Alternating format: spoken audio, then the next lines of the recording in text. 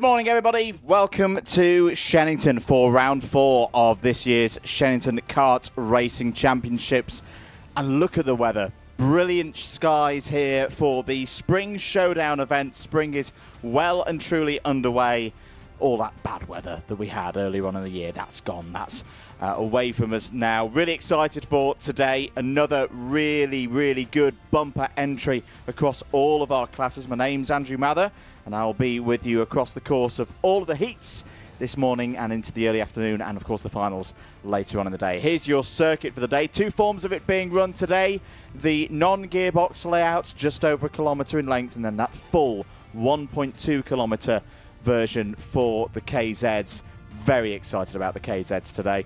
As I say, good conditions. A little bit cold, just in the single figures at the moment, but it'll warm up later on in the day. A light breeze across the circuit, just a few fluffy clouds in the sky.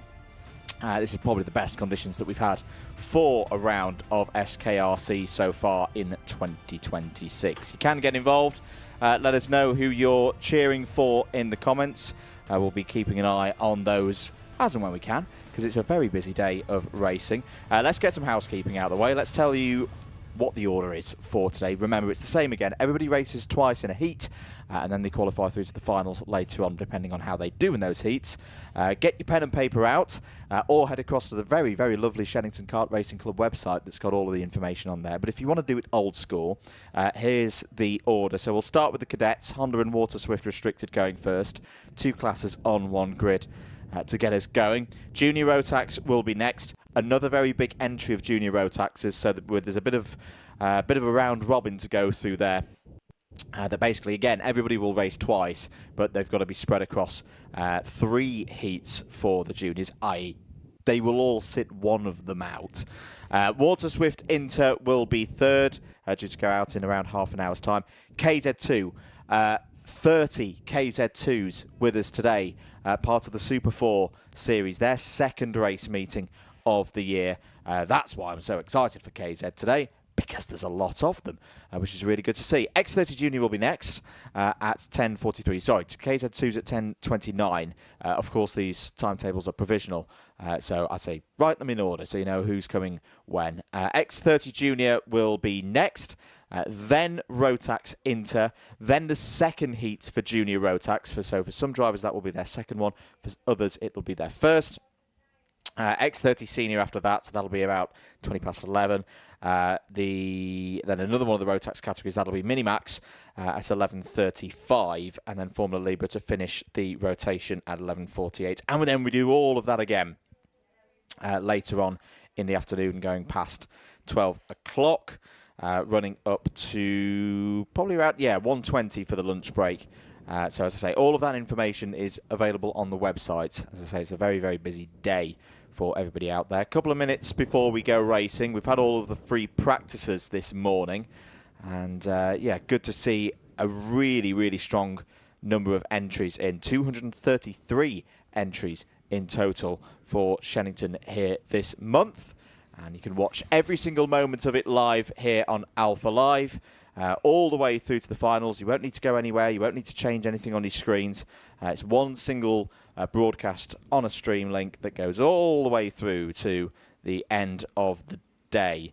As I say, get your comments coming in. Let us know who you're cheering for. Appreciate it. It's a very busy day, particularly in Alpha Live circles. We've got a lot of racing on today across not just the UK, but also in Europe, and karting and cars. It's all going on.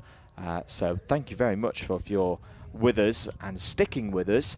And if you can't, don't worry, you can watch it back at your leisure on your devices here on YouTube. So as I say, less than a minute away before we will be set to go for the first race of the day.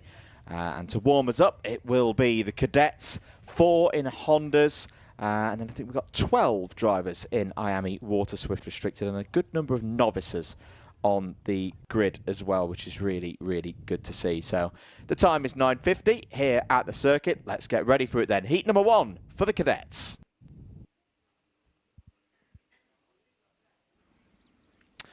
So we get things underway with our youngest drivers here today. Let's take you through the grid then, starting with the Hondas. Louis Dawson and Cian Doherty start on the front row.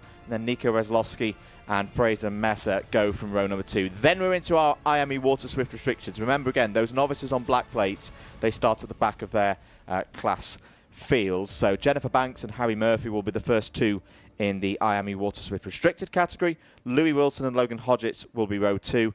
Hendrix Falat will be next up, 9th of all of the cadets. Hendrix had a very good run at the British Championships in another of the cadet categories last week, of course. Then we're into our novices. Tommy Walton in the number 88, Freddie Purnell and Caden Hakura on row number 6. Max St. Hilaire and Archie Ashworth, they go from row number 7. And then Michael Darcy, the Irish driver, starts at the back for this one alongside Arlo Poulter-Goody. If you're new to this form of schedule, this format, basically everyone, as I say, races twice. There's no timed qualifying, so everybody has the same average grid position across their 2 heats. Basically, if you start one from the front, you'll start the next one from the back, and vice versa. And if you've got, say, a start in the middle, you start in the middle again. Always interesting as to whether the drivers prefer the front and back or the 2 middles. It's very much varies from driver to driver. Right, drivers are out on circuit. We've just seen the Hondas roll out. 4 of them with us today. And in a moment, we'll have the IAME Waterswift Restricted to go out. There on the screen are the Hondas. So again, they'll both race at the same time. Nice challenge for us. First thing in a morning to have these 2 races going on at once. And all being well, the Hondas will basically be racing on one side of the circuit. And the IAMEs will be on the other. Oh dear, little spin there for Freddie Purnell, but that's okay. Get it out of the way on the formation lap. Best time to do it, so you don't have that happen in the race. There are our Hondas, just being told to keep the pace steady to hopefully get us going at the first time of asking. So Louis Dawson at the front of the field. Looking to see if we are underway then at the first time of asking. Not sure the lights went out on that occasion. No, they didn't, so I think we're going to go around again for another formation lap. Yes, that's come up as a false start on the screen here in the commentary box. I think probably because the IAMEs weren't fully lined up. Now just out of my commentary box window. Don't worry, you're not quite able to see this on your screens, but I'll tell you what's happening. The number 71 of Jennifer Banks has unfortunately come to a stop. Now, Jennifer was meant to be starting this race from the very front of the grid. Jennifer, I'll just continue to describe what we're seeing out of the window here. Just run over to have a little chat with her dad. And, oh, yeah, I don't think we're going to have Jennifer Banks in this race, unfortunately. The number 71 being pulled into the mouth of the dummy grid, but we'll concentrate back on our Hondas now. Hopefully they're ready to go, ready to get this race underway, looking for that green light, and there it is. So underway at Shenington for round 4 of the Club Championships. Away go the IAME Waterswift Restricteds as well. And apart from the technical issues for Jennifer Banks, it looks like everybody is running an okay. Down towards Stratford for the first time. It's that bright yellow number 48 that was in the race lead. I think Cian Doherty's just got ahead there of Louis Dawson. Through the Bruno chicane for the first time. IAME Waterswift Restricted drivers might catch the Hondas here, so this will be a bit of a challenge for the second of the cadet categories. Apologies, it's the number 94. Oh, it is Cian Doherty who's come to the fore then in the number 94. I think number 77 of Nico Veslovsky, yes, is there. So I think Nico's off his rookie plates, his novice plates rather, because he's running on the standard yellow with red. Just to update you of what's happening in IAME Waterswift Restricted, end of their first lap. Logan Hodgetts has taken the race lead from Hendrix Falat, Louis Wilson, Harry Murphy. So it's the 4 drivers who've got a little bit more experience than the others at the front. Caden Hakura has had a good start. Max St. Hilaire has also had a good start. St. Hilaire there into 10th place. So, staying with the Hondas, 3 of them breaking away from Fraser Messer. good solid start for these three, who will get into a bit of a train and look to, and there's the point, forward, yep, let's work together. Let's take this race nice and steady and not fight too hard in the first heat of the day. It's going to be side by side for second place here in Honda Cadet. Nico Wesolowski is going to look around the outside of Louis Dawson. That'll become the inside by the time they run down towards the hairpin. Stratford corner, through goes Wesolowski. Nice move there to move the number 77 kart up the order in Honda Cadet. You can see those IAME Waterswift restricted drivers just starting to catch up. It's the red and white machine of Logan Hodgetts right at the front of the field. Now being in the field in IAME, of course. So through and towards Stratford corner. There's the number 63 of Louis Wilson. You can tell these two classes apart. Firstly, audibly, the IAMEs have that much higher revving two-stroke engine as opposed to the Hondas with the four-stroke engine. Oh, that's a nice move for the start of the morning from Hendrix Falat there. The TW machine. Driver number 15. Let's say I was very impressed with Hendrix last week at the British Championships in the Rotax Cadet categories.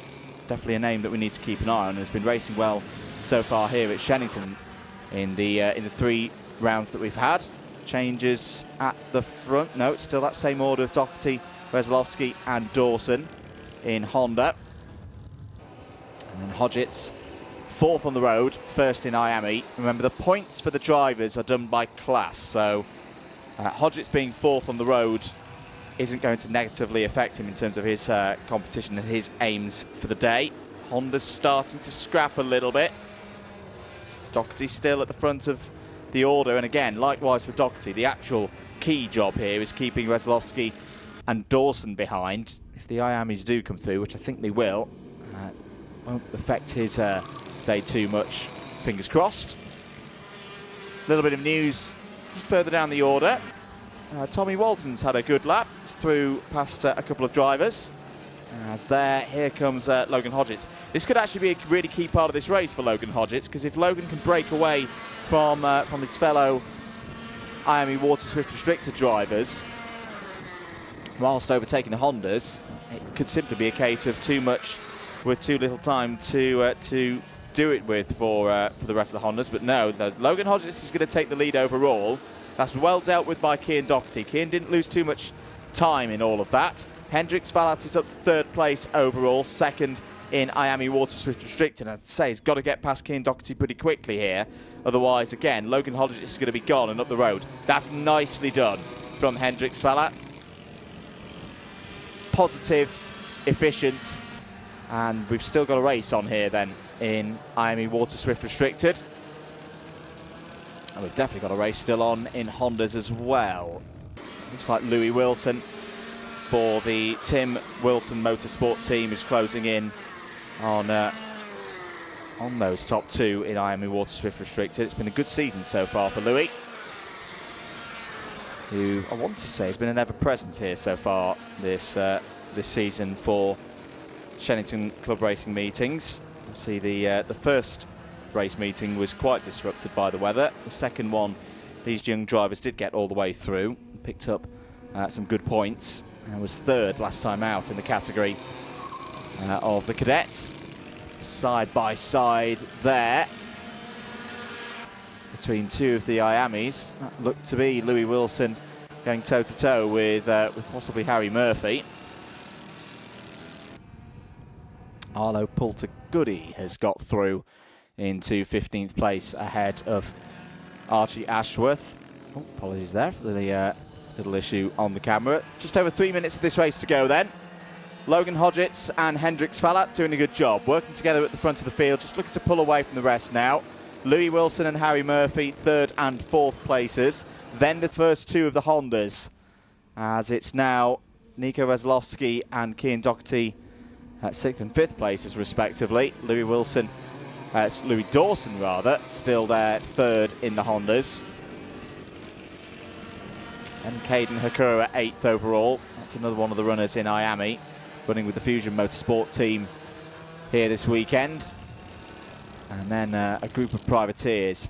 Fraser Messer 9th place, As all change for the lead. Hendrix Falla got down the inside of Logan Hodgetts into that tricky Wilkins complex. That was a good move, but here comes Logan Hodgetts on a counter-attack. 2.25 minutes to go. Good racing between these young drivers. Back through goes Logan Hodgetts. Reasserts himself at the front of this field. Down towards Stratford once again. Very tricky corner to get the braking right into is Stratford. Looks simple on a track map. I often say that here at Shenington. It's such a long run down there. You can easily overthink it, particularly the younger drivers, but these ones dealt with that really, really well. No chance for Fallat this time around to get a move done down the inside. So we'll just stay there in second place for now. 1 minute and 30 seconds to go, so we've still got a few laps of this race to go. Lap times currently in the mid-49s for the front runners. Just to continue running down the order, so I think we got to Fraser Messer in 9th. Maxent Hilaire has had a good start to this race day. He's currently running P10, just ahead of Michael Darcy and Freddie Purnell. Tommy Walton, Arlo Pultergoody, Hemsley Schultz and Archie Ashworth completing the runners at the moment. No Jennifer Banks if you're just joining us and looking out for Jennifer's name. Unfortunately, Jennifer had a problem right before the start of the race. Looked like to be a technical issue. Pulled to driver's left just in front of the commentary box here. Not to say hello. But sadly, withdraw from this race. So hopefully we'll see that number 71 kart later on in the day. 35 seconds to go. So we'll get 2 more laps here for this one. Hodgetts still leading from Fallat.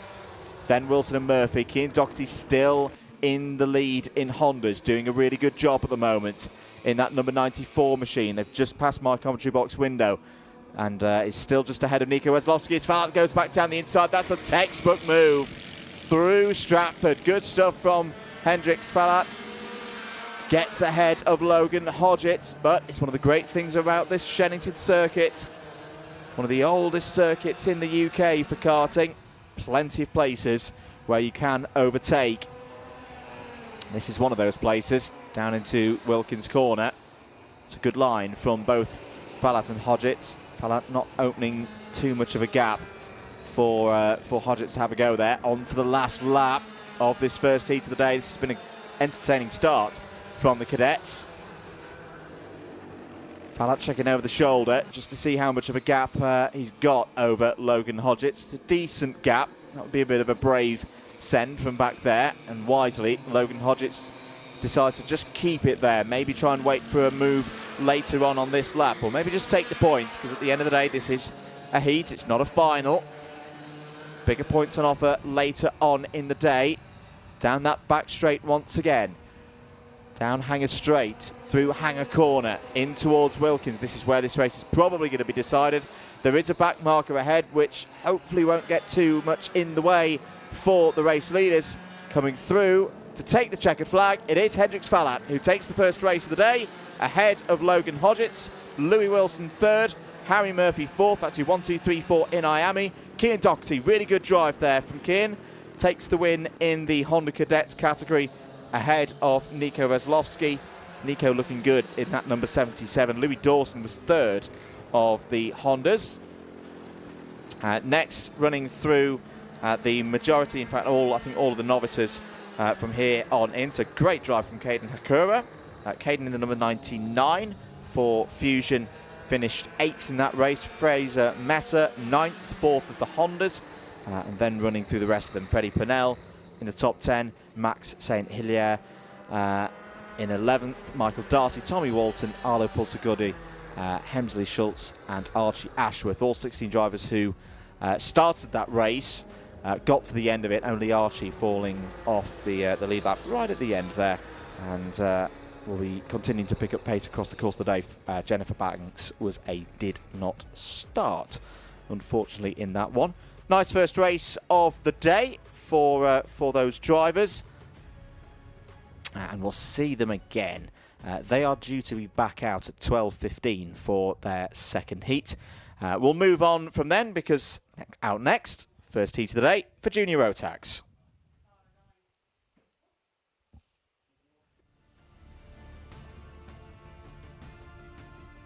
Into the first heat of the day then for Junior Rotax. Here is how they line up for this next race. First of 3 heats for Junior Rotax here today. Jensen Hookie starts in pole position. Christian Kiyov alongside on the front row. Miles Cloweth and Jesse Whitmore on row 2. Samir Paul, got a lot of experience at this level, starts alongside Joseph Baxter for row 3. Kartik Kameta and Jensen Powers on row 4.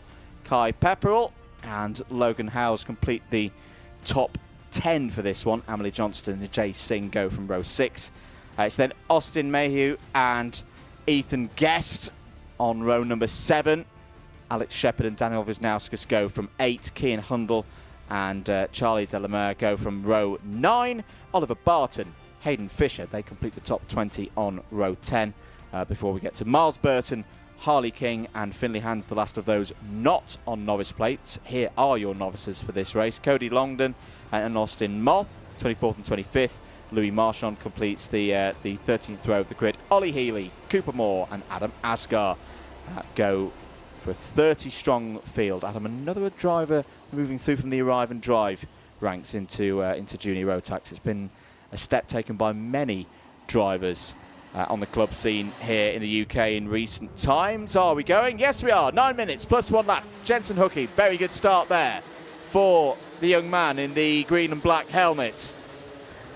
He's been having a really good season so far, has Jensen Hookie, getting in lots of racing in club events and a number of the national touring races as well.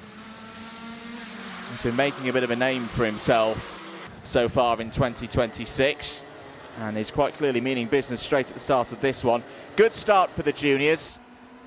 Very happy to say that. That was a nice, clean start. That's what we want to see at this level. Down through Wilkins Complex. We'll count them through at the end of the first lap. It's Hookie from Cloweth, Kayov, Paul, Krumeta, Powers, Whitmore, Baxter, Pepperell and Mayhew. That's your top 10 after one tour of this just over 1 kilometre circuit. Jensen Hookie stretching this one out very early on. Battle for third place down towards the hairpin. That was a nice move from Samir Paul. Privateer entry. Very committed to his racing is Samir Paul, and that was a confident move from the driver in the number 90 to move up into the top 3. Oh, now we've lost someone there. Yeah, Emily Johnston and Adam Asgar. Looks like they've stopped circulating according to timing information, as there's another change for third place. Kartik Kameta comes through. So Kartik on the move. Really good move there from the driver of the number 55. Remember, for all of these drivers, they race twice through these heats, and the better you can race, the better results, the more likely you are to avoid the dreaded B final. Nobody wants to be in that race, unless they just want a little bit of extra track time, of course. 7 minutes of this race to go then. Jensen Hookie leading this one from Miles Cloweth. Privateer ahead of Evolution Racing at the minute. Who's made good progress in the middle of the field, because that's something that we have to keep an eye on in these races. So that looks like, yes, Alex Shepard down the inside gains 1 position. That was past Austin, no, apologies, it wasn't past Austin Mayhew. I think it was past Christian Kayov. Christian Kayov having a bit of a tough race here. He's down to 12th place. But going in the other direction, up 6 spots is Austin Mayhew.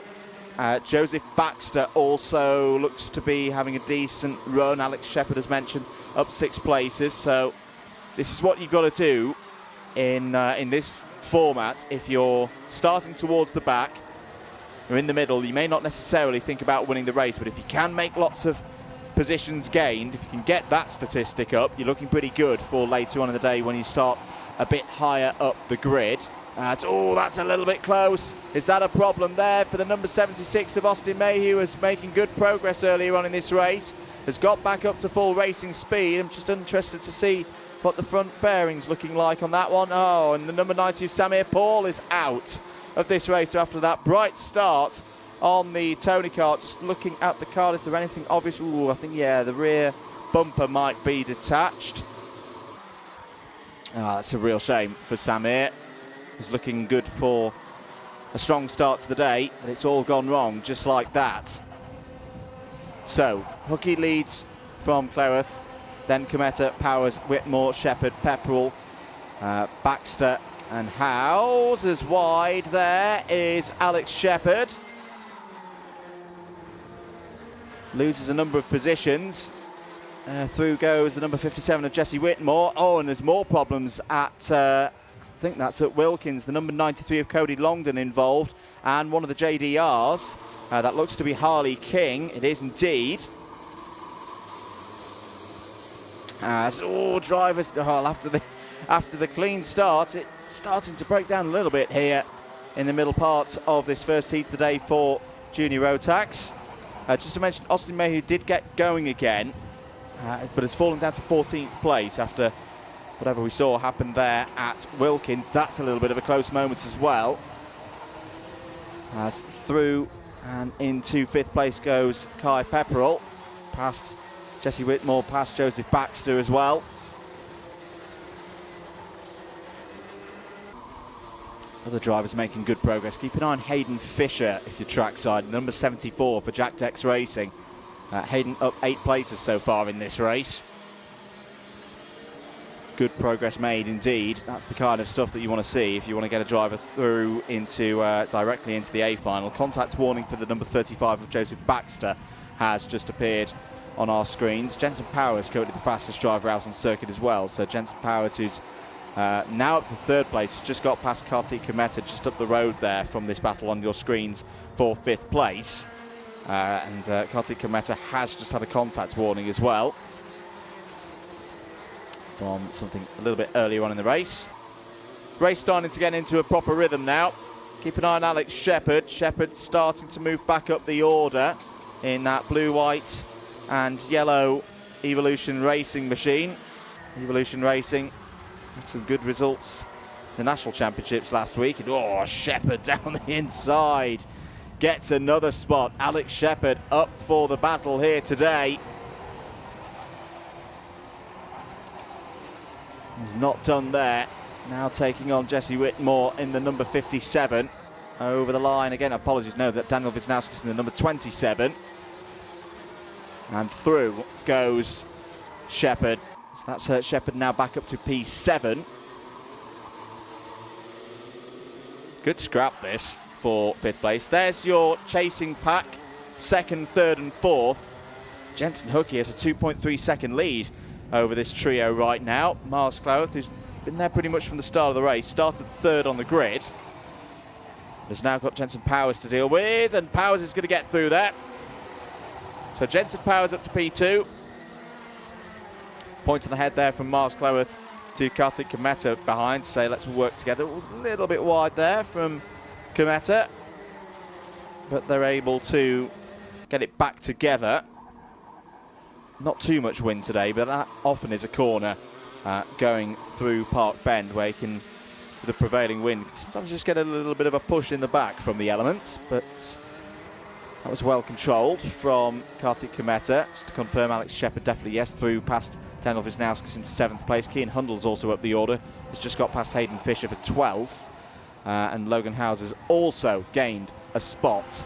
He's had a difficult race, started 10th, but at least he's now back into the top 15. He's just got past Christian Kayayov, who's having a really, really tough one. That's not what you want to have when you have that start at the front of the grid. It's gone backwards in this one, unfortunately, is Christian.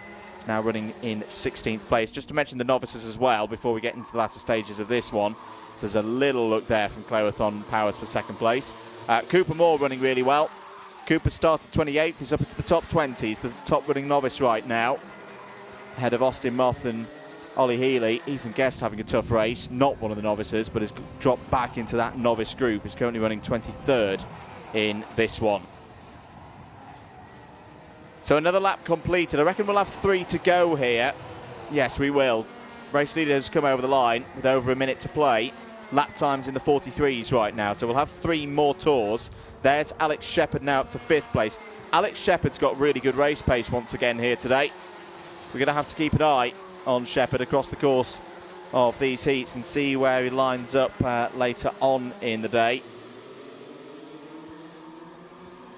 Battle going on down towards Stratford. Cometa in there, Pepperell, Whitmore and Wisniewski. 30 seconds remaining on the clock. Contact warning has just come in for Hayden Fisher. Side by side down towards Wilkins corner. Miles Burton making progress. Yes, it is. So the number 45 now ahead of Joseph Baxter and Austin Mayhew. Good to see for Miles. Miles, another driver who's come through from the arrive and drive ranks and now racing in the owner categories. There's your race leader. Not seen too much of Jensen Hookey so far in this race. He's got a nice feature as the driver on our event card for today for the live broadcast. This is one of the reasons why he's the top performer here at Shenington and other places so far this season. He's disappeared from the front of this pack. This is the battle for third place briefly on your screens. Cleworth and Cometa. Last lap board is out. The pace of Jensen Hookey in the 43.2s as Cometa trying to find a way past Miles Cleworth here for third place in this first heat of the day in Junior Rotax. Shutting the door there is Cleworth, taking that harsh line to driver's right. No way through there for Cometa. It's not really the kind of corner where you can try and go around the outside, not in dry conditions. Through the Bruno chicane for the last time in this one. Jensen Powers is easily going to take second place here in this race. Has disappeared up the road from these two. But it's going to be so close today in Junior Rotax, you never know. Over the line then, Jensen Hookey takes the first heat. Very professional job there from Hookey. Spot on. Had that pole position, nailed the start, left everybody in his wake. Really, really good performance from Jensen Hookey. Jensen Powers, home P2. Jack Dex and the boys will be pleased with that. Miles Cleworth does hold on for third place. A good conversion of points for Miles, having started third. Kartik Cometa fourth. Alex Shepherd fights back to fifth place, but keep an eye on Shepherd across the course of the day. There was some good pace there once again for the driver of the number 85. At 6th, Kai Pepperell. 7th, Daniel Wisnauskas. 8th, Miles Burton, Joseph Baxter and Jesse Whitmore, all in the top 10. Austin Mayhew, Cian Hundle, Hayden Fisher, Logan Howes and Finley Hans, all in the top 15. Just to mention who our top mover was, I think it's going to be Miles Burton. Yes, it was. Miles up 13 places to 8th place from 21st. That's a really good effort from Miles. Rest of the order in the second half, Christian K of Oliver Barton, Charlie Delamere and Jay Singh, all in the top 20, completed by Cooper Moore. Austin Moth, Ollie Healy, Ethan Guest, Cody Longdon, Harley King, Louis Marchand, all finished. Problems for others out there. All the results, of course, on your on the website and on Alpha Timing. We're going to move on, though, because next out on circuit, it's Waterswift Inter.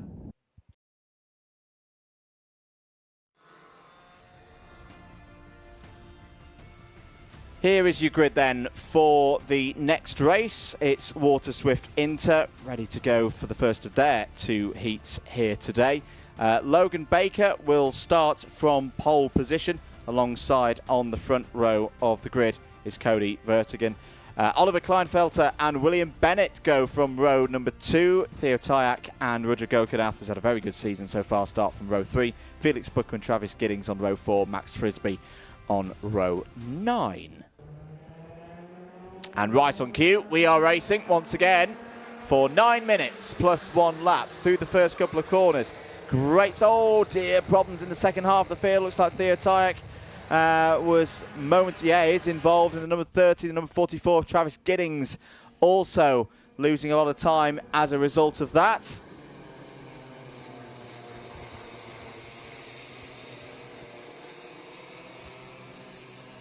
Drivers making their way through to the Bruno chicane.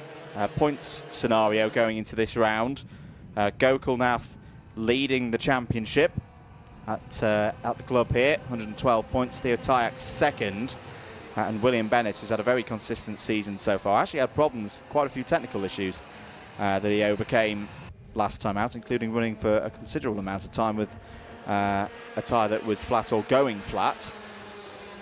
Is third in the standings heading into this one. End of the first lap of this first heat, and it's actually a novice right at the front of the field right now, or at least has been a novice. Cody Vertigan in the number 95 scored as your leader right now, with Felix Booker in second place, Oliver Kleinfelter for Tim Wilson Motorsport there in third. So once again, good competitive grid here. And I say novice, yeah, he's off his novice. Cody's off the novice plates, so yeah, running at the front here. Just a moment on the timing system. I'd say he's probably quite recently made that change onto the yellow plates. As there's a nice move from your points leader, Rudra Gokulnath. Rudra goes through into third place past Oliver Kleinfelter. Well, Max Frisbee's still on the novice place. I've got to say, Max doing a great job here. By definition, less experienced than the drivers ahead of him, but sticking with them. There's a change for the lead. Felix Booker down the inside to the front of the field for the Jade Racing team. That was a nice, clean move from Felix Booker, just to say that those are the drivers who were involved in whatever happened there through turn one are all running again, which is good to see. Logan Baker at the moment, about 5 seconds off the main pack. Theo Tyack and Travis Giddings a little bit further back than that. But here's a challenge for the race lead. Vertigan trying to get this way and that. Gokulnath makes it 3 wide and may take the race lead. Oh, that is beautiful. That is a great move from Rudra Gokulnath. Full of confidence here at Shenington. Has had a very good start to the season. Has taken the full complement of points in the 2 scoring rounds so far. Remember, round 1 was a washed out. Well, not washed out. It was whatever the term for fog, taking the racing opportunities away from the drivers. So yeah, of the 2 points allocations so far this season, Gokulnath has taken first place in both of them. This is why Rudra racing really well, as that's a good move as well from Cody Vertigan. Back down the inside of Max Frisbee, back up into 4th place. Good response after difficulties a lap or so ago. Down the inside for 2nd place. There goes Felix Booker, back past Oliver Kleinfelter. Good race this so far. It's been what we've seen from the IAME Waterswift so far this season at Shenington.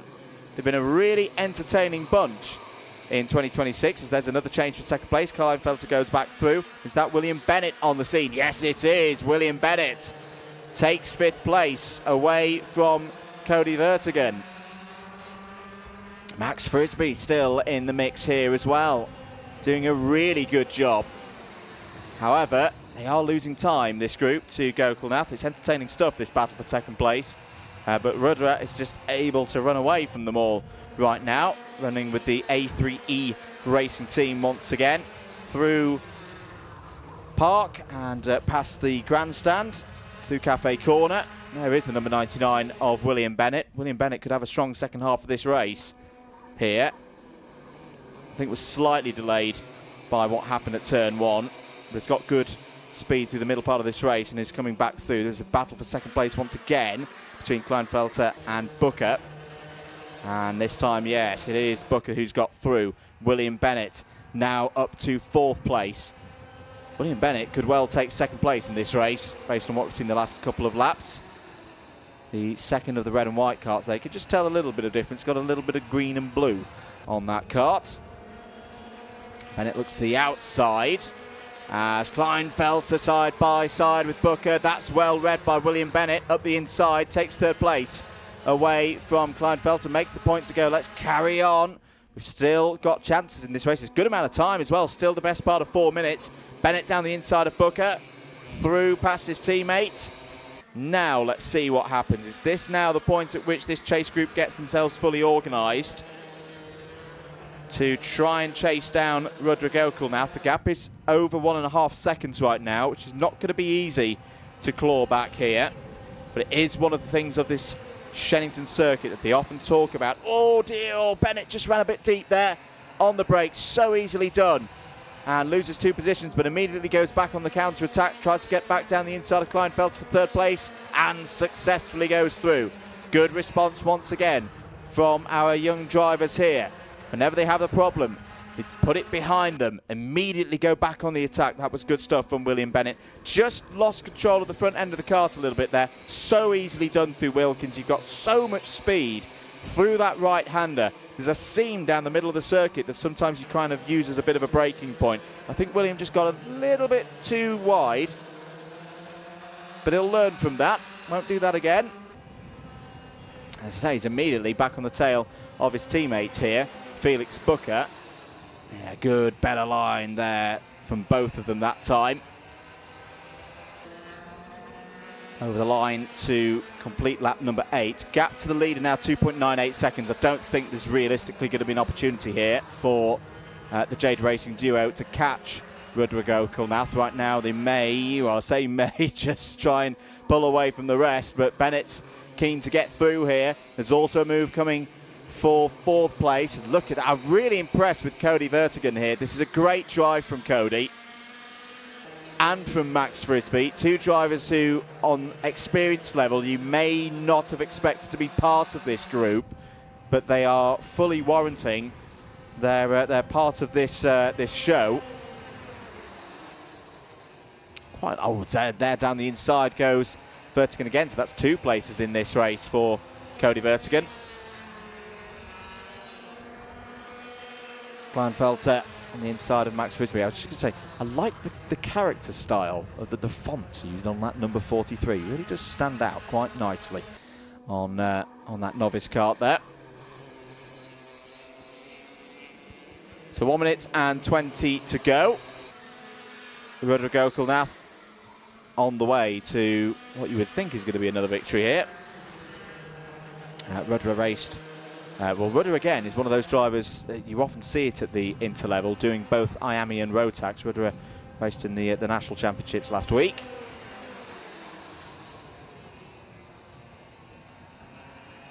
It's actually quite good. In fact, if my memory serves me correctly, Rudra had a problem on the finals day. So actually, yeah, it's quite good to see Rudra out there running here this weekend, and clearly he's not lost any speed.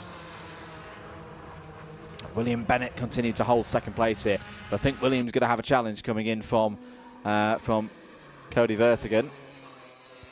Oh, great switch back there from Cody Vertigan. William Bennett holds around the outside, retains 2nd place.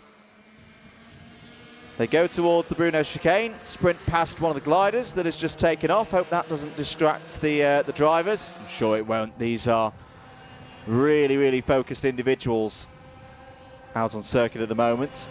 10 seconds remaining on the clock, so I think we'll get 2 more laps here. Yeah, leaders just come over the line. There's a close moment between Vertigan and Bennett that could give Felix Booker the chance to go back up to 3rd place. Get the 2 Jades back at the front of this group, and yes indeed, Felix Booker does go through. But Felix Booker's lost a little bit of control. He's not too happy there on the exit of Cafe Corner. Cody Vertigan goes back up into 3rd place. Down the inside goes Oliver Kleinfelter back into 5th place ahead of Max Frisbee. Just to mention as well, Travis Giddings' pace has been really good in this race. Apologies we've not seen Travis since the spin on lap 1, but and Theo Tyack as well. Both of them actually quicker than this group. I know that's mainly because this group have been battling back and forth, but good spirit there from Giddings and Tyack. Good move there as well from Felix Booker. Gets ahead of Cody Vertigan once again. Now we're on the last lap. I tell you what, there's still plenty to be decided in this one. William Bennett has broken off the front of this group, so Williams looking good for P2. Here is your fight for 3rd. Once again, Booker, Vertigan, side by side. Vertigan again. Oh no, that's a little bit too close, and through goes Vertigan. That's too close again. As it's all gone a little bit wrong for Felix Booker. He's still in this race, but I don't think Felix will be too happy about what's happened there through the last couple of corners. Down towards Wilkins once again. There's your winner. Rudra Gokulnath continues the great form so far here this season at Shenington in Waterswift. 2nd for Bennett. Vertigan celebrates over the line. 3rd, a good run, having just recently come off the novice plates. Max Frisbee still on the novice plates. Superb. P4 in that one, ahead of Felix Booker, Oliver Kleinfelter, Travis Giddings, Theo Tyack home in 8th place, and then Logan Baker will come home in 9th place. Over the line there goes Logan. Very consistent pace, running in the mid-49s. We said that some of the gliders were up in the air. Of course, the gliding club next door to us here at the Kart Racing Club. Of course, this whole site used to be an RAF base back in the day, quite common around this part of the world. As I say, so half of the old runways used for the kart circuit, the other half still used for a little bit of aviation. But we'll keep things focused here on the karting. More from the IAME Waterswifts later. The second heat for them is due out at 12:28. It's 10:30 now. But let's shift it up a gear. For the first time today, it's KZ.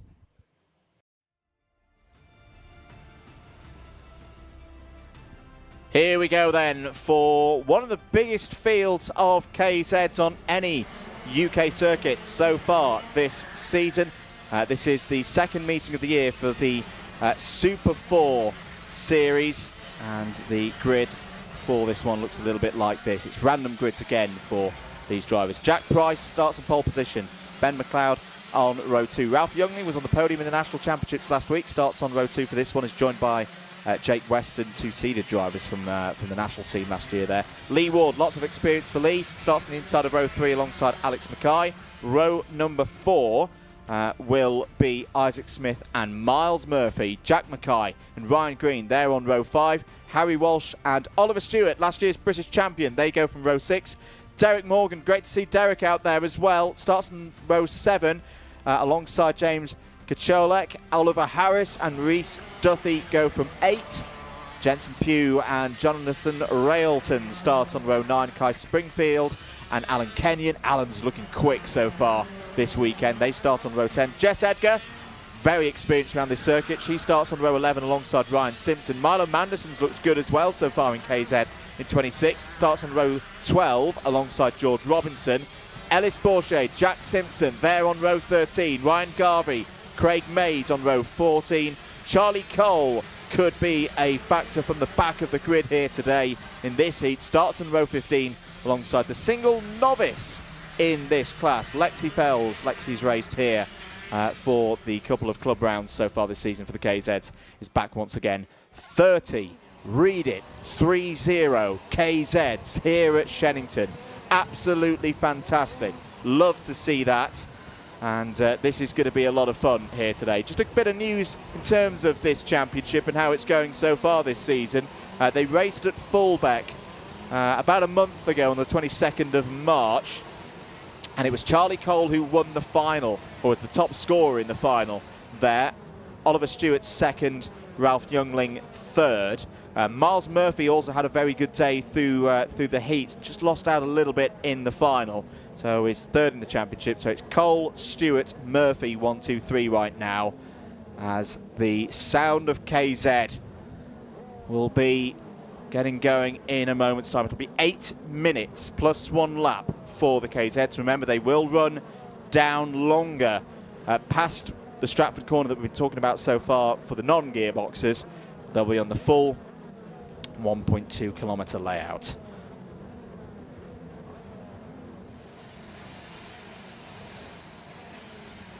So the last couple of drivers lining up here. If you've not watched a KZ race before, hold on to whatever you've got, because we're racing in Super 4 KZ. Good start for the Sodies, and immediately it's Ralph Youngling who's got the best shot from pole, not from pole position, but from the front of the grid.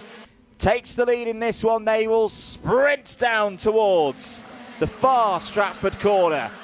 Ralph Youngling leads in the early stages of this one as the rest of the field make their way through. It's a good start for everybody, as here is that Jake Weston on the scene in his CRG. Yes, it is Jake Weston, one of several drivers who's made the switch to a CRG for the start of this season. The majority of the field running on a Birrell chassis, but Jake Weston looking good at the start of this race through Wilkins. End of lap number 1 here in the KZs. Weston, Youngling, McLeod, Ward, Price, Green, Mackay, Alex Mackay, Isaac Smith, Oliver Stewart and Miles Murphy in the top 10 right now. Not a lot of time for these drivers to get on with their business. First of 3 heats for these drivers. I should correct myself from earlier. But that's great. More KZs. We love it. Absolutely love it indeed. In towards the Bruno chicane once again. Weston leading from Youngling, and oh, there's going to be a challenge coming in here, possibly from Ben McLeod in that white helmet, the second of the Sodis. The Sodi machine has been, I often call it, the weapon of choice in KZ racing in recent years, being on the international scene. It's been run very successfully by their works team and supports teams through the top KZ class and of course KZ2. Of course, here in the UK, these circuits very, very different to what we see out in Europe, especially this one. It's long straights and it's hard braking zones on this old RAF field. Just to note, who else is coming up the order? Who's had a good start? Not a surprise that Oliver Stewart is one of those who's had a good start. The reigning British champion up 4 places to 8th. Also on the move, we'll pick out Alan Kenyon. The number 46 up 7 places. Started 20th, now 13th.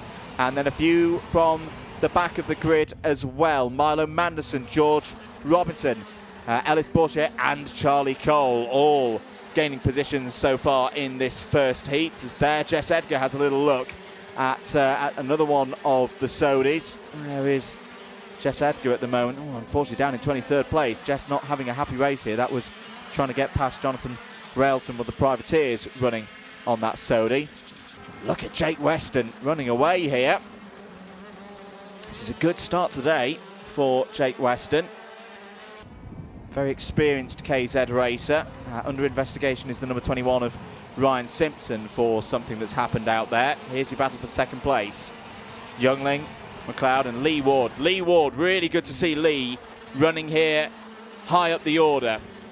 It's been a driver who's raced earlier on this season in some of the club rounds. Had a really tough time last weekend. Runs the kart himself. Is the very definition of a privateer, but is very, very good at his craft, is the Irishman. And right now, he could well be challenging for the top 3 through this first heat. Sits 4th in the Super 4 standings at the start of the day. So it was very solid through the races last time out. Keep an eye on Miles Murphy as well, just on your screens there. This is the battle for 5th place with Ryan Green there, running the DR chassis. I was talking to Ryan last week and he's telling me about he's the pretty much the only driver in the country who runs that chassis. He's actually the UK importer for it and running with the Moderner engine as well. So something a little bit different to the rest of the KZ field here in Britain.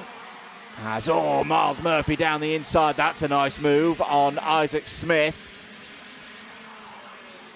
Ever the experienced driver. Oh, no, I don't think Miles quite got that finished off. I think Isaac was able to hold it around the outside on the exit of the Stratford corner. And Oliver Stewart's there as well in the bright yellow helmet, kart number 1. The youngest winner of the British Championships when he took that title last year in very dramatic fashion. Really close battle with Jade Racing teammate from last year, Ella Stevens. Ella, of course, raced a little bit here earlier on in the season. It's now fully focusing on an F1 Academy programme for this year. 3 minutes and 10 seconds to go. Not too many changes at the front of the field at the moment. Miles Murphy has another little go there. And Isaac Smith for 6th place. Not able to quite get through. Now this is a better opportunity for Miles Murphy, but again, Isaac Smith holds around the outside. No way through for the number 3 CRG. Through Hanger once again into Wilkins. It's stacking up behind as well there with Harry Walsh, P9, Alan Kenyon, P10. Got to say, Harry Walsh has really been impressing me over the last month or so.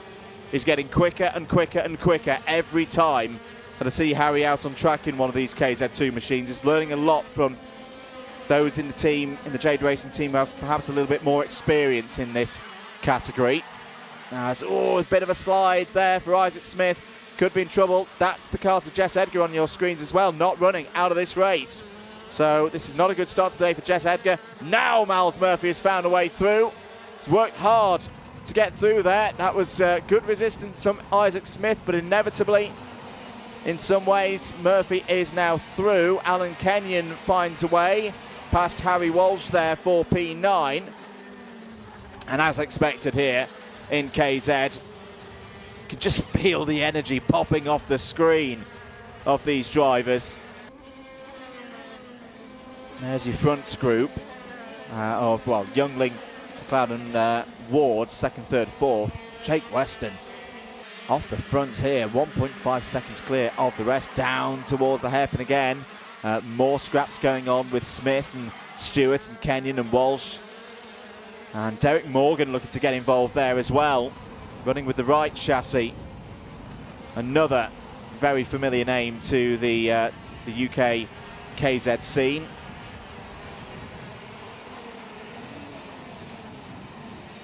Less familiar name to the KZ scene, but has got a good amount of experience in the non-gearbox classes. Milo Manderson just at the front of that group. Milo, one of the youngest drivers in this category, has made the shift over to gearbox racing. He's just set a personal best so far in this race of 44.94 up to P12. Charlie Cole, by the way, winner last time out at fullback, is up to P13 now, so that's really good to see. Alice Bourget has also gone through past Alex Mackay. 13th and 14th places for them respectively now. I think we'll have 2 more laps of this one. Yeah, 30 seconds on the clock as Jake Weston comes over the line to start another lap. Ralph Youngling's dug deep here, was under a bit of pressure a couple of laps ago, but just looks to have the measure of Ben McLeod right now. Lee Ward holding there in 4th place. Lee might have a go here for 3rd place down towards Stratford Corner, and does. Good move from Lee Ward up to P3. Got a really good run out from the first couple of corners. Decisive manoeuvre on Lee Ward, on Ben McLeod. Time is up. Last lap board will be out in a moment's time. See how hard the drivers are working. Such a physical game is KZ. Talking to a good friend and colleague of mine, Piers Pryor, who's been working on the national championships, telling me about how he's had a little bit of experience in KZ, and it is just a totally different animal to racing something like an X30 or a Senior Rotax or anything of that description, because of how much more there is to do, of course, and the physical strain on these drivers. There's a quick shot there of the battle for 5th place, Ryan Green and Miles Murphy. But what a start this is for Jake Weston. Moving to the CRG and making that machine work. Jake Weston will take Heat 1 here in KZ for the 2nd round of the Super 4 Championship. Ralph Youngling 2nd, Lee Ward 3rd. Ben McLeod and Ryan Green will score in the top 5. Miles Murphy P6. Alan Kenyon, I think, will be quite pleased with that. Up 13 spots, finishes P7. Beats Oliver Stewart as well in that one. Isaac Smith was a big part of that race. P9. Derek Morgan completes the top 10. Harry Walsh, Charlie Cole, Milo Manderson, Ellis Bourget and Alex Mikhail in the top 15. Good drives from Charlie Cole. That was spot on. Up 17 places for the winner last time out at fullback. Rest of the field, Jensen Pugh, Reese Duthie, Jack Price, George Robinson and Oliver Harris. That's your top 20. Jonathan Railton, James Kocholak, Craig Mays, Ryan Garvey and Ryan Simpson in the top 25. Jack Mackay, Kai Springfield, Jack Simpson and Lexi Fells. The 29 finishers, 1 retirement in that race was Jess Edgar. Well, I hope you enjoyed that. I enjoyed that. That was thoroughly entertaining from the KZs. As I say, I'll just pull up the schedule. They're back out just after 12 o'clock, so about an hour and 15 minutes time for their 2nd heat. And remember, they're the ones that are a little bit different. They have 3 heats today, do the KZs, so their 3rd and final heats will be around 2:30. But yeah, great stuff there from the KZs. We'll move back to the 1 kilometre layout as we introduce for the first time today X30 Junior. They're up next.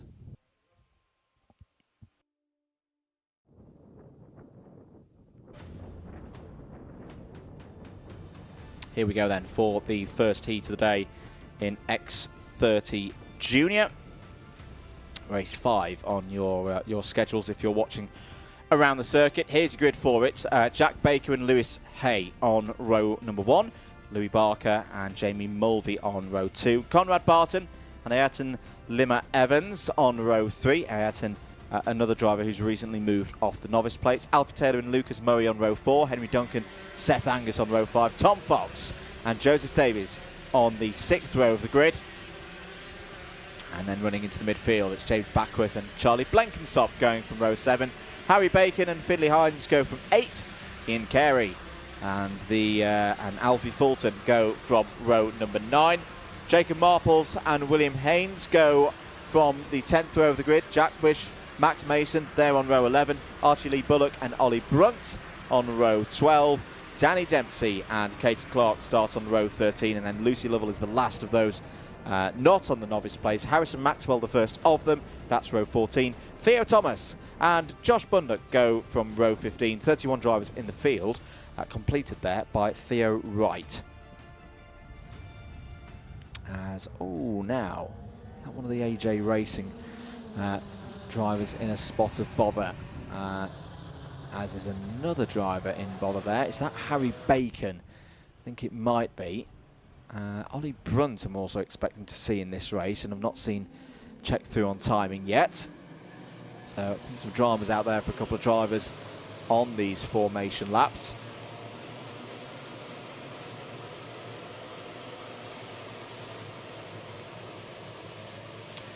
Hello to Roman Vickery. Apologies, Roman. I've just seen your message. Wishing good luck to Isaac Smith. Isaac did pretty well in that first KZ2 race. And yes, but yeah, it's good that people will come in. People will come in, and there's a lot going on today. There's a lot of racing occurring in karting, both here in the UK and overseas. So don't worry. Again, people can always watch back later on. And good morning to my colleague from earlier on in the weekend, Guillaume Alvarez. I did get some rest. Got home not too late. In fact, not too late. It was a record. It was a record return back home post-Euro gig last night. So the airline beginning with R still continuing with a pretty good run so far in 2026 of getting us back and ready here for Shenington. Yeah, just to confirm, it was Harry Bacon that we just saw in having a few problems at the Bruno chicane a few moments ago. But I think Harry's now back out and running, and great work from the safety crews and the marshals here at Shenington. If you want to become a marshal, do get in touch with the club. They are on a bit of a recruitment drive at the moment for this kind of stuff. 9 minutes underway for the start of this first heat for X30 Junior. Good start for number 45 of Jack Baker, wearing that Ayrton Senna helmet. This is going to be another one of those where we've got two drivers for Tim Wilson Motorsport, both running at least one half of an Ayrton Senna helmet. It's round 4. We should be used to that by now. But a good start for Jack Baker. Oh dear, a little bit of a spin there down at Stratford for the number 34 of Archie Lee Bullock. That's a shame for Archie Lee. Down the order, did start in the top 20. He's going to have to fight back from there. Through towards the... Oh, bigs off there for Louis Barker. Oh, now I hope Louis is okay after that. That was quite an off down at Wilkins. Now, apologies. Just lost sight for a moment of what happened there. But either way, Louis out of this race. That's a real shame. Down towards Stratford for the second time. Baker leading from Mulvey, Taylor, Barton, Limmer, Evans, back with Angus, Marples, Wish and Murray. Yeah, just Louis Barker having those problems on the first lap. Great work again from the marshal. Oh, that's good to see. Louis on his feet, walking back to the marshal post. And good work from the safety crews once again. Bit of a battle going on there for second place. Jamie Mulvey and Alfie Taylor. Also a good scrap involving Jack Wish there in the number 12. Oh, that's a nice switch back there by Jack Wish. Starting to move up in the top 10. Started P21, so this is a really good run from the driver of the number 12. Someone's lost a front fairing out there. See that being returned to the marshal post at the Bruno chicane. I think actually that might have been our driver who we saw, Harry Bacon, in trouble before the start of the race. So no, yeah, Harry's not running on our timing screens here. So 28 drivers now continuing to circulate. There's James Backworth in the white helmet for the Jade Racing team, moving up the order, and following through is Jacob Marples. So Jacob Marples through in the number 28. That was them both getting past Ayrton Lima Evans.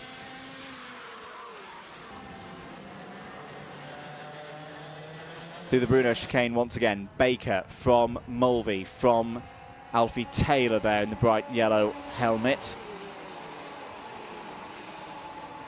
You see the kart of Louis Barker just being recovered there by the marshals. We continue on in this race. A couple of notifications coming through on our screen. Lucy Lovell was under investigation. You can now see, or may well still be under investigation, but has also had a notification of warning for racing in the yellows, potential overtake in the yellows for Lucy Lovell. So Lucy currently running in 18th place in this race right now. Whoa, a bit of a slide there for Jamie Mulvey through the Bruno chicane. That could leave the Irish driver a little bit vulnerable coming in towards Wilkins, but no, he's recovered it really well. That's good driving from Mulvey. Off the corner again though, back end of that kart doesn't look happy. Here comes Alfie Taylor. Taylor who knows this place well, and AT goes through. Good stuff. Didn't panic, didn't try and overwork that one, did Alfie Taylor. And nicely moves himself back up the order, another position. But it is Jack Baker still at the front of this field. Jack Baker, championship leader, of course, heading into today. He's had a very strong start to the season. Katie Donaldson second in the points right now, but Katie not here today. So down the inside goes Taylor for the race lead. That is great stuff. That's how you do it. Through Wilkins, hard on the brakes, just hold it to the inside. Block pass, your opponent can't do anything about it. And yeah, really, really nice to see as there's a fight for third place. Jamie Mulvey back ahead of Conrad Barton. Jacob Marples still there as well, looking to move up from 5th place. This is a good race once again from the X30 Juniors. It's a thing that we keep saying in the first half of this British karting season, and we don't always say. That's why it's such a pleasure to be watching these drivers go back and forth. Here's the battle for the race lead, side by side towards Hanger. Through goes Baker. Back to P1. Taylor responds. Retakes the position off of Wilkins. 4 minutes to go in this one. And look at Jacob Marples. Jacob Marples having a really good run here. Has cleared Barton. Has cleared Mulvey as well. This is a key chance now for Jacob Marples over this next lap or so to see if he can close in. Because these two are going to keep fighting for the race lead, it would seem. Taylor and Baker. Other drivers having a good race. Danny Dempsey up from 25th on the grid into 13th now. That's a gain of 12. Also moving through, Max Mason has just had a warning, but has gained 14 places so far in this race from 22nd on the grid up into 8th. Jack Wish, as mentioned, as there goes Marples down the inside. Takes 2nd place. It's really ramping up now, this first heat of the day for the X30 Juniors. And Jacob Marples has gone from 19th on the grid as well. This is tremendous stuff. Takes the pressure off for Marples when we go into the second set of races later on today. Could this be one of our front runners for the final later on today? Front end of the kart looks good as well, just able to take a slightly tighter line than Alfie Taylor on the initial run through the Bruno chicane. He's got time on his side as well. 2.5 minutes remaining in this race. Over the line they go then. That's 9 laps behind them. Marples trying to work an opening here on Alfie Taylor. It's a bit of a taller driver as well, of course, you can visibly see. Not that it's slowing him down at all. It's down the inside. Marples takes the race lead from Alfie Taylor. now will set about trying to pull away from the rest of the field. Running with the MDL team. One of the most experienced group of guys and mechanics and engineers in X30 karting. Had a very, very good season last year, both at a club and national level, with a number of their drivers. Have they got another one here in the shape of Jacob Marples, who's going to be taking those blue, white and orange colours to victories in 2026, down towards Stratford once again. Alfie Taylor at the moment, I think, just quite happy to sit there and let Marples do all the hard work and give him a bit of a tow. Alfie Taylor 6th in the points heading into today. He's a little bit disappointed perhaps with the result in round 3. He's still looking for the first top 3 results in the final so far this year. Oh, there's another great move. This is what we like to see with the better conditions. A lot more moves being done into those heavy braking zones. That was Finley Hines that time for the Grok promotion team, up into 5th place. And now 4th place, past Conrad Barton, making swift work of the opposition here is Finley Hines. He started 16th on the grid earlier on in this race.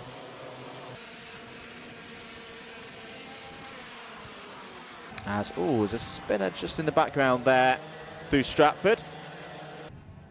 Couldn't quite make out in the distance who that was, but there will be someone falling down the timing order in a moment, and we'll let you know. It might have been William Haynes actually, because William, slow through the second sector, lost 5 seconds, so hopefully we're not doing 2 + 2 = 5 there. I think, William Haynes dropping down from 11th place.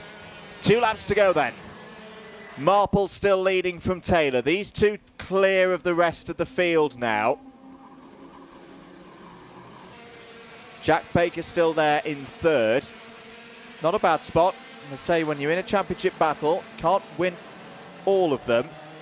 But what's key is making sure that you get good points on the days that you don't finish P1. And right now, this is a good effort from Jack Baker to keep that score tallying along. Through Wilkins once again.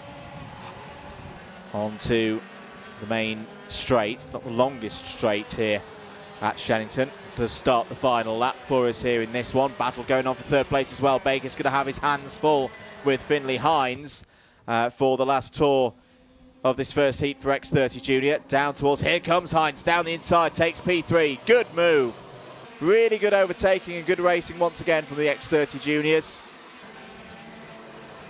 Through the Bruno chicane go the race leaders. Just to mention as well, Lucy Lovell. I know Lucy had some problems earlier on in the race, but has really been getting on with things here. Up 17 positions to 10th place. But for these drivers at the front, they'll be very pleased with their work. Over the line, Jacob Marples wins from Alfie Taylor in the first heat in X30 Junior.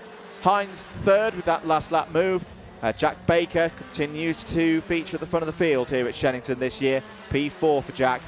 Max Mason, Jack Wish, Conrad Barton, Ian Carey, Lucy Lovell and Charlie Blenkinsop all in the top 10. And some mega drives there through the field from a number who started outside the top 20. We'll see them towards the front of the grid for their next particular races. Danny Dempsey 11th, Lucas Murray, James Beckwith, Essen, Libba Evans and Theo Thomas the top 15. Great drive there from Theo as well. Novice driver up 14 spots. Another driver who's come through from the Arrive and Drive ranks in the number 67. So fantastic work there. Joseph Davies, Alfie Fulton, Jamie Mulvey, Seth Angus and Lewis Hay all in the top 20. Tough race there for Hay, having started on the front row of the grid. Katie Clark, Henry Duncan, William Haynes, Archie Lee Bullock and Theo Wright all in the top 25. Second of the novices there was Theo Wright. Josh Bundock, Harrison Maxwell and Tom Fox, the last of the finishers. One retirement from that race was Louis Parker. One did not start was Harry Bacon. We'll take a short break. Next up out on circuit will be Rotax Inter.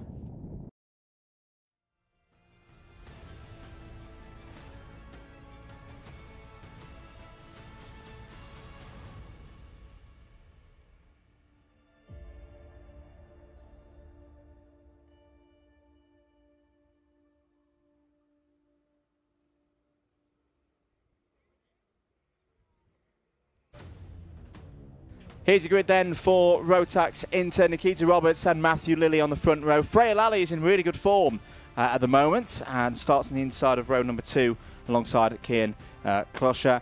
Dan Hulse and Thomas Leder go from row number 3. So then Sandro Kemp and Noah Hobson on 4. Alicia Waterhouse and Toby Miles complete the top 10. Ben Hunt and Jude Story start on row 6. Seiki Komatsu and Jake Hansford on row 7. Harvey Ball, Arthur Kaiser, they're on row 8. Then Charlie Heffer and Grishan Kloscher going from 9.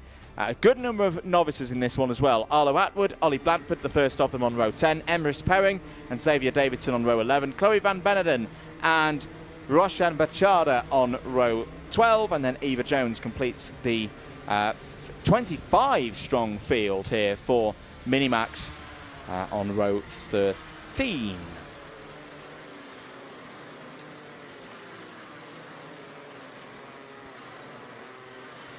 So 9 minutes plus 1 lap for these drivers. First of 2 heats to determine where they will start for the finals. Warming up here in the comms box. Just had to open the windows. That's the first time that's happened this year. So the drivers coming through the final couple of corners. Nikita Roberts in the number 63 will get us underway with Matthew Lilly on the far side. We're racing 9 minutes plus 1 lap. Good start for Roberts. They're all through the first corner cleanly. Little bit of a shuffle in the pack through turn number 2. But apart from that, I think they were okay. Charlie Heffer was in the middle of it all. Through Stratford, looking okay at the moment. Our Rotax Inter drivers racing with their Minimax engines through the Bruno chicane for the first time. The buzzing sound of these young drivers fills the air as there's a change for the lead. Matthew Lilly in the number 20 takes that position quite nicely. End of the first lap then. Lilly from Roberts, Freya Lally there in 3rd place. Here comes Thomas Laidler down the inside. That's a nice move from Thomas Laidler up into 3rd place. Kian Kloscher, Ben Hunt, Daniel Hulse, Noah Hobson, Seiki Komatsu and Xavier Davidson, the first in the novices, complete the top 10 right now. That's a great start from Xavier to be a novice up in the top 10 at the end of the first lap. That is superb stuff. Good morning to supporters of Harvey Ball. Harvey, unfortunately, has had a bit of a problem on that first lap, down to 23rd. Ollie Blanford and Alicia Waterhouse also dropping down the order, but good amount of time for them to fight back, and they are still part of the main pack pretty much. Whole field covered by 9 seconds, so Lilly leads from Laidler, from Freya Lally. This category, again, one that a number of drivers from the Arrive and Drive scene, particularly things like Club 100, have come through. Freya is one of those. Ben Hunt goes through there. Ben's been a constant presence towards the front of the order so far this year in these races. Actually, he's a championship leader heading into today after the victory last time out for the March event of Shenington Kart Racing Club, just ahead of Finley Rhodes by a couple of points. Whoa, that's getting a little bit close and tight through Wilkins Corner. Top 4 started to break away. Daniel Hulse is on the move. The driver with the number 35 is up to 5th place, so keep an eye out for the bright orange suit and the white helmet, trying to cross the gap and join the top 4 in the next few moments. Also in the middle of the pack, just going to note as well, Charlie Heffer. So Charlie, who had a little bit of a difficult start, has responded really well. Back up to 9th place now, so that's another driver that, on that basis, we need to keep an eye on.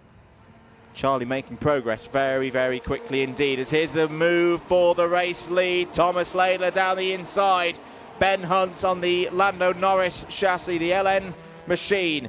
Pounces, little adjustment on the radiator flap and the settings there on the power unit. Up to P2. I tell you what, Ben Hunt's looking racy here to potentially try and take the race lead as there's a spin just outside of our window. It's the number 11. Oh, it's Xavier Anderson is down the inside for the race lead. Ben Hunt goes into P1, but for how long? Because back is going to come Laidler, perhaps? No, round the outside. That was a good run for the number 97 of Laidler. That was with Matthew Lilly. But yeah, just to mention, it just happened outside the commentary box window. The number 11 of Xavier Davidson had a spin and is going to fall down the order now. That's a real shame because we noted how strong the start for Xavier was on those novice plates. But unfortunately, he's going to have to do it all over again now. 5 minutes to go in this one. As another change for the lead. Laidler goes back ahead of Ben Hunt. This is a good race to start the day for the Minimaxers. Here comes Hunt again. Hunting for P1. Gets it. Controls the exit off of the hairpin there very, very well indeed. Back comes Matthew Lilly into the equation, and Freya Lally just waiting at the moment at the back of this group. I mentioned that she's raced through, it's actually doing both. Last time out, she did one race meeting on the Saturday and then came and raced here for the owner racing on the Sunday. It's getting a lot of track time and improving every single time I see a race, and became what I reckon was only the second ever female winner of a Club 100 Cadet or Junior race last weekend at Wilton Mill.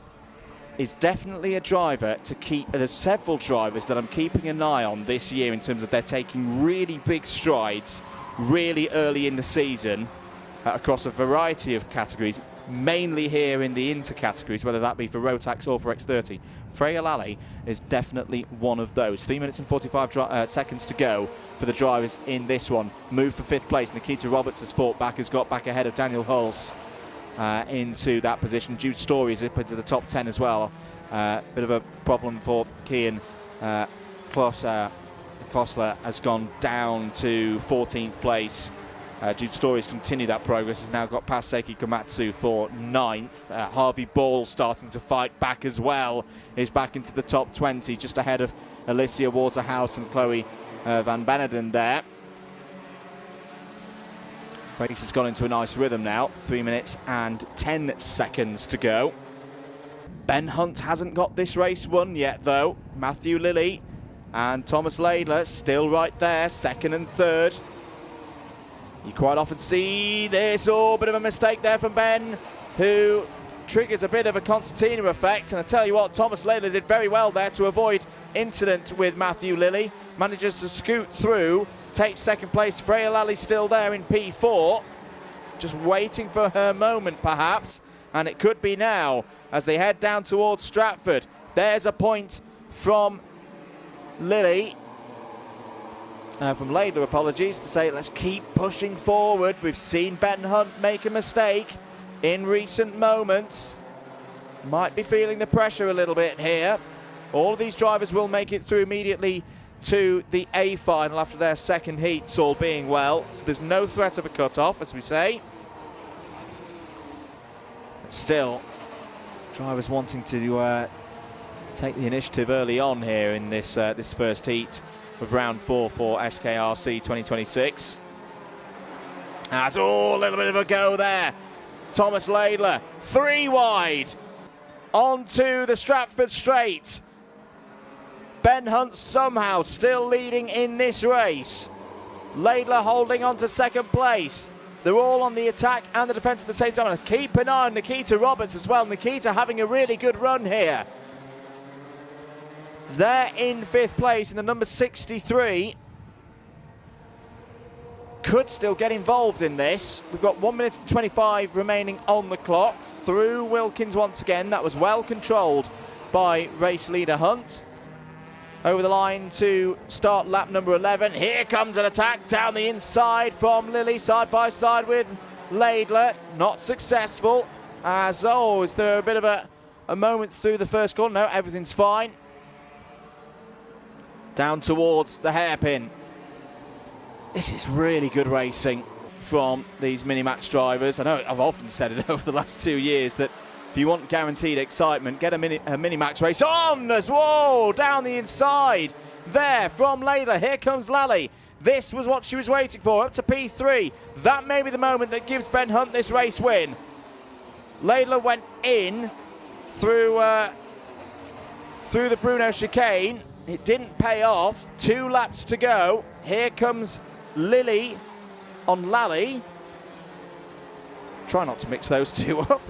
But in the end, Matthew Lilly not able to get that move done. Down towards the hairpin once again. Freya Lally on the inside, going for second place, side by side, and is going to get through just about past Thomas Laidler. She's going to have to get it finished into the Bruno chicane, and she does. Good work there from Freya Lally.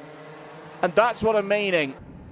That bravery, that commitment, that composure is something that Freya Lally's really worked on in the last 6 months or so. Oh, that got a little bit close again through Wilkins corner. Last lap board is out now. Ben Hunt can start to breathe a little bit. He's got a bit of a lead of 0.8 of a second.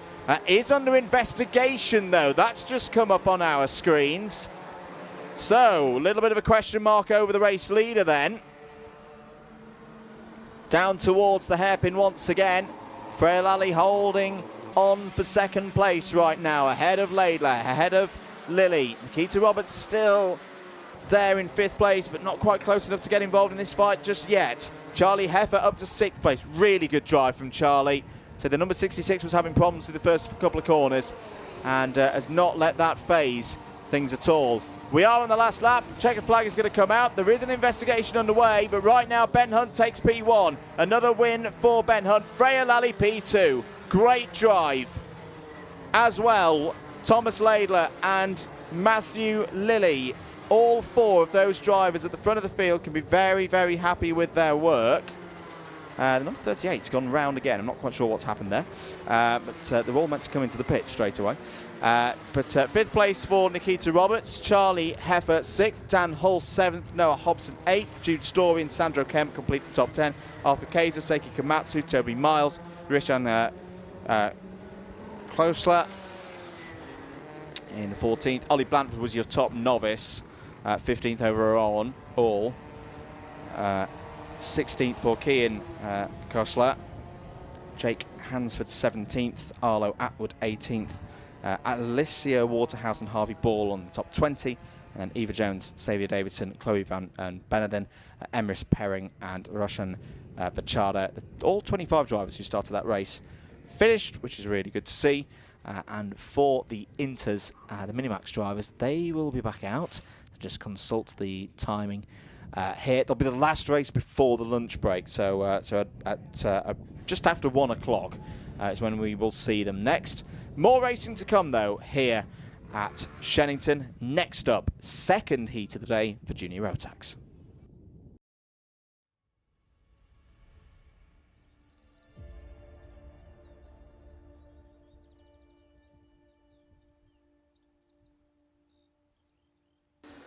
Karts out on track then. Here is your grid for the second race in Junior Rotax. Finley Hans, Harley King on the first row. Hayden Fisher and Ollie Barton on row 2. Jack Corser and Lily Shaw, they go from row 3. Daniel Wisnauskas, Layla Bell on row 4. Aidan Hammond, Austin Mayhew on row 5. Louis Marshall, Ethan Cossins on row 6. Emily Johnston, Logan Howell start on 7. Oscar Keane, Stanley Williams on row 8. Kartik Gameta and Joseph Baxter start on row 9. It's then Stanley Stafford and Ryuma Komatsu completing the top 20. Miles Cloworth and Zoe Cattett go from row 11. And here are your novices, Adam Asgar and Louis Marchand on row 12. Ollie Healy and Sam Batty on row 13. Cody Longdon completes the 27-strong field. So pretty much half of these drivers, this is their second heat. For the other half, this is their first. Let's see what's going to happen here over the next 9 minutes plus 1 lap. We're away in racing. Can they all get through the first corner? The answer, yes, they can. It's a bit busy in the middle of the pack. Oh, it is a problem for the number 93 of Cody Longdon and the 86 there of Ollie Healy. They got together as, oh, big spin and off there. Is that Lily Shaw in the number 78? Going down towards Stratford Corner. We'll just try and confirm that in a few moments' time. It looks like Hayden Fisher has come to the front of the field for Jack Dex Racing in those distinctive red, white and blue colours. That looked like a nasty spin for Lily Shaw. Yeah, Lily's not come through sector number 2, so I think it was the number 78 that we saw spearing off to drivers left. and catching the tyres just before Stratford corner. Fisher leads from Wisnauskas, Hans, Hammond, Mayhew, King, Cossins, Johnston, Kometa and Logan Howes in the top 10 now as well. Down towards Stratford for the second time. Who else has made... Oh, Mars Cloweth has made some good moves on that first lap. We saw Mars at the front of the first heat. Oh, someone's lost a chain guard. Someone's lost a chain guard there. That kind of translucent piece of plastic material that you saw flying around on the approach to the Bruno chicane. Now that is going to be a problem for someone from a safety perspective. Those chain guards are there to, quite obviously, guard the chain should it fail. Warnings coming out as to here's a change for the lead. Down the inside, Daniel Wisnauskas, kart number 27, takes the lead from Hayden Fisher. Zoe Cattett's had a contact warning. Stanley Stafford has had a warning as well for making sure that there's no weaving. But now I'm waiting for a mechanical flag because someone out there is missing a chain guard. It is a mandatory piece of safety equipment for the simple reason that if your chain then fails, all of those bits, all of those links, those pieces of metal are going to be flying around, potentially affecting the drivers behind and anybody out there on circuit. So the tricky bit for the officials now is they will now be searching for whose chain guard is missing. But I would imagine it's someone towards the front of the field, as there's a move from Aidan Hammond down the inside, takes second place. Through the Bruno chicane they go. Well, apart from those dramas, I think this has again been a really good race so far from the juniors. Front three are all fine. They've all got chain guards correctly attached. 6 minutes in this one remaining. It might be the number 76, you know, of Austin Mayhew. Now, this is where I very firmly remind folks that commentators are not race officials, but I think the number 76 might be missing the chain guard. As I say, it came from the front of the field because it was the middle of the pack who were all having to dodge it. And yeah, that may be a problem for Austin Mayhew. It's a real shame because Austin's having a good race here. Up from 10th place on the grid. That's a nice move. Ethan Cossins down the inside of Finley Hands up to P5. Through, yeah, I think that 76 hasn't got a chain guard on it. Oh, that's a shame. That is, and it's so easily done. It's an often not seen, not talked about feature in karting. On days like this, you're turning the cars around quickly for another heat, making changes to the setup, got to put it back together again. So often you've got to get past your gate time, make sure you don't miss the gate. So easy to miss a bolt, miss a fastener, and that is the result. As I say, it's not official, of course. We'll wait for the confirmation from the race officials. 4 minutes and 30 of this race to go. As there's the number 55 of Kartik Kometa. Kartika raced in the British Championships last week up at Warden Law, and is currently the fastest driver out on circuit as well. So good work there from the driver flying the flag for India. Up to 8th place now, past Harley King. 4 minutes and 10 seconds to go. Aidan Hammond now in charge of this race, leading from Daniel Wisnauskas. Remember, this is a heat at the moment, so all of these wins and positions will shake themselves out across the course of the remainder of the day to set the grids for the A and B finals. There will be opportunities to move through from the B finals. That's side by side between the 17 and the 76 of Cossins and Mayhew. And here comes Finley Hands and Kartik Kometa as well. They could take advantage of all of this. Down towards, oh, big spin. Oh, and another bit of contact there. The drivers have got to be aware of what's happening through Stratford. That was a very scary moment. That easily could have been a roll. Finley Hands was one of them and Harley King was the other. as more happenings down at Wilkins. Over the line there goes Hayden Fisher. This is the Stanley Williams, Kartik Kometa, Austin Mayhew, Ethan Cossins battle. This is all around 4th place. Down towards Stratford Hairpin once again. 2 minutes and 48 remaining on the clock. Real shame as well, though, for the 2 drivers who we saw spinning out. That is really going to set them back in the points. Just to note as well, Oliver Barton, I think, has stopped circulating out there if we hadn't touched on that earlier on in the race. So that's not good news. That could be Oliver racing in the B final now and looking to try and qualify through later on in the day. 2 minutes and 20 to go in this one. Hammond still leads, and we've gone full course yellow. That is why there's a kart stranded down of Harley King.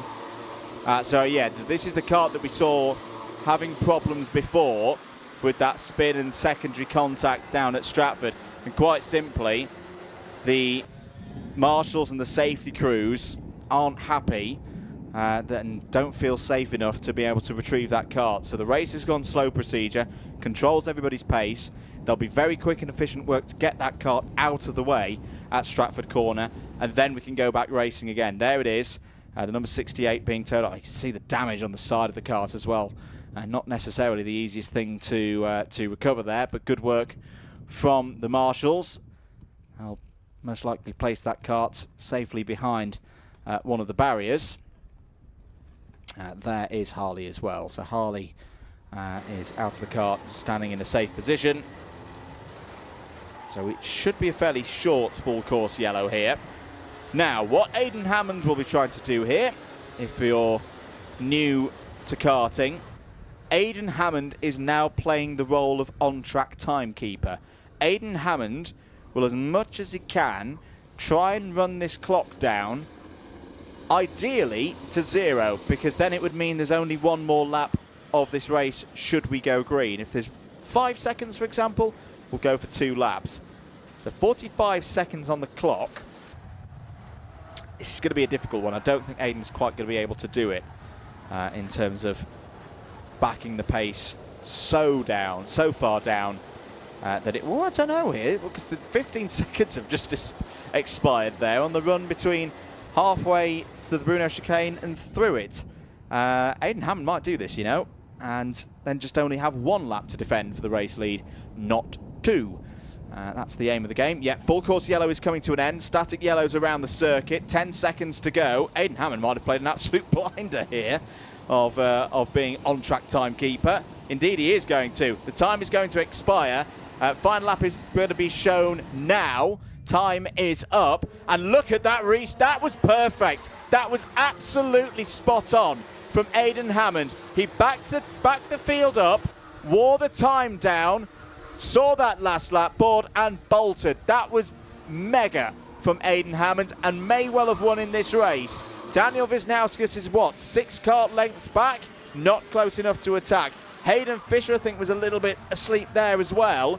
Still holding in 3rd as it's all going on in the midfield. But Aidan Hammond, well, if you want an example of how to control a full course yellow end, that was it, right there. Aidan Hammond wins the 2nd heat in Junior Rotax. Good finish for Daniel Wisniewski. Good points as well for Stanley Williams, who took 3rd place away from Hayden Fisher right at the end there. Still good points for Hayden Fisher. 4th place. Good use of turning around the points. The drivers have gone round again. Not normally they do that, but yeah, I think they've maybe a little bit unexpectedly saw the checkered flag there. We didn't unexpectedly see the checkered flag. We saw the last lap board come out. But yes, they've all gone round again for an extra cool down lap. But Fisher, good points, 4th place. Needed to do that. Had 3rd place on the grid and has converted it into a good score. 5th for Kartik Kometa, 6th for Austin Mayhew. I'll have another look at that 76 as it comes in to the pits. Ethan Cossins, Logan Howes, Miles Cloweth, Stanley Stafford, Louis Marshall, Joseph Baxter, Oscar Keane, Zoe Cattett and Emily Johnson all in the top 15. Watching out for whether there is missing chain guard on that number 76. Yes, there is. Yeah, very much suspect that the scrutineers will pick that up, and that won't be good for Austin Mayhew, which is a real shame. Where were we? 15th place. So Ryuma Komatsu, 16th. Jack Corser, Sam Batty. Sam Batty, top novice. Great drive there from Sam. Top of the novices for Attack Motorsport. Lily Shaw and Finley Hans in the top 20. Adam Asgar, Ollie Healy, Cody Longdon, Louis Marchand, and Harley King will be classified in the top 25. 3 retirements in that race, of course. Harley King, Layla Bell, and Oliver Barton. One more heat for the junior Rotaxers. So a third of the field, they're done. They've done their 2. The other 2/3, we will see them back out at, as he consults his page, 12:54 for the junior Rotax third heat. So more on that later. We'll move back though to categories that we haven't seen yet today. X30 Senior, they're out next.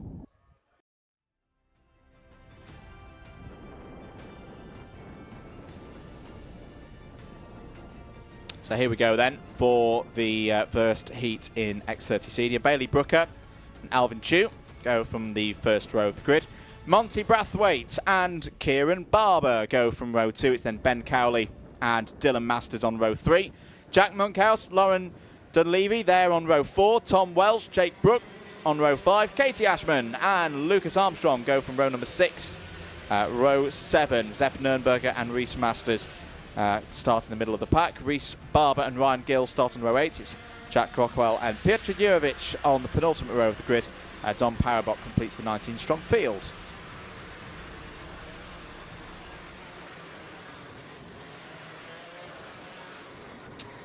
So for the story so far this season, 3 rounds of the championship complete.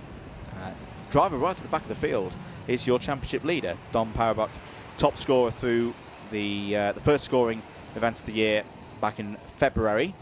Ryan Gill and Alfie Gallagher are all quite well positioned in the points standings right now. Are we good to go racing? Yes, we are. 9 minutes plus 1 lap are underway in X30 Senior. There's lots of trouble through the field, up and down the order. Jack Monkhouse involved there. At least one of the Tim Wilson Motorsport drivers was as well. It was the number 89, Ben Cowley.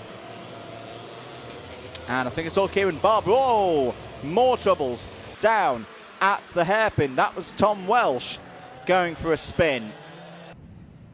Field spread is going to be quite high at the end of this first lap. Not that that's a problem for Bailey Brooker. Big send coming in there for third place. Oh dear, another one's off. It's the number 99 of Reese Masters finding the wall. The Velocity Race Engines machine. Another one of the Velocities on the move. Piotr Jurovic. The number 57 there, up to 7th place. So, let's take stock. Change of lead. Monty Brathwaite for Crop Promotion. Kart number 32. Gotta say, Monty probably the most experienced driver on this grid. It's not a massive surprise to see him at the front, but again, still got to pilot the thing. Doesn't matter how much speed you've got, how much experience you've got, you've still got to go out there and deliver on circuit. And right now, that's exactly what Monty Brathwaite is doing. He's raced both at a national and a continental level. I want to say competed at the IAME Warrior Final last year in Valencia. He's looking pretty quick at the early stages of this race. Bailey Brooker now in 2nd place.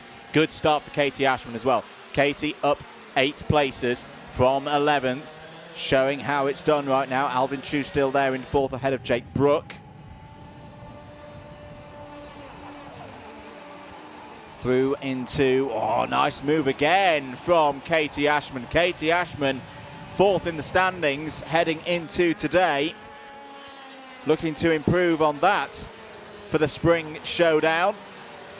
And now Katie will set about trying to catch up to Monty Brathwaite. Easier said than done, though. That gap at the moment sitting at about 3/4 of a second. Further down the order, just to note, Dom Parabot, championship leader, fastest lap in this race so far as well, has cleared about half of the drivers so far in this race. as we have a look once again at the battle for second place between Ashman and Brooker. So Parabuck up to 9th, also moving forward. Ryan Gill up 6th to 10th, also up 6th. Jack Crockwell in the number 24. Reese Barber as well has gained a couple of places now into the top 13. Then you've got the drivers who had problems on the first lap, the likes of Ben Cowley, Jack Monkhouse. They're ahead of Kieran Barber now. Zef Nurnberger was also caught up in the happenings of lap number 1. So the Jade Racing team driver currently now in 16th place. Change again, running through. No, not quite that time. Andrew in his fluoro yellows got confused there. Ashman still ahead of Brooker. They need to keep an eye on Petr Jurovic. Jurovic coming through side by side. Is that Jake Brook and Lucas Armstrong? Ryan Gill in there as well. It was indeed. Oh, down the inside. Loving that from Lucas Armstrong. Up to 8th place then past Jake Brook. Nicely controlled overtake on the brake. It's so satisfying to do. If you can get it right, it's a bit of a go there from Ryan Gill in the number 43. It's one of those corners. If you're new to this Shenington circuit, there's a point there from Bailey Brooker to Katie Ashman to say, let's work together. We're losing time to Monty Brathwaite here. It's a corner where you need a lot of bravery. Well, the corner before is one of those. But you can brake deceptively late into this part of the course. There's a lot of grip on that inside line, more than you perhaps think when you're new to this circuit. And then when you do use that space down the inside to lunge in and keep it under control and gain a lot of positions, it's very satisfying to do. I'll hat tip to Nicky Richardson for those tips for myself back in the day. Very effective indeed. Just over 4 minutes of this race to go. Very much looking like Monty Brathwaite's race to lose. Monty is 2 seconds clear of the rest of the field. And this is the battle for second that he is pulling away from. Katie Ashman and Bailey Brooker. Changes for 5th. Dom Parabuck. Parabuck's going to be very pleased with this race. Started at the back, virtue of the draw, and has got up into the top 5. That takes the pressure off big time for later on in the day when Dominic has his next heat. And going with Dominic right now, Lauren Dunleavy. So Lauren Dunleavy, was up to 6th place, but has just lost that position again to Petr Jurovic. Oh, that's a good move down the inside from Jake Brook. Oh, it's at least a good go. Not quite able to get through on Lucas Armstrong for 8th place. 3 minutes and 20 to go. This is Brook and Ryan Gill. No, apologies. That battle that we were watching a few moments ago was Lucas Armstrong and Lauren Dunleavy. Apologies, Lauren. In the Jade Racing team. Got my build suits confused there.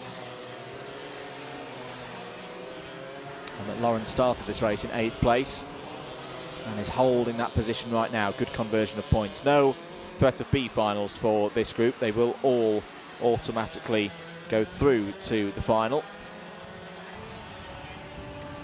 2 minutes and 40 remaining on the clock. Now, once again here with Jake Brook and Ryan Gill. Ryan, good amount of experience in the X30 categories. He's raced for a good number of years. He's raced for Evolve Motorsport in the past. He's privateer here this weekend. Biggest mover at the moment in this race, Petr Jurovic. Petr Jurovic has actually just got back ahead of Dominic Parabuck, so now that's an interesting moment. Dom Parabuck's progress being turned around here. Here they are, the number 57 and the 74. A little bit of the side pod slightly raised there, perhaps in the number 57, indicating that there may have been some dramas early in the race, perhaps, but that's not affecting Petr's pace right now. Sometimes quite interesting to see the different setups on the bodywork for the drivers. It's obviously not an aero category karting, not like single seaters, but or supercarts, for example. There's a lot of very intricate aerodynamic work put in supercarts on longer circuits, but you do sometimes see a little bit of a setup difference in the on the NASA panels. Power box a little bit lower there, and by a little bit, quite a bit lower than Jurovic's. Ooh, no blocking warning has just got out to Ryan Gill. Contact warning as well for Ben Cowley. So race control and the race officials keeping on top of things there. Down towards the hairpin once again, Jurovic from Parabok. You might wonder, it's like, well, surely that's a less aerodynamic position for Parabok's NASA panel. Yes, you'd be right, but sometimes it's just driver preference, eye lines, references, all of that kind of stuff. It may also be this other side of things that it's just been nudged out of place across the course of this race. As I say, Parabok's had a busy time out there, moving up from the back of the field. It doesn't look like it's loose or anything like that. I'll have to keep an eye on that, whether that is just set up for the remainder of the day. 15 seconds to go. Monty Brathwaite in full control of this race. 4 seconds ahead of Katie Ashman and Bailey Brooker, and that's not to slight Ashman and Brooker. They've raced very well indeed. Their pace has been strong. Brathwaite has just been a cut above the rest so far in this one. Last lap board is taken then by the race leader. Ashman over the line, has about a second over Brooker right now. Then Alvin Chu. Alvin's had a good race, pretty quiet race. But the driver, who's based here in the UK, racing under the flag of Hong Kong, has, oh dear, is there a problem there for Jack Crockwell? Yes, there is. Oh, that's a shame. Jack was running really well for the Norris Carey Motorsport team. But loses all of the positions that he's just gained. Was started this race 17th and now drops down to, well, to 16th, so not quite. Leader coming around then. Will take the checkered flag. Good win for Monty Brathwaite over the line. P1 for Croc Promotion. Katie Ashman P2. Bailey Brooker third. Alvin Chu and Piotr Jurovic in the top 5, as there's still more things being decided here in the second half of the field. This is Dylan Masters in the number 67 fighting with Ben Cowley and Zef Nurnberger. And over the line there for, what was that, 12th place for Dylan Masters. So Brathwaite wins it from Ashman, Brooker, Chu, Jurovic, Parabok, Armstrong, DeLevy, Gill and Brook, all in the top 10. Monkhouse, Masters, Cowley, Nurnberger and Barber take us to 15th. Crockwell, Welsh, Masters, Barber. All 19 drivers are classified in some sort. 2 retirements in that race, Reese Masters and Kieran Barber, but they'll still score points for those positions. Good race there from the X30 Seniors. Next time they are out, they're the first race after the scheduled lunch break, so we'll be a little bit later on at 1:50. Getting ready though, let's turn to the other senior category now. Senior Rotax will be out next.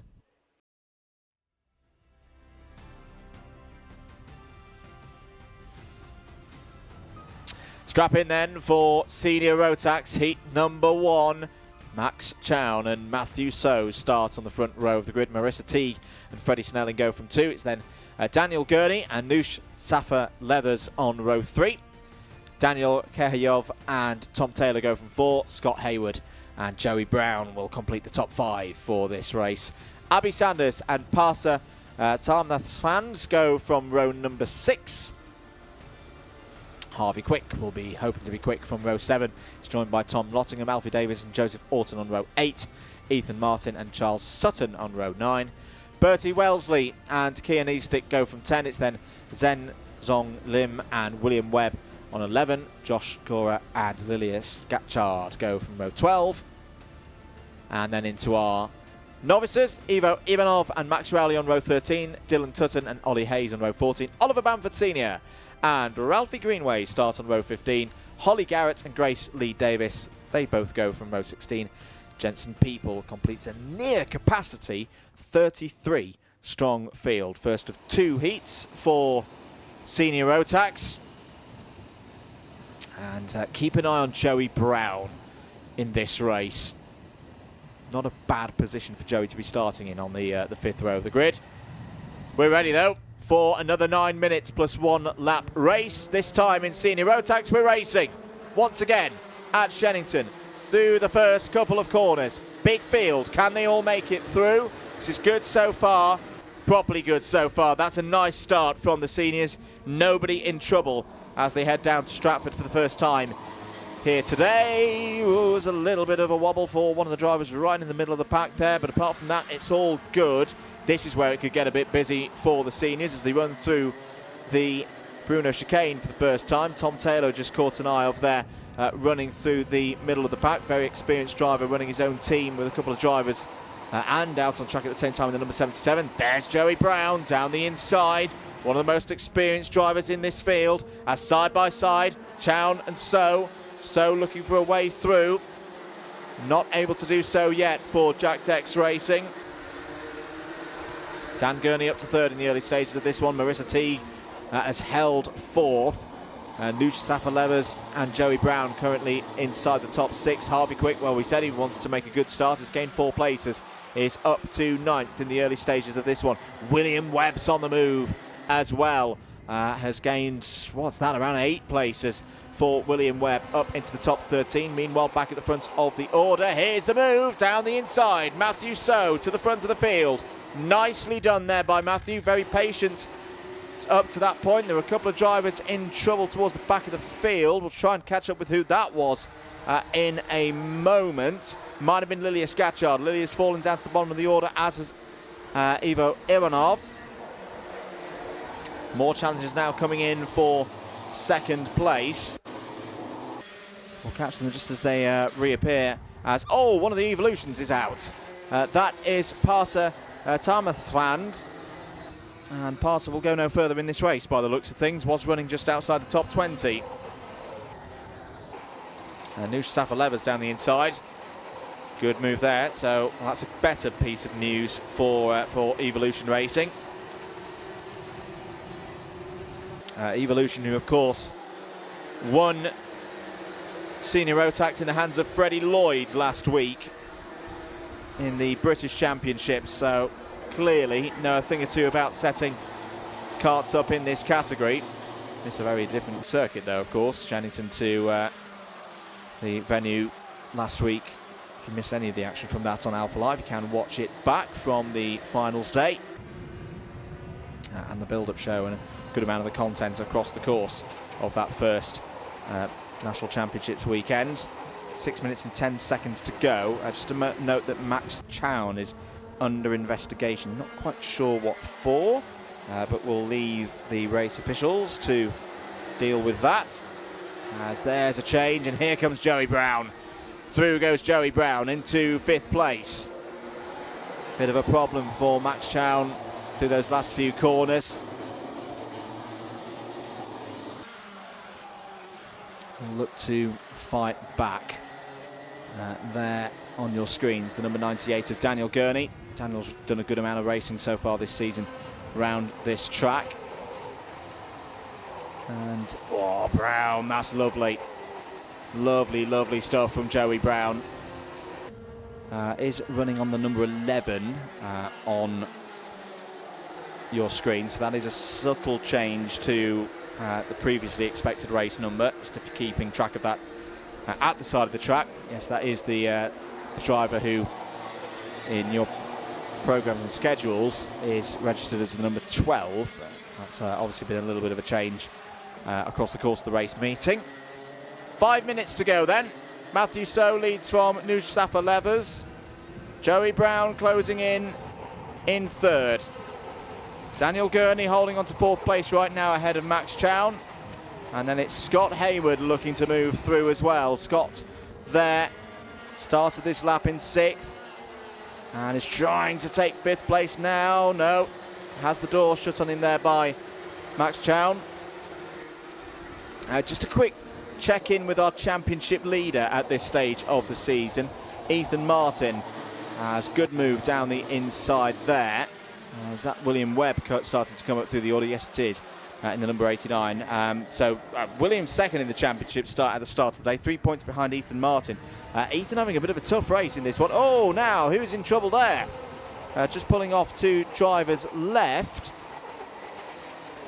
Through goes the number 89 again. William Webb really on the move. Oh, it's the number 56, the best kart number. But for Holly Garrett and the AJ Racing team, well, that looks to have had a fair bit of damage on it. So Holly's had a problem there and is sadly out of this race. 3 minutes and 40 seconds to go. Not done yet. These top two have got to keep working together because Joey Brown is only, what's that, 1.3, 1.4 seconds behind. And a driver of his caliber, if they start fighting, Joey will pounce. And he's a very, very confident young driver, is Joey Brown. He will not take a second moment to go for an overtake. Mostly races in X30 does Joey.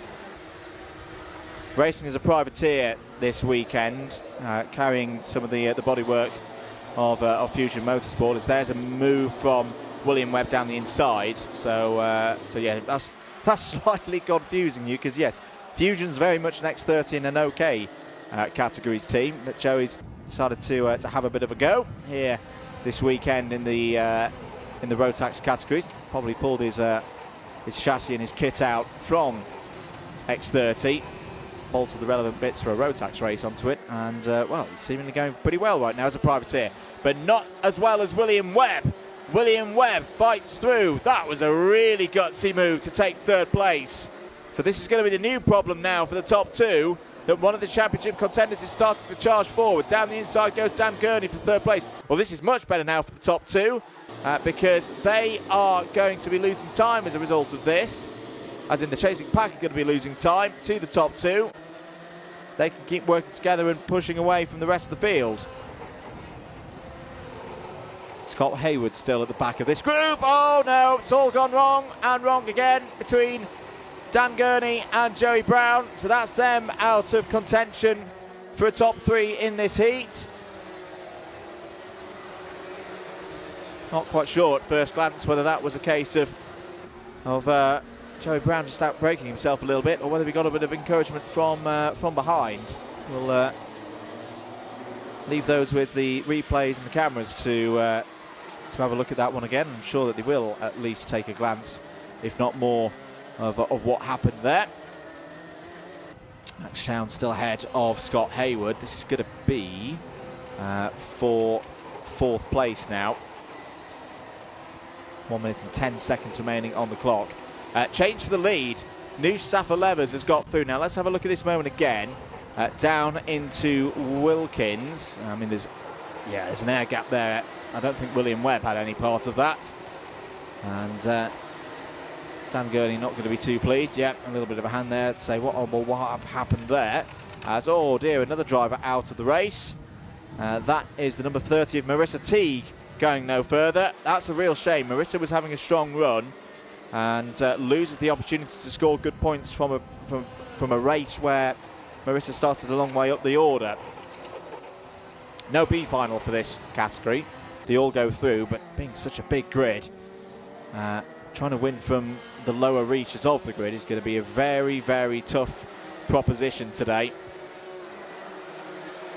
So we were mentioning Noosh Safa-Levers leads this race. Got past Matthew So about a lap and a half ago. Having said that, Matthew So has not been dropped here. So this could still be going the other way with less than 1.5 laps to go. Through Hanger and into Wilkins once again. Good on the brakes there is Safa-Levers. So Matthew So was having a half look down the inside to see if there would be an opportunity for the final lap. But say, Safa-Levers dancing that kart into the final braking zone. We are on the last lap now, down towards Stratford once again. Mid-range of the RPM for that Evolution racing machine looks really good. You can just see every time on the straight, Safa-Levers slightly edging away from Matthew So, and it means by the time they get to a braking zone, there's not really much that Matthew So can do. Yeah, there again, just half a kart length. Good setup work there by Evolution Racing.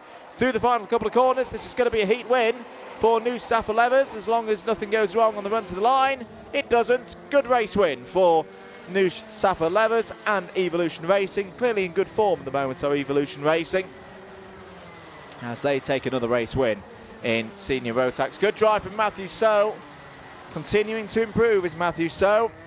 Second place, William Webb, I think will be very happy. Up from 22nd on the grid, P3, solid pace, and his championship rival further down the field. Ethan Martin did have a very good second half of the race, though. We'll come on to him in a minute. Fourth for Max Chown, fifth for Scott Hayward, Joseph Orton, and Alfie Davies up next. Ethan Martin, eighth. Better second half. Did go forward. That's the important thing for Matthew and for Ethan in this context. Harvey Quick, P9. Abby Sanders scores a top 10 with that one. Good work there. Freddie Snelling, 11th. Joey Brown in the end, 12th, just ahead of Dan Gurney. Josh Gora, 14th. And Ollie Hayes, great drive. The top novice from 28th on the grid, finishes in the top 15. Bertie Wellesley, Kian Eastick, Tom Nottingham, and Dan Kiyov, all in the top 20 ahead of Tom Taylor.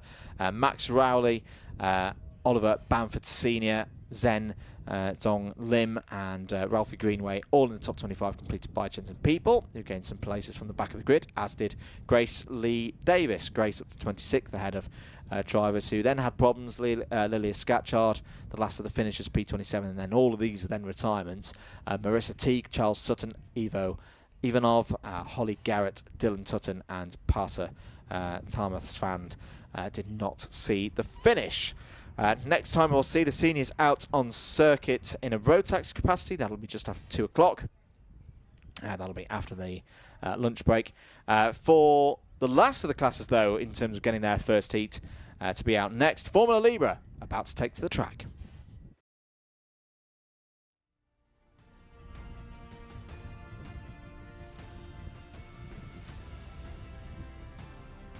So into Formula Libra. If you're new to this, this is cost-effective X30 racing. Really good category. I've had some super races so far this season.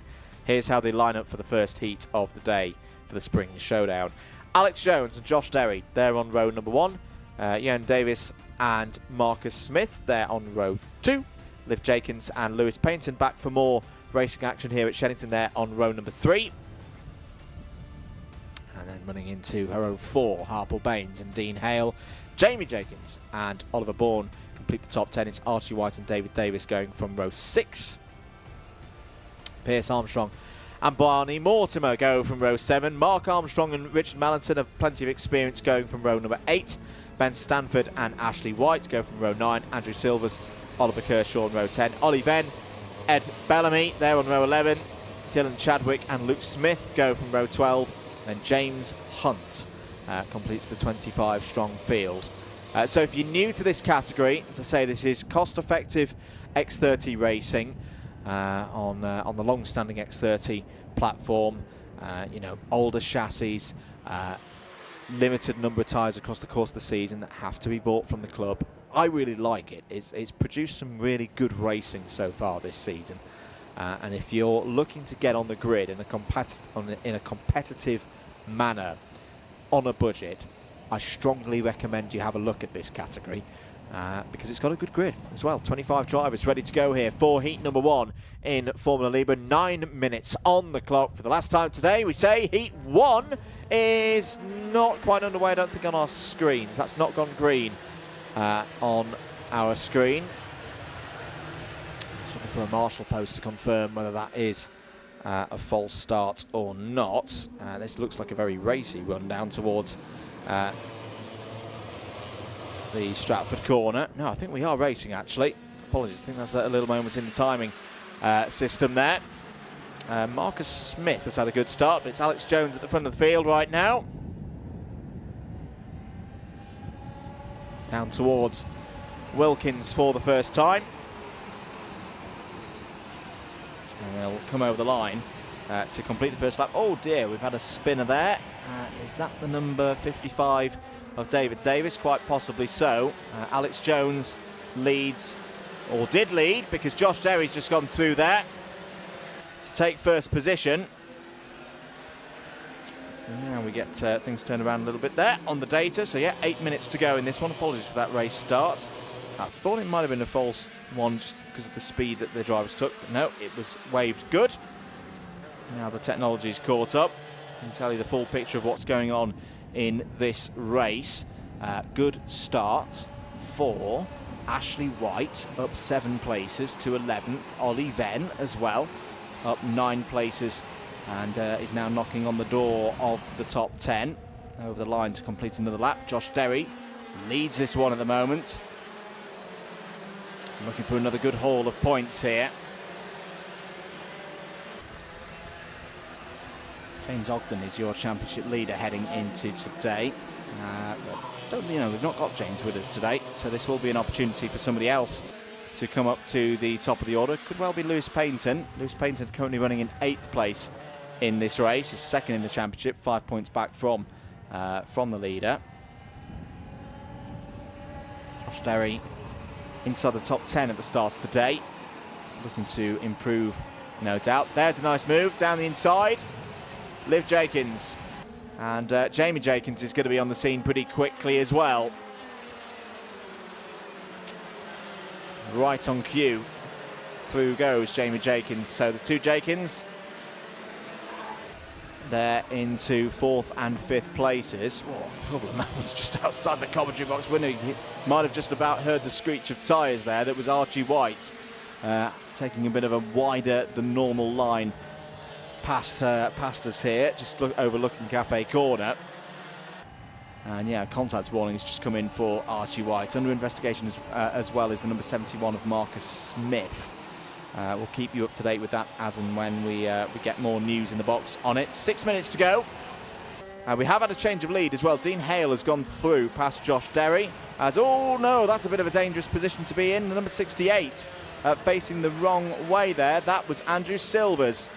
That looked to be on driver's left-hand side through Hanger Corner. Thankfully, everybody's okay, and Andrew will be able to rejoin the race. But I don't like to see that. A kart facing the wrong way through one of the fastest corners in British karting.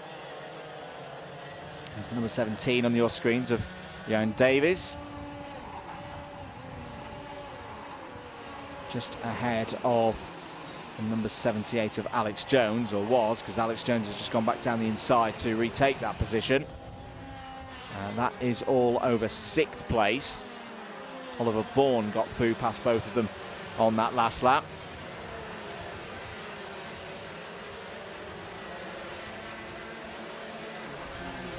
Ashley White looking there to see if there's a way through past Lewis Payton. Not this time, and the Armstrongs coming into play as well. Pierce Armstrong not too far off the back of this group, and we're all scrapping for places inside the top 10 right now. Out of the Bruno chicane once again, towards Hanger Corner. You see that curb on the inside, you definitely don't want to be clipping that. And here a kart coming into the pits. I wonder if that is going to be Andrew Silvers. I think Ben Stanford is also out of this one. I can also see a marshal with a chain guard once again in their hand. Hope that's not going to be the end of the race for somebody. Dean Hale has just set the fastest lap of the race, and now leads by 1.82 seconds in this one, ahead of Josh Derry and the two Jenkins. Jamie ahead of Liv now, 3rd and 4th. Oh dear, bit of a hop up in the air for one kart.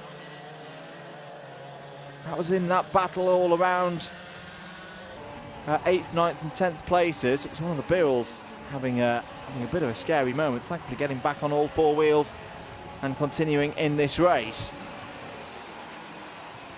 There's Luke Smith making a move through past Barney Mortimer. That's for 14th place, but Barney might have a little go back here. Lewis Payton in the number 73 there ahead. I think it might have been Ian Davies who had that hop up in the air, because Davies lost a couple of positions on that last lap. Now running in 8th spot.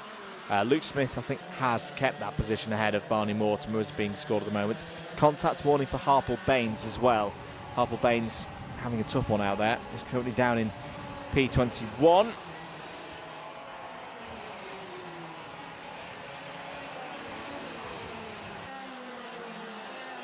Less than 3 minutes to go in this one. Dean Hale in full control of this right now.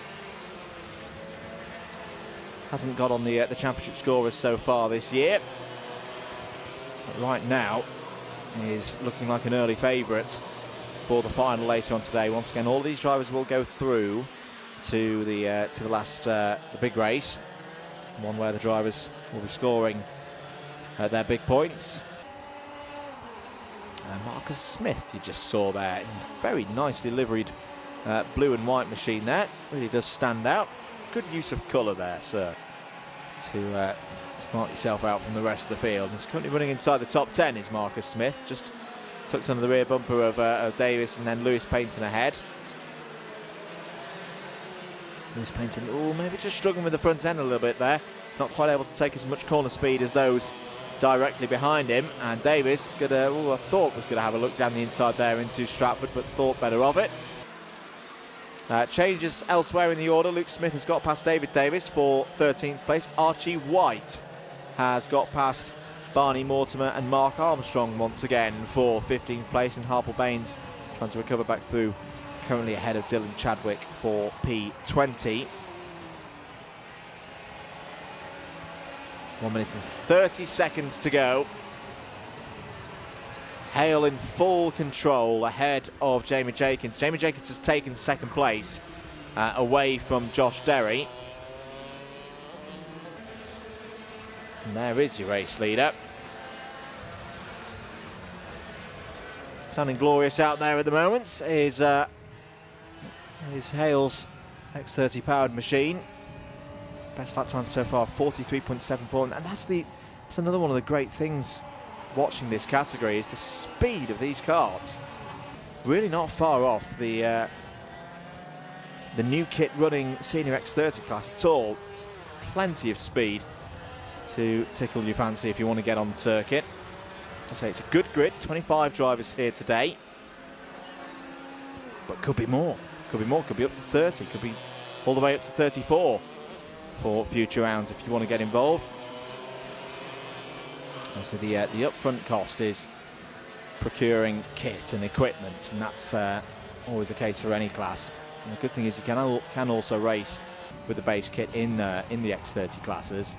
The purpose of this class, of course, is to control the costs and give all the drivers good, fair opportunities to race and compete and win races and win trophies.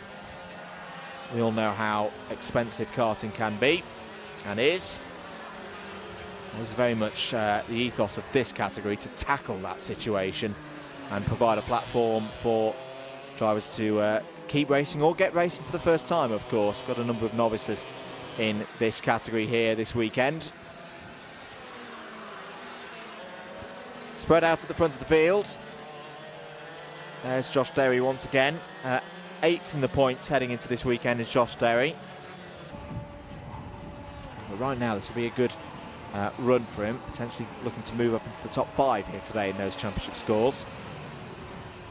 Jamie Jenkins, though, could be threatening the top of the pile with performances like this. Second in this one right now.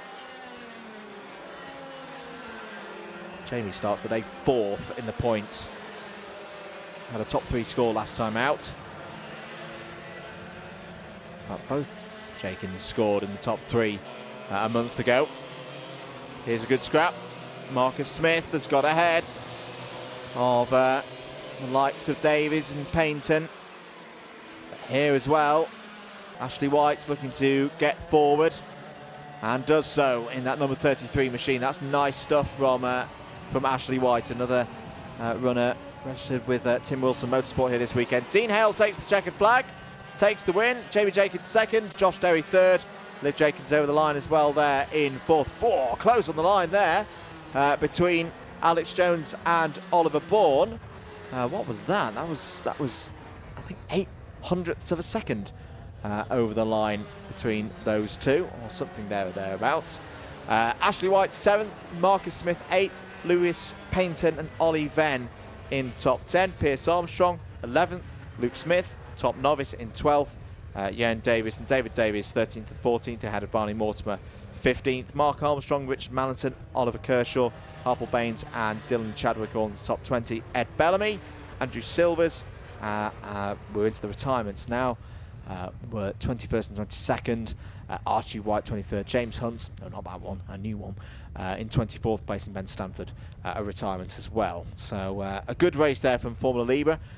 Good points on the board for the likes of Hale, the two Jakins and Derry. They will be back out again in their totality at 2:16 for heat number 2. For now, though, you might just be about to hear in the background the signs, the sounds of KZ machines. Super 4 Heat 2 for KZ2 is up after this.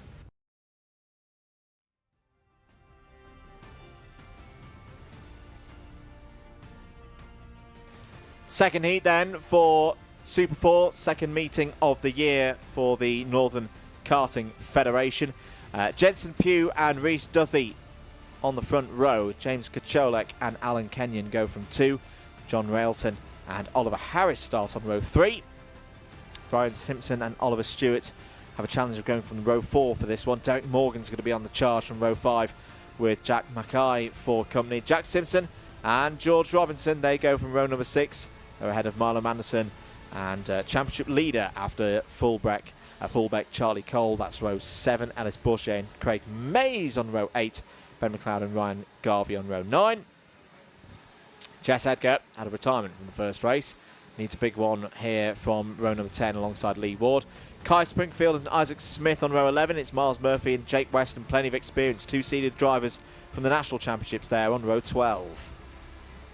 Ryan Green and Jack Price start this one from row 13. It's then Alex Mackay and Ralph Youngling on row 14. Harry Walsh completes those not on novice place, just the single novice in this one. Lexi Fells starts 30th on the grid. So another championship here, very much has the costs in mind.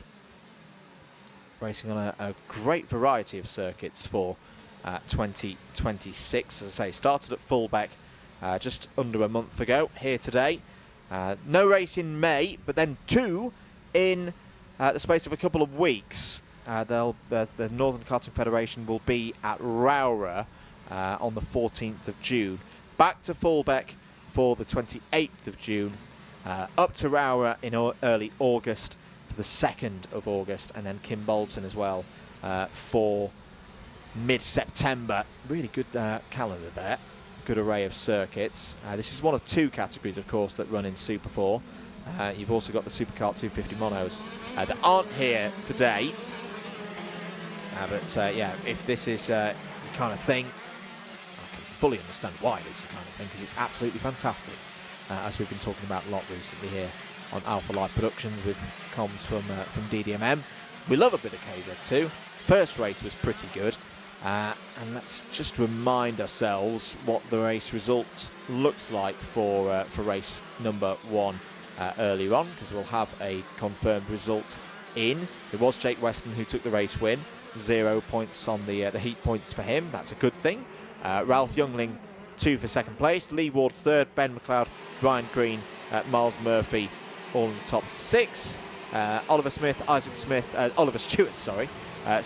Isaac Smith 8th. Derek Morgan, Harry Walsh all in the top 10. Other news, Ryan Simpson did get a penalty for a jump start, +5. Alan Kenyon also had a penalty for gaining an unfair advantage, as adjudicated by the race officials. So Kenyon dropped from, where will that have been? He'll have dropped from 7th place down to 11th. So a few more points on the tally there for Alan Kenyon. Of course, we're on the 1.2 kilometre, or thereabouts. Now, Jensen Pugh starts this race from pole. It is your classic front, middle, back combination for the drivers in this one. They do score championship points for these races as well. So that is something to keep an eye on as we go through the NKF season for this year. A couple of gliders. One glider and one very much not a glider, because that's got an engine. Plane taking off there from next door. In terms of championship points, a reminder, Jake Weston was not at Fullbeck, so that's why we're not seeing Jake Weston at the moment featuring high up the order. Craig Mays as well was not on the grid for the first race. So the driver in the number 95, Scotsman, races for the first time here at Shenington for 2026 at least. So 30, I love saying that, 30 KZs lining up for the second heat of the day. Jensen Pugh, Rhys Duthie on the front row. Last few karts coming into position, just trying to get some last second heat into those Lecan tyres. Very grippy tyre, the Lecan tyre. They love leaning on it. It's used in Europe as well. We're racing once again in KZ. Good start for Jensen Pugh at the front of the field. Rhys Duthie as well. So Rhys Duthie immediately into the race lead. Alan Kenyon's had a good start as well. Up to P2 in the early stages of this one. Down towards the hairpin for the first time. Are they all going to make it through? Very experienced field here in Super 4. And they do indeed. And look at this. Alan Kenyon immediately on the attack for the race lead. Trying to find a way through past the number 37 of Rhys Duthie. Jensen Pugh still there for Jack Tex Racing, running in third. Through the fast right-hander of Hanger on the brakes. Oh, brilliant. That is super from Alan Kenyon. Slight little mistake there from Rhys Duthie. Just lost the back end of the kart. And Alan Kenyon, who's been very quick in practice so far this weekend, hits the front of the order. Oliver Stewart also on the move, wearing number 1. Virtue of winning the British Championship last year in KZ2. Won that at Kimbolton in the summer last year.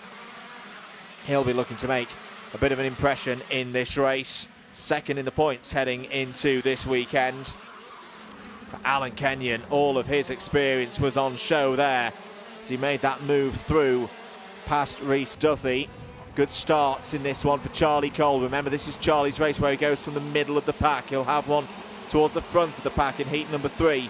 But like we saw for the Jade Racing Team 102 in the first race, good progress up to 7th place in the early stages for the 102, just ahead of teammate Oliver Stewart right now.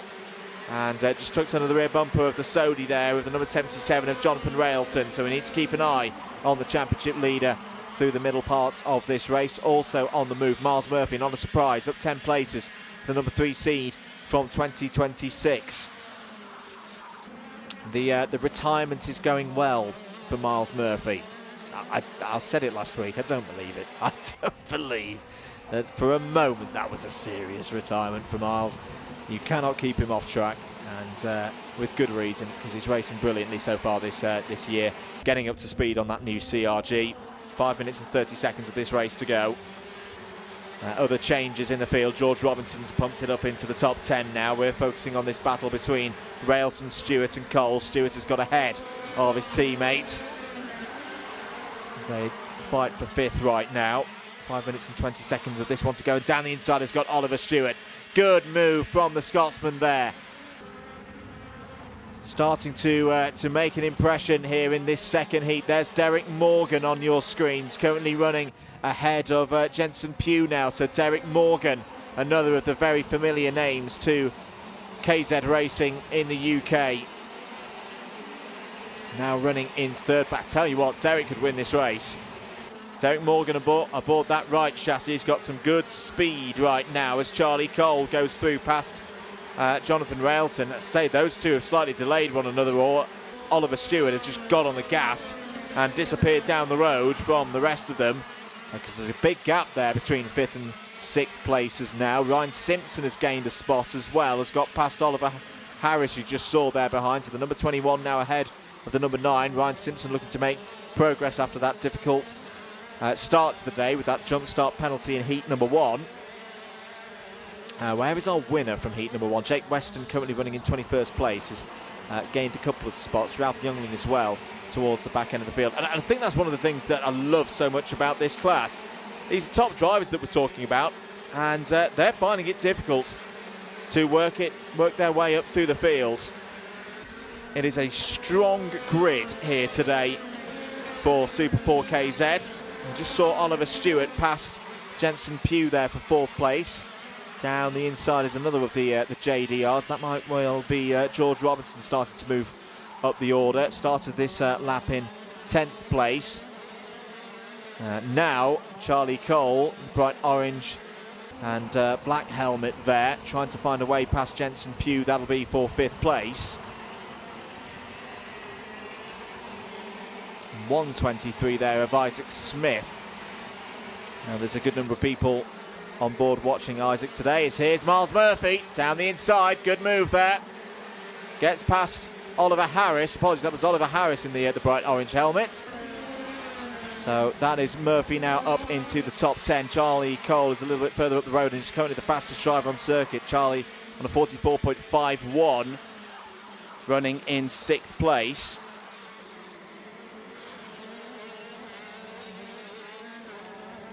Through the chicane once again there. Drivers in the middle of the pack. Ryan Simpson in number 21 there, above the Charles Leclerc chassis. Ooh, a bit of a close moment there between George Robinson and Miles Murphy. Miles Murphy cuts the inside. Will the CRG go through? Robinson trying to hold around the outside. Will it get the inside? No, through goes Miles Murphy. Good move. How's the front fairing there on the number 23 of George Robinson? Well, that's not having any problems for George's sake. He's down to 10th place now. It may get a little bit more difficult as Alice Bourget is starting to move up through the order. A couple of drivers running out wide through Stratford Corner. It's starting to up the ante a bit here in Super 4 KZ as we've gone through the halfway stage of the middle heat of the day. Oh, problem for the 37. Look at that. Rhys Duthie, the rear bumper on the right-hand side, is making an unscheduled break for freedom. That is not good for the Scottish driver, and that's going to be clear for everybody to see, and may well mean that Rhys Duthie's race is about to end virtue of an instruction from the race officials. He's lost position now to Derek Morgan and to Oliver Stewart. Almost. Stewart, Morgan, side by side, running towards the chicane. Oh, good gutsy stuff there from the reigning British champion. Through past Derek Morgan and up into 2nd place now. Is there enough time to catch up to Alan Kenyon? Gap is 1.1 seconds. A lot was going on that lap. And, oh, mechanical flag indeed for Rhys Duthie. Picked up on by the race officials as we've picked up here on the camera. And it's the simple case. The rear bar there, that rear bumper is for safety. If it's not attached, oh no, it's gone wrong. Charlie Cole, Rhys Duthie get together. Has Charlie lost the engine? I think Charlie has. Stalled it. And well, Rhys Duthie, who had just seen the mechanical flag, I don't think he had enough reaction time to get in the pits on that tour of the circuit, comes together with Charlie Cole. And Charlie Cole's going to lose a lot of points because of this now as well. Not a good moment there for either driver, but particularly for the championship leader. Jensen Pugh now back up to 4th place. Miles Murphy running in the top 5 now. That is really not going to be a happy moment for Charlie Cole. Not quite sure how aware he would have been that Rhys Duthie was about to pull out of this race because he's been shown the mechanical flag. Here's your race. I tell you what, this race isn't done yet. Oliver Stewart is catching Alan Kenyon at quite a rate. Now, he's not got long to go. There's only one more lap of this race remaining for heat number 2. Gap last time around, yeah, it's down to 0.6 of a second. And last time around, oh, I think Oliver Stewart's probably just going to run out of laps here. Oh, more problems. It's the number 95 of Craig Mays on his first appearance of the year, who's having trouble. He just saw James Kacholek's number 74 machine that retired a couple of laps ago as well. So we're losing some of them here. But not too many of them, which is good to see. Strong reliability in general across the board for our KZ runners here today. I hope I haven't cursed in saying that now, but we are towards the end of this race. Alan Kenyon, great race management. It's going to take this race win. Oliver Stewart's going to say I needed one more lap to try and win this race, but he's not going to get one. Kenyon over the line, wins from Oliver Stewart. Derek Morgan in the top 3. Great drive there from Derek, looking to move up from 8th in the standings at the start of the day. Jensen Pugh, good fight there from Jensen Pugh. He's one of those drivers developing in level of experience with this category. As I say, there's drivers in this field who've been racing for a very long time at a very high level. And Jensen Pugh is getting in amongst it there with that P4. Miles Murphy P5 ahead of Ellis Bourchier. George Robinson 7th, Ryan Simpson, Isaac Smith and Jake Weston all in the top 10. Good drives there from Smith and Weston from towards the back of the field. John Railton 11th, Ben McLeod 12th, Jess Edgar better this time. Had a retirement, of course, in race 1, P13 for Jess there on that occasion. Ryan Green and Marlon Manderson complete the top 15. Ralph Youngling might be a bit frustrated with that P16, but that was his race from the back of the field. 17th for Oliver Harris, Craig Mays, Harry Walsh, Kai Springfield all in the top 20. Difficult race there for Lee Ward after the strong run to third earlier on in the day. P21 in that one. Again, just shows how competitive KZ is right now in the UK. P22 for Jack Price, Ryan Garvey, Jack Simpson, Alex Mackay, all in the top 25. Jack Mackay and Lexi Fells, the last of those in the main pack. Charlie Cole did get going again, but P28 in the end for Charlie. Reece Duthie and James Kacholak both did not see the end of that race. Well, that was another thoroughly pulsating heat for KZ2. They're not done yet. They've got another one. It'll be the last of the heats today. It will be around 2:30. So definitely tune in with us for that. But for now, we'll move away from the KZs back to the 1 kilometre circuit and over to something quite different. Our cadets, the second heat for them is out next.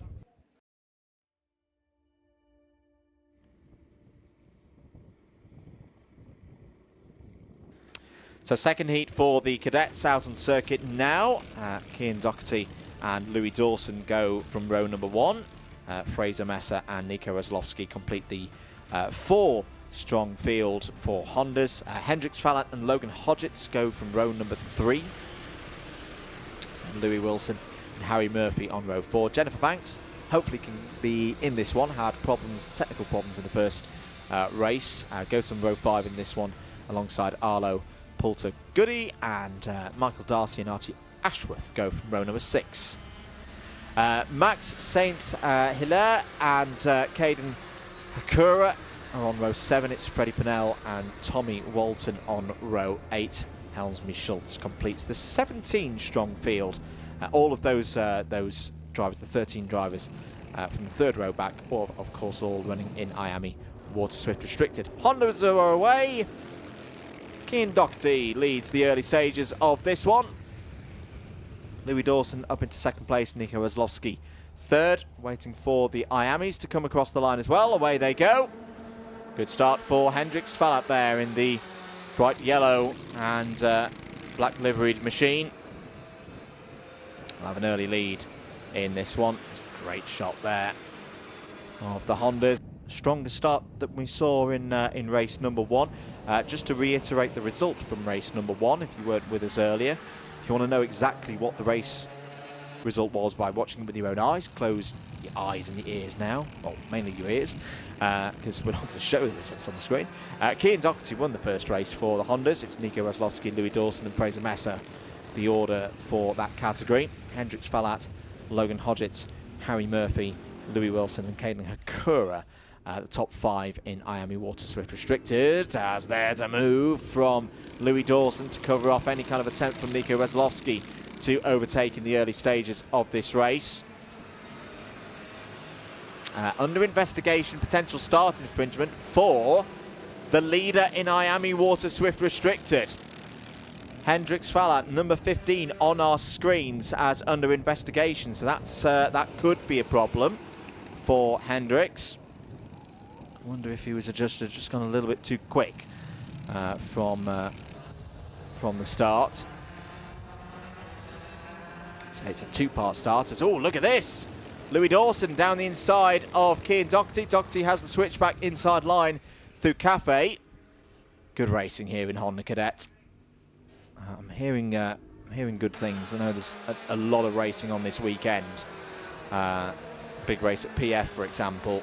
I was hearing from a good friend and colleague of mine in another series that Honda Cadet numbers nationally on the way back up, which is what we want to see. As it's expected that there's less here today, and very thankful for our 4 drivers here today supporting Shenington Club Racing meeting. But I'm hoping that this trend nationally of the numbers going back up in Hondas will then further support the club scene as well, so that we can have, you know, it'd be great to have 2 full grids of Hondas in the not too distant future. For more racing like this, that was a good move down the inside from Cian Doherty to go back ahead of Louis Dawson. No changes in the IAMEs. Still Hendrix Fallat at the front, ahead of Logan Hodgetts, but Logan Hodgetts has just set the fastest lap of the race so far.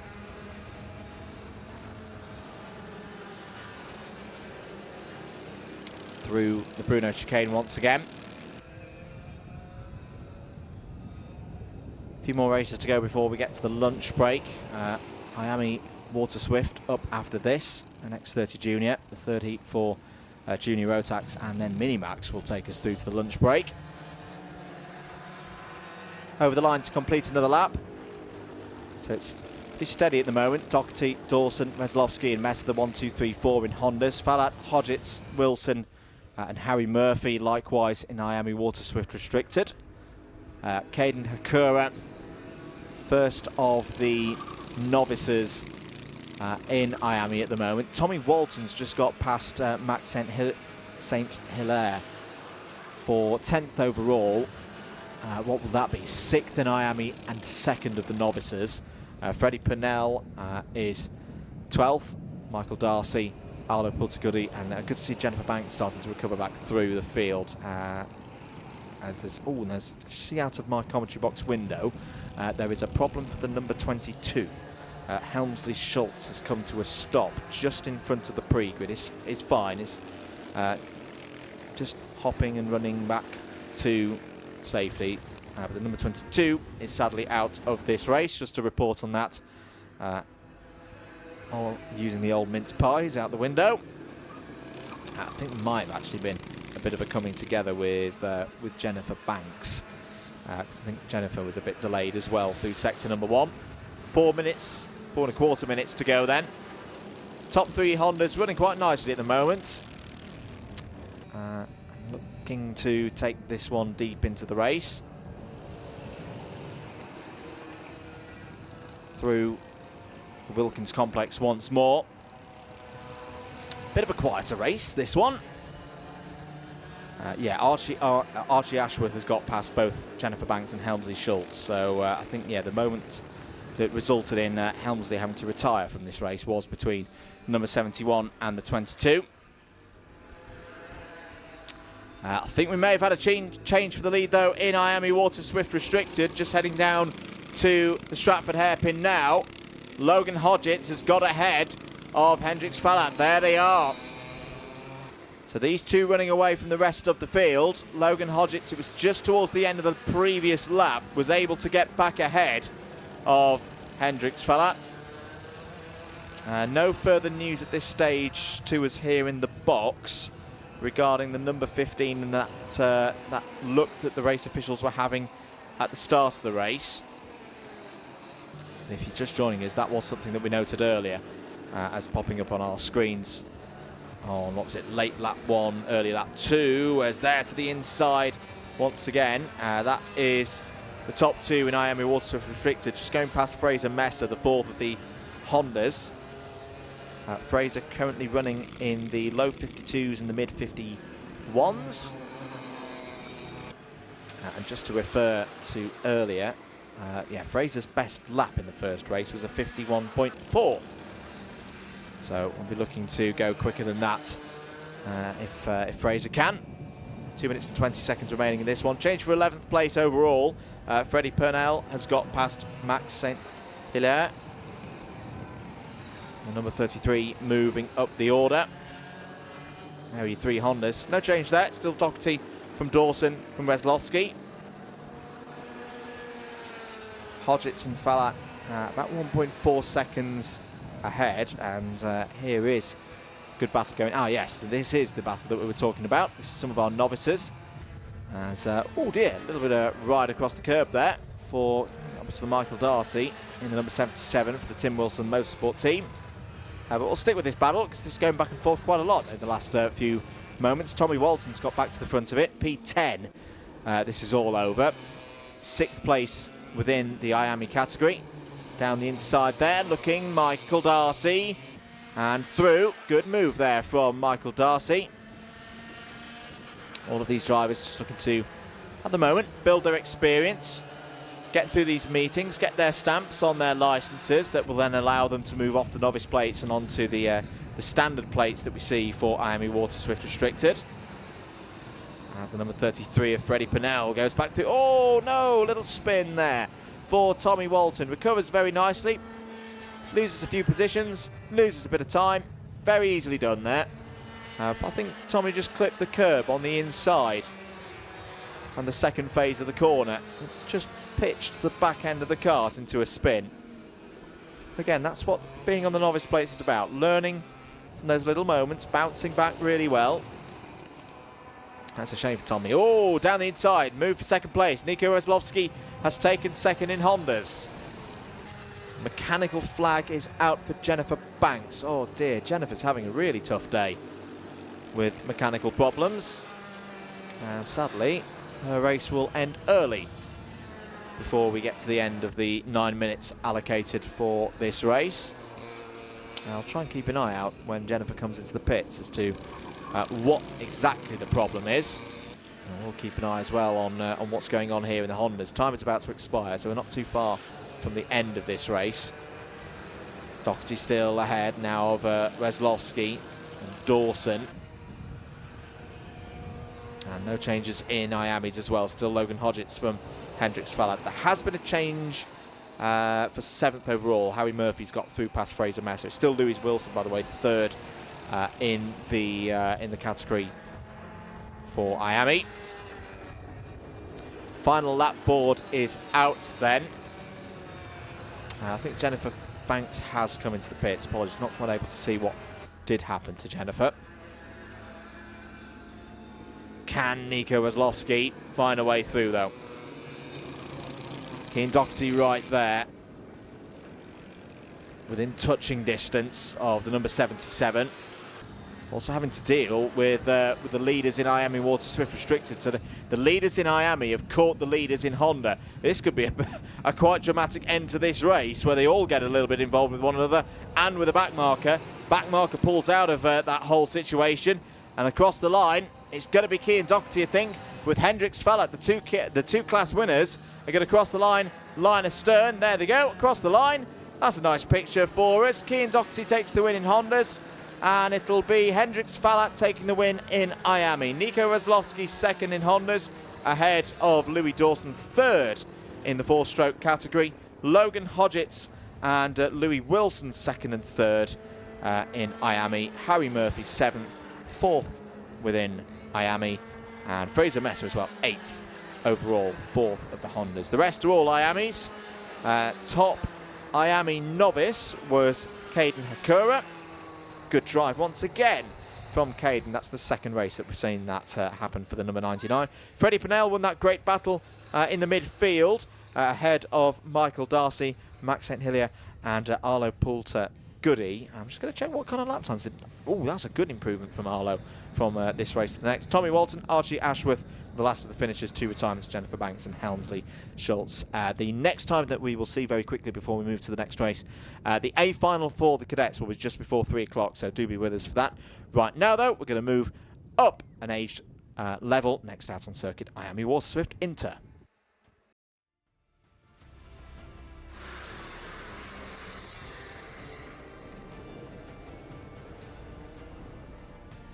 Next race then for the Inters, Travis Giddings and Felix Booker on the front row, Rudra Gokulnath and Theo Tyak on row 2. Theo hoping for a better start in this one. William Bennett goes alongside Oliver Kleinfelter for row number 3. It's then Cody Vertigan and Logan Baker on row 4. Max Frisbee completes the 9-strong field.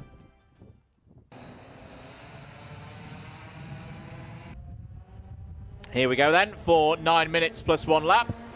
Away and running. Better run through the first couple of corners this time from the IAME Waterswift Inters. Travis Giddings will lead in the early stages down towards Stratford Corner for the first time. Takes that wide line. Rudra Gokilnath has had a good start. Already up to second place, looking to continue to build the good scores that Rudra has had so far this season. William Bennett running in third. That's a good start from the inside of road number 3. Oh no, may have put the cursors there on William. Straight away under investigation for something that's happened on this first lap. Or well, actually no, maybe before on the formation lap, but either way, that's not going to be what William wanted to see coming over the line. As here's a move for the race lead. Gokilnath back to the front of the order. Good work there from Rudra Gokilnath to return to the front of this field. On the road, won the first race. And just to confirm for you that result did stand, yes it did stand. So going into this one, as there's a challenge for second place, William Bennett down the inside of Travis Giddings. Giddings leaves a good amount of racing room there. That's good racing. Oh, William's out on the curb. Oh, that's a painful moment. It's a big curb on driver's right through the Bruno chicane, and William did very, very well there just to keep control of the kart, especially when coming back onto the circuit. Will have lost his steering momentarily there as he hopped across that half sausage, as Theo Tyak's on the move down the inside of Cody Vertigan and up to third place. Just to note actually that yes, Rudra Gokilnath had the win, but far closer than we originally thought. Actually had a front fairing in the first race, so it was only 0.31 of a second the margin in the end over William Bennett. Max Frisby was third. Felix Booker and Oliver Kleinfelter fifth. There was another penalty in there. Cody Vertigan was deducted one lap for gaining an unfair advantage. So we'll hope to get a full result this time around. It's currently running up there in the top 5. So end of lap number 3. Gokilnath leads. Travis Giddings second. Theo Tyak ahead now of Cody Vertigan for third. William Bennett completes that top 5. It's Felix Booker in 6th. Oliver Kleinfelter 7th, Max Frisby and Logan Baker completing all 9 runners still circulating out there at the moment. Just looking at times for Logan Baker, already pretty much on the pace that we saw for Logan in the first race, so could well be improving on the performance that we saw in heat number 1. Which for the younger drivers newer to the sport and newer to this category, that's what they're aiming for. I'll pick out the story of Jayan Prakash, who won his first round of the British Championships last week. Similar age category to these drivers, and just shows that yeah, you can be, 2-3 seconds off the pace, and with hard work and talent and determination, you can work your way up to the front of the order and the ladder of these British karting categories. And to be in this situation of a little bit off the pack is not a problem, as long as you're learning and as long as you're having fun whilst you're doing it. 5 minutes and 10 seconds to go. There's William Bennett, not quite able at this stage to find a way past Cody Vertigan. I've got to be honest, William does look quicker at this stage of the race than the driver ahead of him. Bennett's going to go for the move. No, thinks better of it. Just slots back into the slipstream behind Cody Vertigan's number 95 OMS liveried machine. 4 minutes and 40 seconds remaining in this race, and I tell you what, Travis Giddings is having a good race. We did note this with Travis in the first race. Travis was one of the drivers involved in a first lap incident that kind of put him out of the picture, but the pace was very good for Travis in that number 44 machine. Was, say, best lap last time around as Bennett's having a look down the inside of Vertigan. Vertigan shuts the door, holds on to 4th place. Gokilnath's best lap in the last race, 47.8. Giddings was only 0.2 off of that in the first race, so this is good to see as Bennett gets down the inside, now gets through, past Vertigan into 4th place, and will now set about trying to close in on teammate Theo Tyak. Maybe those two could work together. close down this top two. We've still got the best part of 4 minutes to go in this race. Felix Booker's still there as well, the third of the Jade Racing team in this this event. Jade Racing team, once again, one of the biggest teams in the paddock here at Shenington. This is their home circuit. They know it very, very well for the short circuit style of racing. Down towards Wilkins once again. Max Frisbee, another driver who's really impressed me so far today, is the only driver in this category on novice plates, and has just done a personal best of a 48.35 for this heat, which is only 600ths off what Max did in the previous race. 3 minutes to go. And this, once again, we've seen this quite often in IAME Waterswift so far in the SKRC season. Is it the biggest grid? No, not at the moment, but it's always very close. It's very evenly matched across these regulars. Gokulnath, Tyak, Bennett, Booker, Kleinfelter, Frisbee, who've all raced here previously this season. And yeah, hopefully as the season goes on, we can get some more drivers on the grid to join in the fun.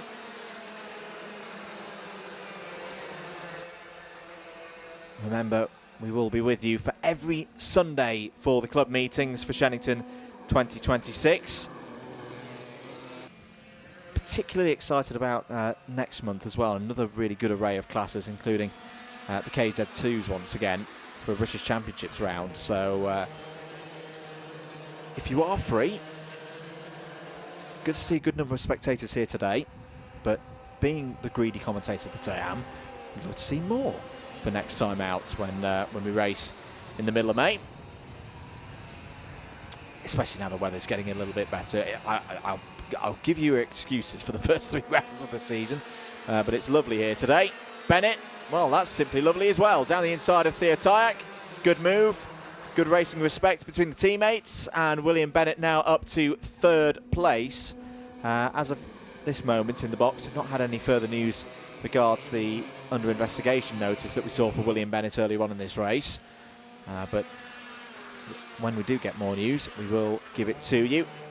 For those not at the circuit, 1 minute and 15 seconds to go. Rudra Gokulnath still in charge of this race, but not galloping away as we've seen previously for the driver of the number 25. Closest battle highest up the order is that, was that battle for 3rd place. Theo Tyak not too happy with things there, just seemed to lose all momentum off of Wilkins, and now might have a bit of bother in the shape of Cody Vertigan and another of his teammates, Felix Booker. Cody Vertigan has just done a 48.19. That's a personal best for today in race conditions for Cody. Cody has a little look there at Theo Tyak. There may have been a slight touch on the rear bumper there as they went through the hairpin. What's the result of things as they've gone through with the Bruno chicane there? Tyak's kept the position. This is over 4th place. As, big sideways moment there. Vertigan trying to get down the inside. He's got the position. Gets through past Tyak. Here comes Booker as well. Booker trying to get up into the top 5. Tyak not pleased with things at all over the last couple of laps.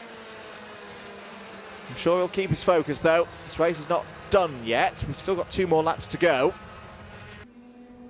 Time is up, but the leader crossed the line still with a few seconds on the clock.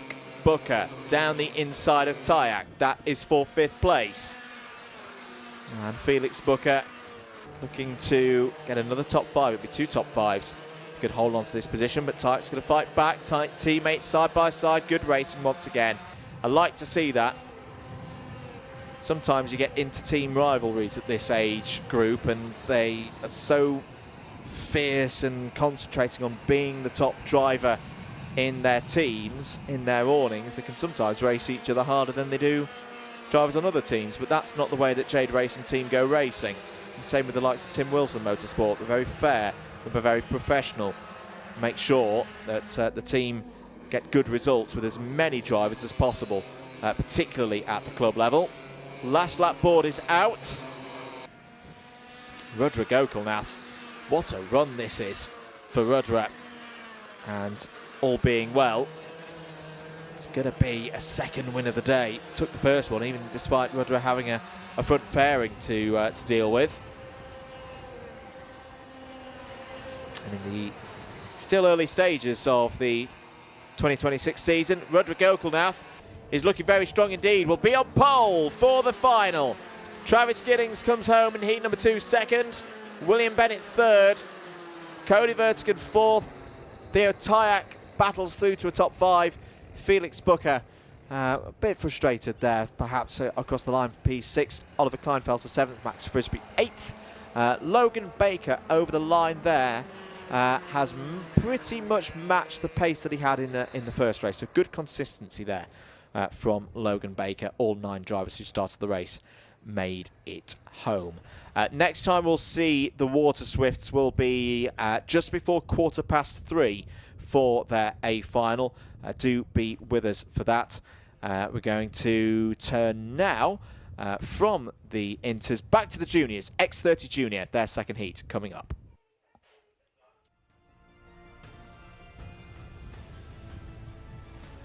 X30 Junior with us now. Lucy Lovell and Katie Clark will share the front row for this race. Good hello to Ollie in the YouTube comments. Is cheering on Danny Dempsey for this race. And Danny's on the inside of row number 2, joined by Ollie Brunt, the number 99. Archie Lee Bullock and Max Mason go from row number 3 for this one. It's Jack Wish and William Haynes on row 4.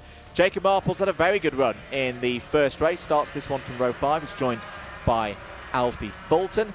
Ian Carey and Finley Hines go from the next row, row 6. Harry Bacon will hope for better this time out. Starts in row 7. He's joined by Charlie Blenkinsop. James Backwith and Joseph Davies go from row number 8. Tom Fox, Seth Angus, they line up on row 9, ahead of Henry Duncan and Lucas Murray, completing the top 20 there on row 10. Alfie Taylor, Ayrton Limmer Evans, they go from row 11. Conrad Barton and Jamie Mulvey will look to move from row number 12. Louis Barker had a big off in the first race. Hopefully we'll see the number 48 out there alongside Lewis Hay on row 13. Jack Baker, Theo Wright, Josh Bundock and Theo Thomas and Harrison Maxwell complete a 31 strong field. Second heat of the day is underway then for X30 Junior. And at the moment, all looking good to get through the first couple of corners with no major incident. That is good to see. Louis Barker does race. That's good. I was a little bit worried about Louis after that first race. But the kart's been put back together and Louis is ready to go racing. He was one of the Tim Wilson Motorsport drivers having a spin down at the hairpin. That wasn't Jack Baker. Oh no, Jack's come through the first sector. I think it was Lucas Murray who had problems on that first run down to Stratford. So, end of the first lap. Leading this one, Lucy Lovell, but here comes Danny Dempsey down the inside. Oh, that's a lovely move from Danny Dempsey to the front of the field. One of the MDLs, it's Jacob Marples once again. Jacob Marples, could it be 2 from 2 here today? Marples on the move. Up to second place already. Won the first one by just a 10th ahead of Alfie Taylor. But this is a very, very impressive run so far. Was up 18 places in the first race was Marples. This one, in some ways, not as hard. It's starting a little bit higher up the order as the number 71 of Max Mason goes down the inside of the number 61 of Lucy Lovell. Oh, that's a difficult few moments for Lucy. Drops down to 7th place. But Lucy raced well in the first race up through the field. And was classified 20th though in the end. I think, Lucy did have, actually quite a significant penalty, a 10-second penalty for contravention of flag or light signals. Yes, for an overtake in the yellow, we remember that one. As, oh dear, problems for the number 49. Black smoke coming out the back of that one. That was not part of the plan for Lewis Hay. That may be going into the pits, and yes, in fact, several drivers coming into the pits here. We've had some form of incident. It's only Brunt, one of them. The number 22 of Seth Angus as well has pulled off the circuit. Lewis Hay now joins us as well in pit lane. Bit of an early kart park in Park Ferme than I was expecting. But all drivers will make the final. There's no threat of a B final here in this one, as Finley Hines down the inside gets the move done. Racing for Croc Promotion, of course, this weekend. It's been a busy weekend for the Croc Promotion team. Many of their staff and drivers been out or just were returning last night from Franciacorta for the second round of the IAME Euro Series, as we've got a chase for the lead. Through has gone Finley Hines, 2 for the price of 1 on that lap. Maybe Jacob Marples isn't going to have things his own way. Good group of them at the front of this field. Down towards the hairpin once again. Max Mason's having a look and taking second place. Another nice move. Ian Carey also on the scene. One of a good number of Irish drivers with us here today. And I've got to say, over the last 2 years, Irish motorsport and particularly Irish karting, there's a driver off there that we'll catch up with in a moment. I think it might be Ayrton Limmer Evans. It's going in a really good place. Really, really good place, Irish karting. I think particularly when you look at the success of a driver like Finn McLaughlin and what he's now doing in single-seaters, it's inspired a lot. Some good drivers coming through it. It is Ayrton Limmer Evans. Ayrton having a tough season so far, but I think that's to be expected. Ayrton's taken a huge step up into the junior categories, mostly raced in junior arrive and drive competitions last year, and he's learning a lot, but he's having some tricky days. Again, looking at some of the examples of other drivers who've come from difficult positions in terms of racing and then flowered very nicely, and hopefully that's going to be the case for Ayrton in the not too distant future. This is a good battle. It's the Lucy Lovell, Jack Wish, William Haynes and Charlie Blenkinsop debate over 6th place. Down the inside there goes William Haynes in the number 69. I don't think he's quite going to hold on to that position though, with Jack Wish fighting back. This is good for Lucy Lovell. She can just start to break away now. And Charlie Blenkinsop waiting in the wings there with that orange and black livery that Charlie's raced quite regularly over the last few years. Under 4 minutes of this one to go. Hines leads from Mason, Marples, Carey, Dempsey. Then it's Lucy Lovell. There's the move there from Marples, looking to try and get through past Max Mason. We'll catch up with that in a moment. It's Charlie Blenkinsop. Oh, that's a move. Well done, Charlie Blenkinsop. At first, I think he was just going for the one move and then suddenly realised on the apex, hang on a minute, I'm going to get both of them here. That was maybe a little bit unorthodox, but he made it work and executed that on the fly very nicely indeed, did Charlie Blenkinsop. That shows good range for a driver. Able to react, millimetre perfection, gets 2 positions as a result of it. I'm well impressed with that one. Good stuff from the privateer in the number 27. Let's have a look in the midfield, at least audibly. Drivers coming up through the order. Jamie Mulvey, the number 29, up 8 spots. Jack Baker, of course, one of the front runners here this season. 10 places gained in the number 45. Theo Thomas again, the number 67, top novice at the moment. This is another driver who's come through the arrive and drive ranks, as Ian Carey's got down the inside there with the number 71 of Max Mason and goes up to 3rd place. Good move. Theo Thomas, I think, is another name. We talked about Freya Lally in another of the categories earlier on today, and in a similar fashion, keep an eye on Theo Thomas. I am very intrigued to see how Theo gets on when Theo moves off novice plates, because right now, from the back of the grid, he keeps racing through. 12 positions gained this one. What can that driver do when they're then allowed into the front part of the pack and then get the advantage of the way that these grids are formed? As I say, note that name for the future. Theo Thomas could be one to watch. 1 minute and 45 seconds of this race to go. Here are your leaders. Hines for Marples. Ian Carey down the inside. Side by side again. Switching back is Marples to retain 2nd place. That's good for Finley Hines. that might be the move that gives Hines the race win, because there's a gap now to second place. Marples having to work hard here. Max Mason draws alongside Ian Carey, and Mason's going to get through. Maybe for Carey there, a little bit too much exuberance. It was a bold go for second place, but what it's resulted in, on the brakes, into Wilkins. That was good.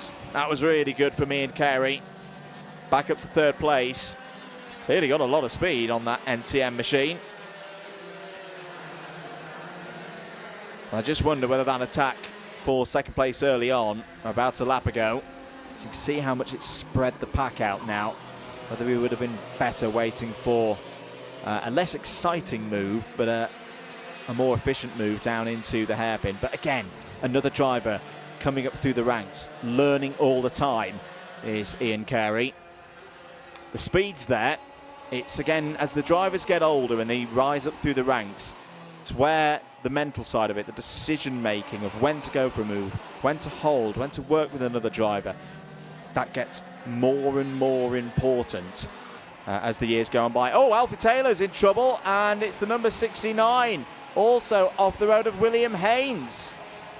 Oh dear, well, I was just talking a few races ago about how Jade Racing team drivers tend to work well together and not have incidents. Well, I'm afraid I may have put the curses on that, because that was two of their drivers off in the dirt at Wilkins. There's more news as well.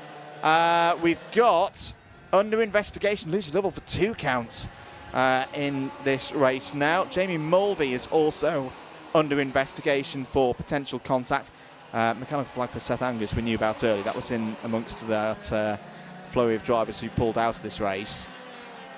If you're just joining us, yeah, we don't have Josh Bunduck, Lewis Hayes, Seth Angus, Ollie Brunt and Ayrton Libba Evans running out on circuit at the moment in this one. Last lap board has been shown. Finley Hines leads this one from Jacob Marples, from Ian Carey, from Max Mason. Danny Dempsey looking for a good solid result here in the top 5.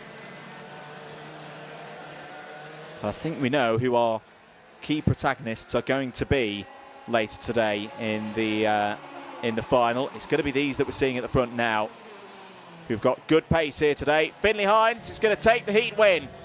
Good work from 12th on the grid. Takes maximum points. Jacob Marples, P2. Ian Carey, Max Mason and Danny Dempsey hold those top 5 places. Charlie Blenkinsop wins out in that great scrap for 6th place ahead of Lucy Lovell, although there are 2 investigations underway for Lucy Lovell, so I'm not sure that Lucy will retain that position. 8th for James Backworth, 9th for Jack Wish, 10th for Tom Fox, Jamie Mulvey, Archie Lee Bullock, Alfie Fulton, Katie Clark and Jack Baker all in the top 15. Good drives from Mulvey, up 11, up 12 for Baker. Alfie Taylor, Louis Barker. Great recovery there from Louis to get back on the horse, as it were, on the cart actually, and get back into the top 20 after a really, really scary moment. It's good indeed. We'll read through the rest of those results later because we've already got the next category out. Junior Rotax up next.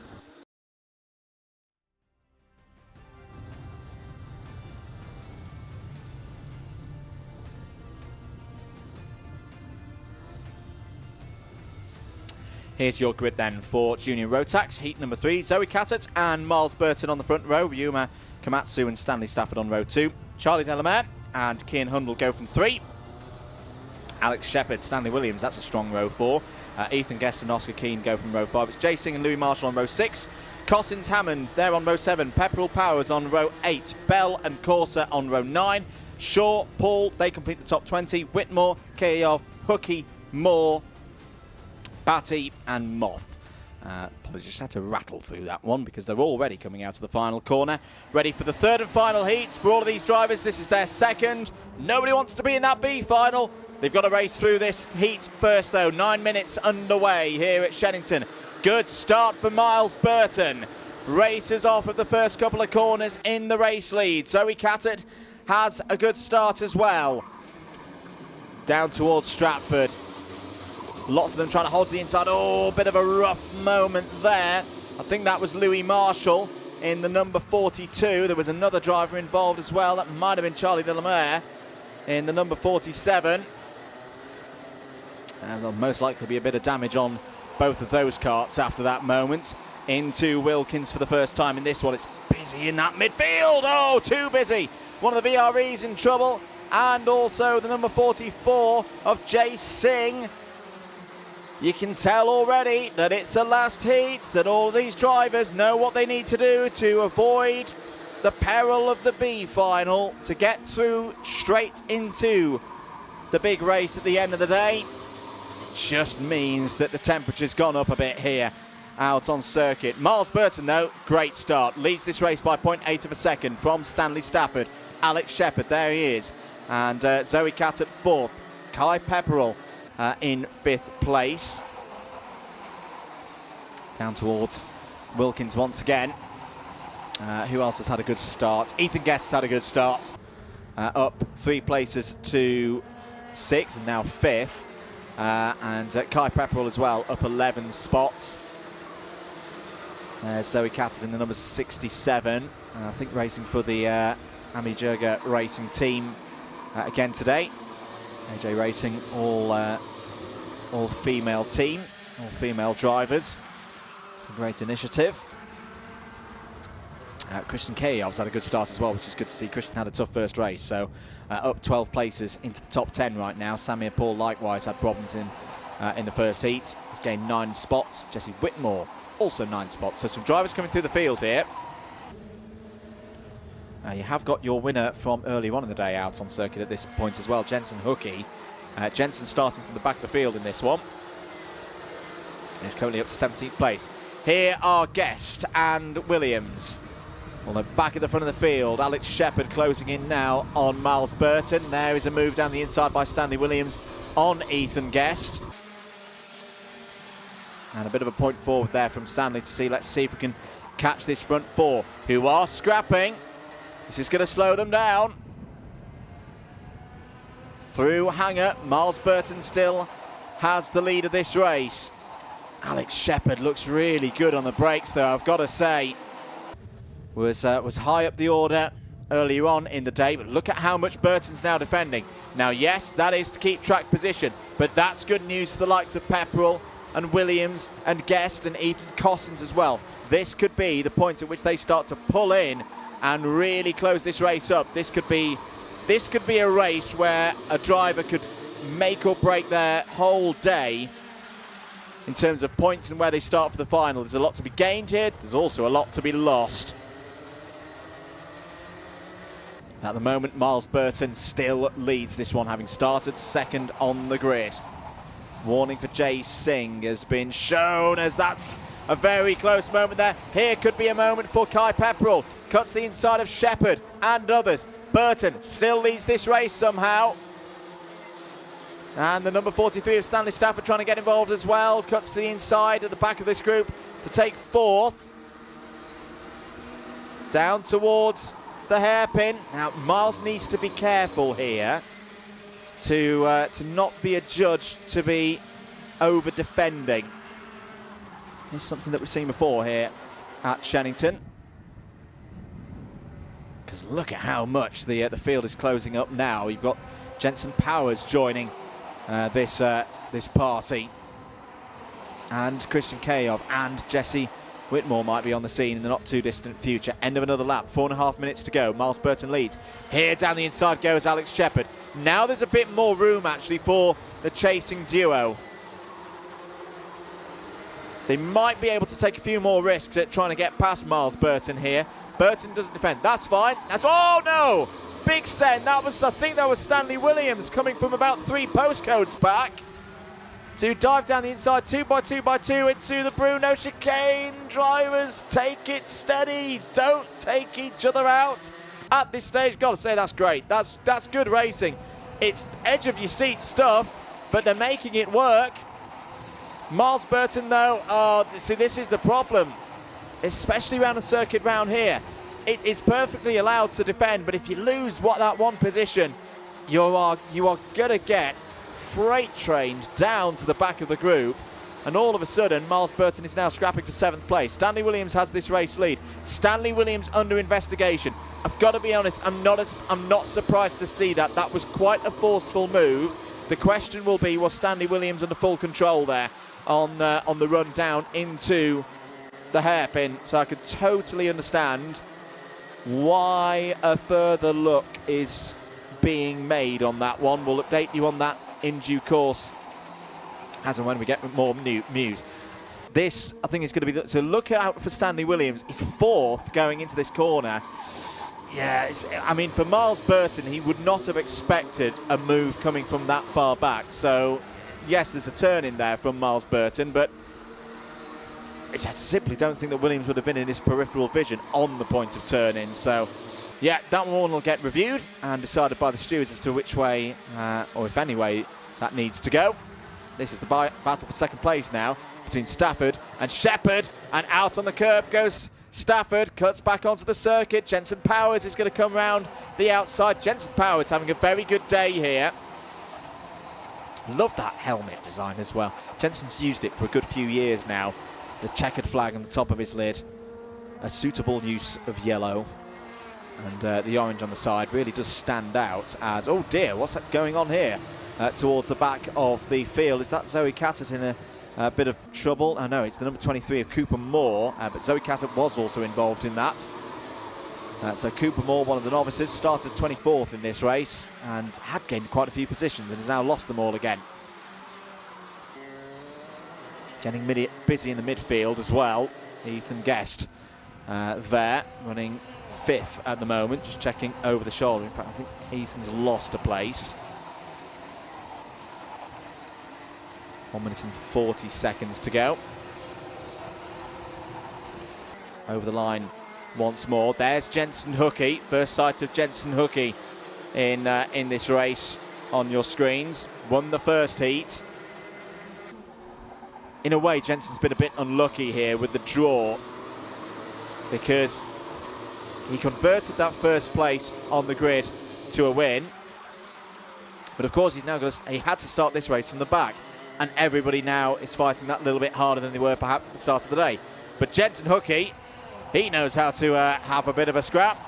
He's going to do everything that he can to get himself up the order in the heats classification.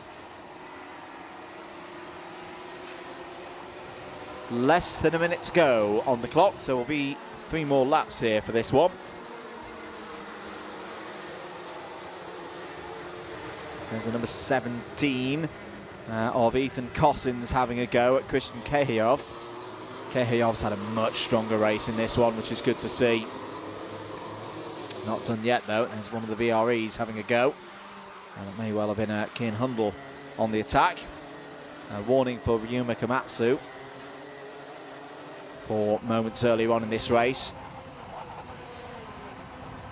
Leaders will come across the line with about 15 seconds to go. So, yeah, 2 more laps in this one. Stanley Williams leading this one from Alex Shepherd. Alex Shepherd could well be on the pole here, depending on how all these results shake out. That's a good attempt at an overtake down the inside from Oscar Keane, and Oscar's made it work. So efficient work being made there of Christian Kehiyov. Oscar Keane up to 12th place.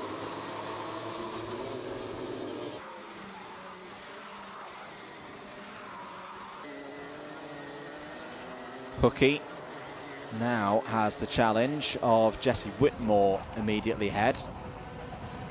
Both of those drivers have come up through from outside the top 20. Miles Burton here. Miles has done well to fight back into the top 5, actually, after that early leading period, then resulted in him being kind of tossed to the back of the order in that first group and down around 7th and 8th place. Miles has fought back nicely here. He's got to deal with Kai Pepperell here. Pepperell looking around the outside. Oh, if Kai makes that move stick, that's going to be one of the moves of the day. Oh, that is superb. That is absolutely tremendous from Kai Pepperell. I said it earlier, you don't often see an overtake round the outside in the dry. Well, we did just then. Here comes Stanley Williams. He's going to take the race victory now. Is under investigation from earlier in the race. Williams takes it on the road. Alex Shepherd P2. Very strong performance from Alex Shepherd in the morning and early afternoon session. Third for Jensen Powers, Stanley Stafford fourth, Kai Pepperell with that marvellous move round the outside. Can we have an overtake of the week award? Because that's going to be my nomination for it. Kai Pepperell there in fifth place. Miles Burton, Ethan Guest, Jensen Hookie, Ethan Costin and Oscar Keane all in the top 10. Kian Hundle, Jesse Whitmore, Christian Kehiyov, Samir Paul and Lily Shaw in the top 15. Louis Marshall, Ryuma Komatsu, Jay Singh, good fight back from Jay there, having had problems on the first lap, into the top 20. Charlie Delamere and Cooper Moore complete that top 20. Sam Batty, 21st. Jack Corser, 22nd. Austin Moth, Zoe Cadet, Layla Bell, and Aidan Hammond all there. Aidan Hammond having problems, of course, in that one. That's a shame for Aidan, having had such a good first race where he won heat number 2. A real turn of emotions there for Aidan Hammond. Juniors then, so that's all their heats done. There will be a B final. That will be around quarter to 3, or 14:43 to be exact on the advertised schedule, but all of these times are provisional, of course. And then their main final, the A final, will be at 4:15. But stick with us all the way through to make sure that you don't miss a single moment as we go through the order. Time is 1:10. Time for the last race before the lunch break, the second heat of the day for Rotax Inter.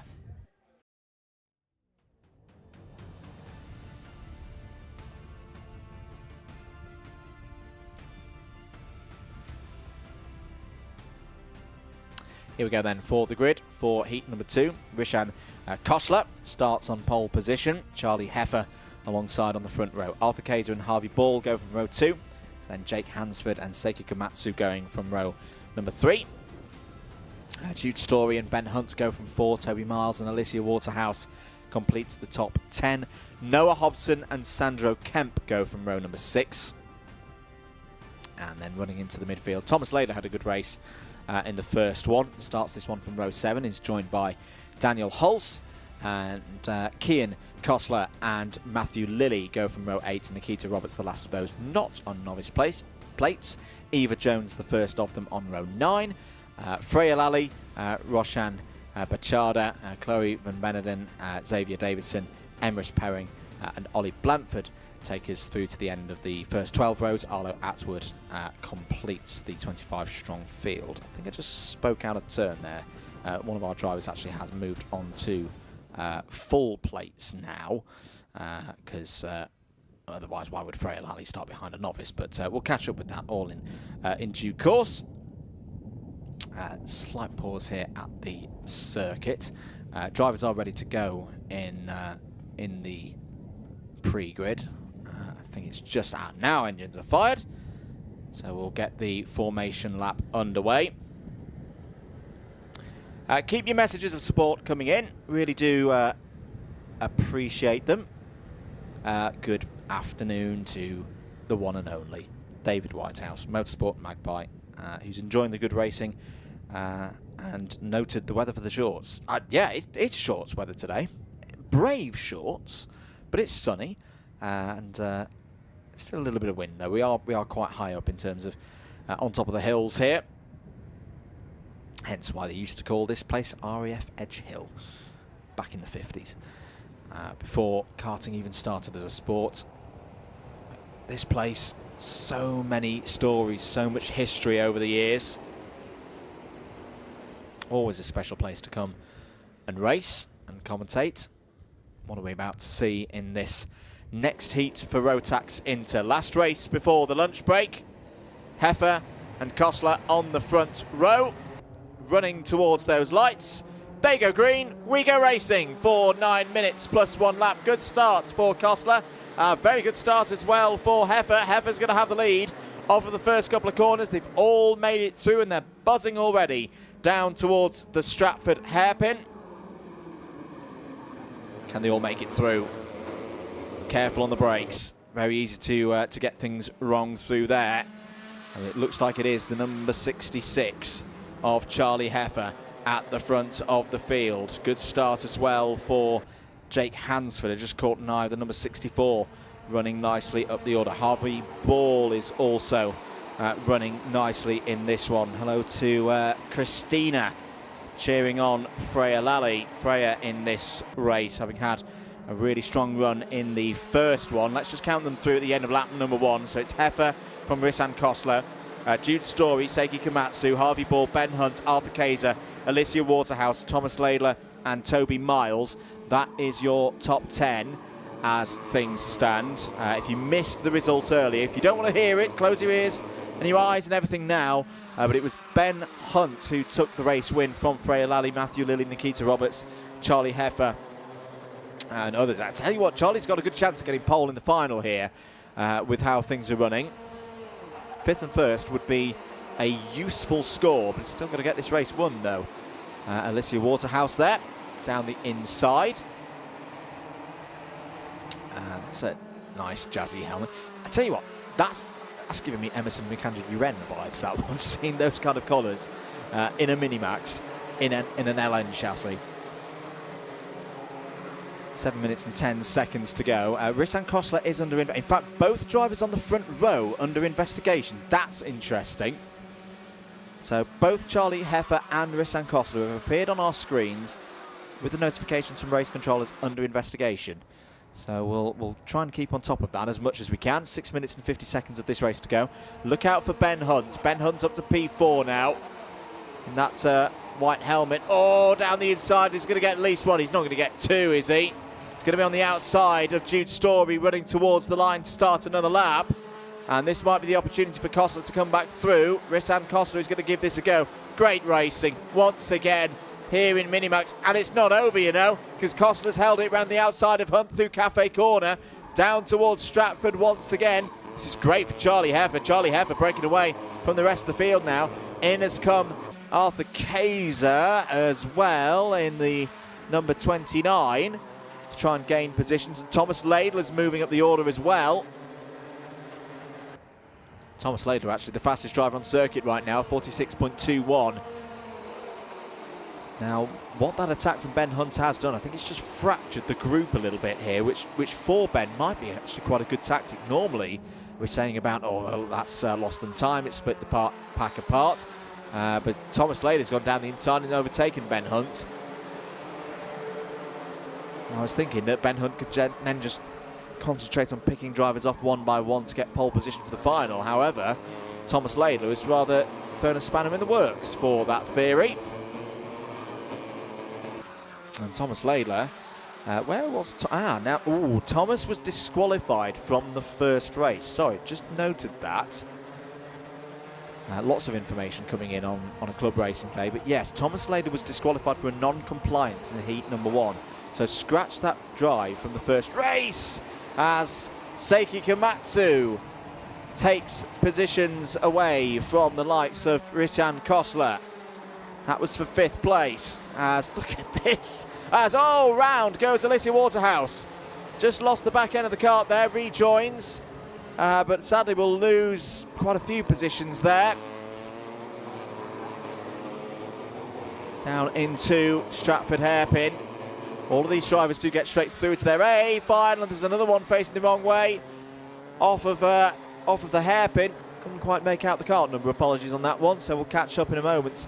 Was that Seiki Komatsu again? Yeah, it was Seiki Komatsu. Seiki's not come through sector number 2. So Seiki Komatsu, the number 27, is no longer part of this battle. Just over 4¼ minutes to go. Charlie Heffer, 1.36 seconds clear of Thomas Laidler. Here's another attack coming in, this time from the number 20 of Matthew Lilly. Matthew Lilly was 3rd in the classification, and it's Freya Lally there again as well. So it's the two drivers who are a big part of the fight at the front of the field in heat number 1, actually working together right now. That's wise work from both of them. They've both recognised each other's pace, and at this stage they can actually help each other to progress up through the order. It's one of the things I've really enjoyed about Minimax over the last couple of years, whether it be at a national level or at a club level. The thinking that these drivers do, they really, really tactically process it through to think, right, I'm going to go for a move, and I'm going to go for a move for this reason. I'm not just going to throw it in there and compromise my race later on. These drivers, this class at the moment, develops drivers who race well beyond their years. Remember, this is a category for drivers from like 10 to 13 years of age. And quite honestly, a good number of them race with wiser heads on them than drivers much, much older. And they're a credit to the sport. 3 minutes to go in this one. Now, drivers, please don't spoil it now after I've just given you a huge amount of praise. Let's keep this up for the remaining 2 3/4 minutes of this race. Like this, down the inside. That is a move coming in from one of the JDRs. That was Noah Hobson in the number 38, gaining out of that one. Noah, another driver who's come through from the arrive and drive ranks. Freya Lally gets another overtake in. I think that was on Sandro Kemp in the number 17. 2 minutes and 15 seconds now remaining on the clock. No further news yet regards Heffer and Kostler. I suspect that will all be sorted out after the race. As Freya Lally looking to the inside there of Matthew Lilly. This could be a 3-wide moment into turn 1. As down the inside. Oh, there's a spin and a near spin off the road. Well, Lilly spins. Lally nearly got involved. Sandro Kemp had to take avoiding action there. Oh, and out is Kostler. Rissan Kostler. Oh, sorry, no, that wasn't Rissan. That was Kian Kostler in the number 12 out of this one. That's a real shame, but at least there will be a little bit of time to get that kart right, whatever's happened there, for the final later on today. Here's an interesting one. This is the battle for 5th place. Dan Hulse, Arthur Kaiser, Noah Hobson. Noah Hobson's really quick in the second half of this race. Wearing that Lando Norris replica helmet. That is the only use of Dayglow Yellow that, you know, I'm absolutely fine with. I'm absolutely fine with young drivers wearing the helmets of their heroes. Especially as Lando did it himself, of course. And in fact, the guy who used to do his helmets is in the paddock this weekend. And more on that later. 40 seconds to go. At the front of the field. This race is not done. Thomas Lader has dug deep in, needs every point that he can get. It just went past the stranded Kian Kostler. The only retirement from this race so far. Laidler around the outside to the inside. That is another soup. Rack 'em up. The overtakes of the week are being put in here today at Shenington. Thomas Laidler sends it round the outside. Charlie Heffer responds with a move himself down the inside through the Stratford hairpin. Laidler digging deep. Both of these drivers digging deep. And Ben Hunt's not too far behind as well. Time expires now. Last lap board will be out this time around. Could Laidler do it again here? We've just seen around the outside overtake be done through the first turn. On to the final lap they go. Heffer will defend to the inside. Laidler's going to go for it again. Maybe not, no. Thinks better of it. Now it's going for the move down the inside now. So it's still in the move through Cafe Corner. Heffer's coming back as they run past the exit of the pits. Down towards the hairpin once again. Heffer, oh no! Touch there with Laidler. Hunt takes advantage. Hops through into the race lead. Laidler down to around 5th place. And the door opens up. Well, there was a race I was commentating on yesterday where the top two took each other out. And 3rd place stepped through to win it. Is this going to be a case again for Ben Hunt to take a double heat victory here today at Shenington? Yes, it is. Ben Hunt wins Heat 2 to close out this session before the lunch break. Charlie Heffer P2, Jude Story 3rd, Daniel Hulse and Noah Hobson in the top 5. Thomas Lader at least comes back in 6th place. And I think will be a big one to watch for the final because it's got really good speed in race trim. Let's have a look at that again. There was just a bit of a space there between the two of them. But then that touch on the rear right for Laidler. There was nothing Laidler could do really about that. I think the question will be, was there enough of an overlap for Heifer to warrant to have a space there? Difficult to tell, really, from that angle.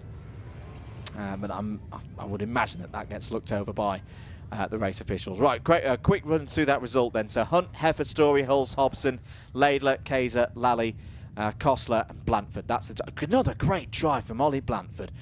Top novice, up 14 positions. Likewise, Xavier Davidson did this in the first half of the first heat, and then it just kind of went away from Xavier all the way through to the end in this one, up 11 spots to 11th. Toby Miles and Harvey Ball next up, 12th and 13th. Arlo Atwood and Nikita Roberts complete the top 15. Sandra Kemp, Jake Hansford, Matthew Lilly, Alicia Waterhouse and Emrich Perring all in the top 20. Seiki Komatsu, Eva Jones, Chloe Van Beneden, Roshan Bachada and Kian Kostler all get points for them being in the top 25.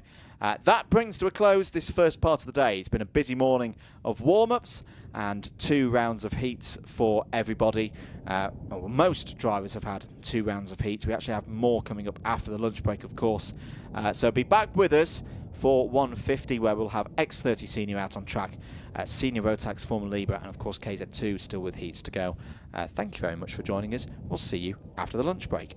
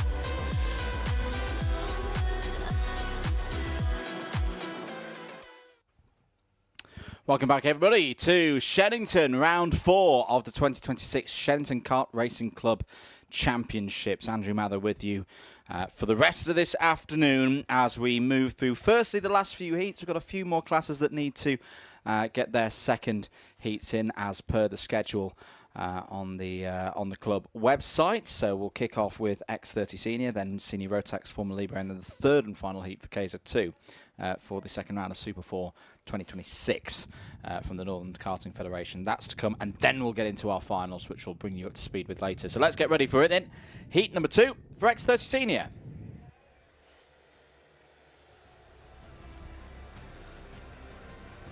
Who's going to be on pole for the final? We're about to find out. Dom Parabok is on pole for this heat. Is joined by Piotr Jurovic, Jack Crockwell, and Ryan Gill on row 2. Reese Barber, Reese Masters, that's row number 3. Zef Nurnberger and Lucas Armstrong will go from 4. It's Katie Ashman and Jake Brook completing the top 10 for the start of this race. Tom Welsh and Lauren Dunleavy, they go from row 6. Jack Monkhouse and Dylan Masters on 7. Ben Cowley and Kieran Barber on row 8. Monty Brathwaite and Alvin Chu go from row number 9. And then Bailey Brooker completes the 19-strong field here in X30 Senior. The result from earlier, close your ears if you don't want to hear it. Monty Brathwaite was your winner from Katie Ashman, Bailey Brooker, Alvin Chu and Piotr Jurovic all in the top 5. So here we go then into the afternoon session. We are racing once again in X30 Senior for 9 minutes plus 1 lap. And it's a solid start for the VREs at the front of the order. They nicely work together and are joined by Ryan Gill. Top 3 already looking like they could be breaking off the front of the pack down towards Stratford Corner. Of course, it's the shorter format, the 1 kilometre format. It was one of the crocs, I think that was Monty Brathwaite, really out of shape down the inside, almost taking to the curb to hook himself round Stratford. Bruno chicane has been completed. It's top 4 now breaking away. The number 53 has joined this group. So end of the first lap.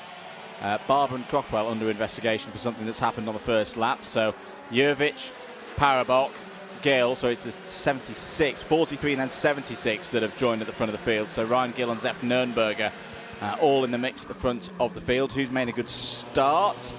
Monty Brathwaite, as expected, up 8 places. And there's another one for Monty Brathwaite, winner of heat number 1, up into the top 10 already, looking to try and chase down. I think if Monty could get into the top 5, I think he'd be good for pole.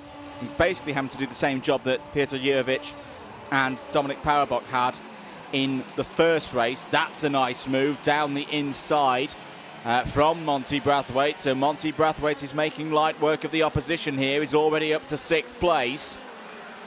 Side by side, 2 by 2, running through the first couple of corners. That's a great piece of driving from Lauren Dunleavy.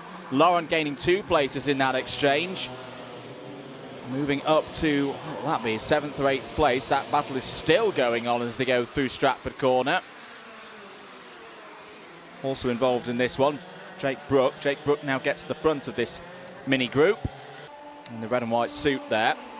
Off of a little tap on the head there from Lauren to say, come on, let's it's good fun, but let's calm this down because we're losing time here to the opposition. The number 81 of Jack Monkhouse goes in there on the 24 of Jack Crockwell to gain a position. So end of lap number 3, Jurovic from Parabok, Gill, Nurnberger, Armstrong, Brathwaite, Brook, Dunleavy, Monkhouse and Crockwell all in the top 10. There's a move down the inside for, what will that be? That will be 2nd place. Ryan Gill going through.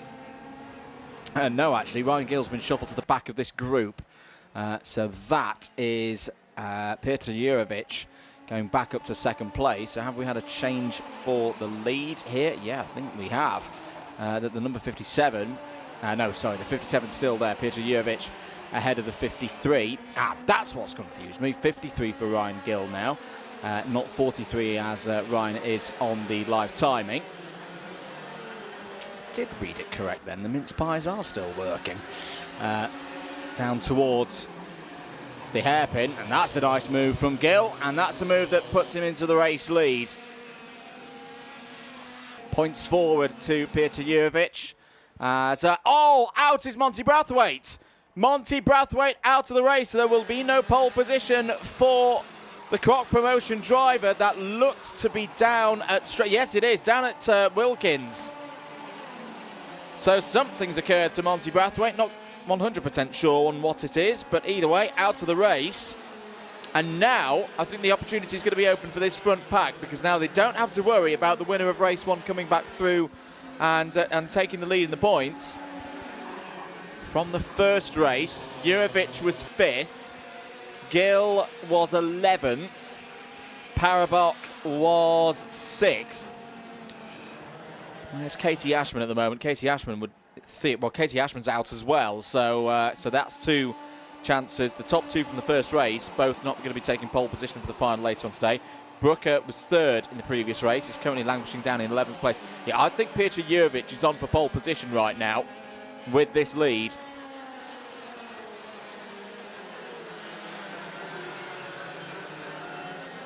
Ryan, actually, no, hang on a minute. I think we've got what's happened here is Katie Ashman.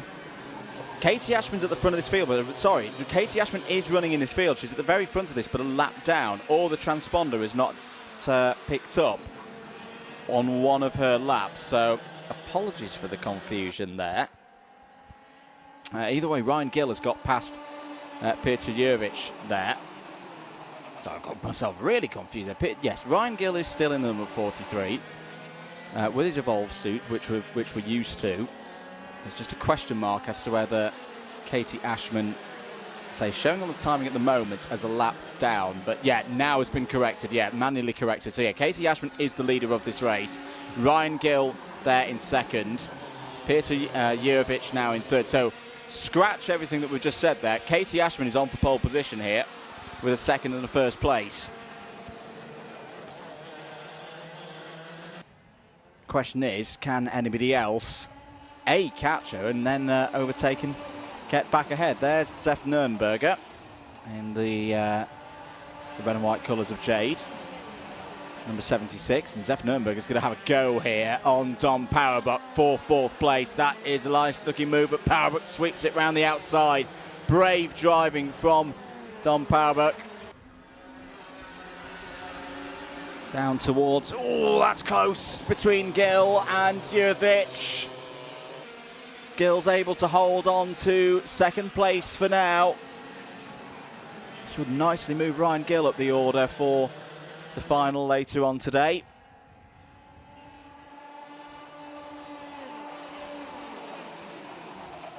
Down towards Wilkins once again. Still no move yet from Parabok. He's not quite being at the same level of pace that we saw earlier on in the season. Zef Nürnberger is going to have another go for 4th place. That time he's going to get the move done. And through goes the driver we previously used to call the Purple People Eater, because he used to race in a bright purple and white machine. Now just racing with the standard red and white of Jade. Either way, great move from Zef Nürnberger. Looking to grow strengths here in X30 Senior and up to P4. Just a little bit of a catch up with the midfield. Jack Monkhouse P9 has got ahead of Ben Cowley. No other positions to tell you about, just the single retirement so far in this race, which is Monty Brathwaite. Through Cafe Corner once again. No real impression being made at the moment on Katie Ashman. Katie holding that lead at about 0.7 of a second. Jurjevic has gone for the move around the outside of Gill. This could be an opportunity for Nürnberger to pick up the pieces. Through, and oh, that's a mighty move from Jurjevic to retake 2nd place round the outside of Ryan Gill into the Bruno chicane. That was top draw.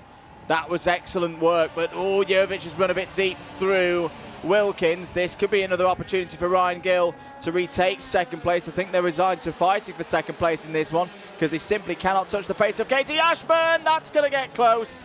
Gill into Jurjevic. Jurjevic forced out wide, drops down a couple of positions. Nürnberger's trying to fight through, and all of a sudden Parabok's now on the scene, has woken up a bit and is now back up to 2nd place. That's good response from Dom Parabok. Was alive to that opportunity. He's been having a bit of a difficult day so far. But sometimes when you're the championship leader, others chasing, you can start to make your own luck. And, well, the door opened there for Dom Powerbox. It's still not done, though, because Ryan Gill is right there. Ryan Gill looking to the outside on the entry through Park into Cafe now, well covered off by Dom Powerbox. All the while, this is making Katie Ashman's case to be the race winner stronger and stronger. So far ahead now that Katie Ashman's not even on the screen. Lucas Armstrong part of this group again. Lucas has raced well to pull himself from quite a way behind. He's just at the back of this train in the number 94. Down towards Wilkins once again. Very even across these 5. Last lap board is out. Katie Ashman could well be on for pole position here. Katie was second in the first race.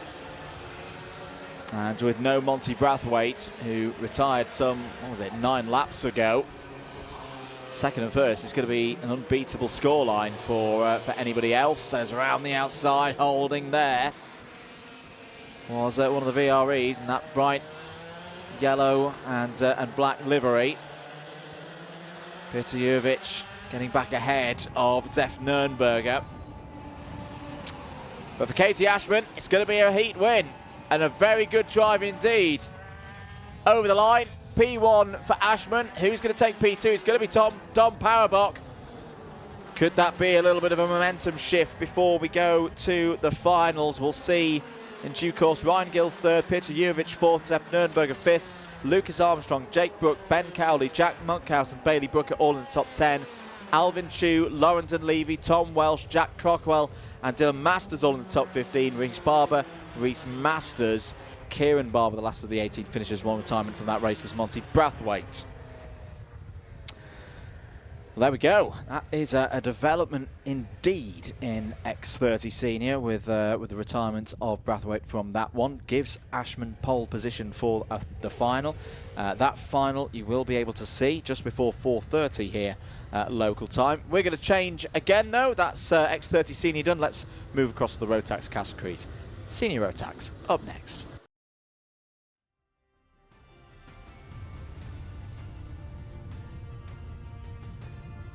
Let's take you through the grid then for Senior Rotax.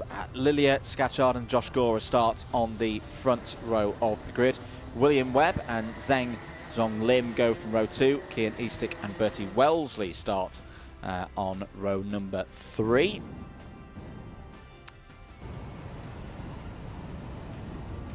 Drivers coming towards the start. We probably won't be able to go all the way through this one. Apologies for that. We'll keep you up to date with things as and when they happen. But across the line, we are green. 9 minutes plus 1 lap. Underway then, good start for the number 21. Oh, there's problems in the midfield though. Several drivers having problems. It all started with William Webb mounting the back of another driver. And then the concertina effect through the field has really shuffled the pack already. But Josh Gore did get away from all of that, leads this race in the early stages. I think William Webb trying to find his way back through the order. It's all a bit clumsy through the first of the hairpins. Abby Sanders under investigation straight away for the start. And the number 45, well, that was a bit of a scrappy one, to be honest. Now you can hear the sounds. I think there's some scraping front fairings and plastic out there of the bodywork. Some wounded machines running around Shenington at this precise moment. Joseph Orton there just made a nice move. Fifth at the end of lap. Oh no, that's not such a nice move though. And right on the scene of the incident, that was with Bertie Wellesley. Yeah, 3 into 1 really does not work into Stratford hairpin. And for me, that was a little bit too ambitious from Joseph Orton. Back at the front of the order, here's your fight for what is now second place, Ethan Martin. Ethan Martin a bit quiet through the first race. And for the championship leader going into today, this could be a big opportunity. I think Marissa Teague's had a problem as well. Marissa Teague a long way down the order. She says, ooh, yeah, this is one of those where you could just feel, again, drivers with priorities of getting up the order as quickly as possible. There's Cian Eastick down the inside of Ethan Martin. Josh Gora having a lovely time at the front of the field. Not a trouble in the world right now. For everybody else, it's hard work out there. Lily Scatchard's kart it is, number 18, that's stranded to drivers left just before the start and finish line. Ethan Martin's got back ahead of Cian Eastick. Alfie Davies not too far behind as well. Charles Sutton and Joey Brown charging through in the next group. Joey Brown, who had a good first half of the first race, all went a little bit wrong in the second half. A race that was won by Noosh Safar-Levers earlier on. Matthew So second, William Webb third. Well, at the moment, Safar-Levers running in 11th place, up 8 places from the start. In terms of Matthew So, as there's a bit of movement and a gain for Joey Brown, up through pasture Alfie Davis for 4th place. Matthew So at the moment P9. Okay, so we have got some of our drivers who scored strongly in the first race starting to come back through. That's always a good thing for drivers pushing for pole position. But Josh Gora leads this one by 2.6 seconds. Here's the fight between the 31 of Scott Hayward and Charles Sutton. That's good racing. And Hayward through into 6th place. Down towards the hairpin once again. Cian Eastick a little bit out of shape there. Holding 3rd though, behind Ethan Martin and ahead of Alfie Davies. Matthew So was on the attack there in that blue and red race helmet, racing for Jack Dex Racing once again. Hard on the brakes, you can almost hear that little scuttle of the tyres as the drivers fully load up the front end of their karts on the approach to Wilkins. Well, it's where balance front to rear in terms of setup is an absolute requirement. Oh, Matthew So charging through there. Takes 8th place away from Charles Sutton. One driver out of the race. I think it's Bertie Wellesley. We saw that Bertie had the problem earlier with another driver. No, I think it's that the number 56 of Holly Garrett. Yes, it is. So Holly's out of this race as well, sadly. But Bertie Wellesley has stopped clocking up on timing going around there. We saw Bertie had that problem with another one of the drivers, Joseph Orton, earlier on in this race. So we're pretty much halfway through on time. Gora's lead is being trimmed, but only by a tenth or two here or there. Not at the kind of pace that would worry the race leader. There on the attack is William Webb. So William Webb, who have had that awful start, went pretty much all the way down to the bottom of the order, has fought his way back up to P9 now with that move on Charles Sutton. Through the chicane once again. Onto the hanger straight. Ethan Martin. I think the trouble for Ethan right now is he hasn't got anyone with the level of pace immediately behind him to get a bit of a shake and bake on and get 2x2, 2 engines, 2 bits of momentum to drift back towards Josh Gora. They're still quicker than Josh Gora at the moment, but again, we're talking a tenth here, maybe 2 tenths per lap. The gap is still 2.1 seconds right now, and we've only got 3.5 minutes of this race remaining plus the 1 lap. So time is starting to run out now for the likes of Martin and Eastick and their hopes of closing down Josh Gora. Josh Gora in the first race, just for the record, finished 13th. That's really quite a decent drive. Oh, Joe Brown down the inside of the number 76 of Alfie Davies. So that's Brown now up to P4. Running as a privateer today is Joey Brown. Having a good run here in the Rotax classes is mentioned earlier, is normally an X30 driver. He's raced very well for Fusion Motorsport over the last couple of years at both the club and national level. Meanwhile, I think Martin and Eastick know that their realistic hopes of taking, well, firstly catching Josh Gora and then taking the lead away from Josh Gora are diminishing. So they're now going to have a bit of a scrap over second place. 2 minutes and 40 remaining. A little bit further down the field, just to update you, William Webb is through past Matthew So. Webb is now past Scott Hayward, as is So. Thomas Fan having a much better drive of it than last time around. Nearly all going wrong there. William Webb driving very, very firmly in this race. Down towards the hairpin and through the hairpin once again. Ethan Martin still holding second ahead of Cian Eastick. Freddie Snelling has been on the move, has got past Tom Taylor, as has Joseph Orton. That's all around 20th place right now. Ollie Hayes having a good run as well, just to report. Top novice right now, up from 30th on the grid, is now running in 18th. That's a good performance from Ollie Hayes. Likewise, Max Rowley going up to 22nd as another overtake comes in, this time from the number 43 of Noosh Safa-Levers. So Noosh Safa-Levers going for 8th place. Noosh Safa-Levers could still be on pole position for the final here with a strong finish. So key to get every single place that you can at this stage. Martin feels the need to defend again, down, in and through the hairpin, ahead of Cian Eastick. Not quite been the level of performance from Ethan Martin so far today than we saw for round number 3 a month ago, but he's still scoring good points right now, which in a championship bid over the length of a season, it's these days, they're arguably even more important than the days when you're dominating and winning. Picking up the points that maybe you shouldn't have the right to have, as Noosh Safa-Levers and Para Thamathrand working their way through. Good teamwork here from the Evolution Racing drivers. They're taking on right now the number 76 of Alfie Davies, and Alfie Davies holding in well there. That was not easy at all.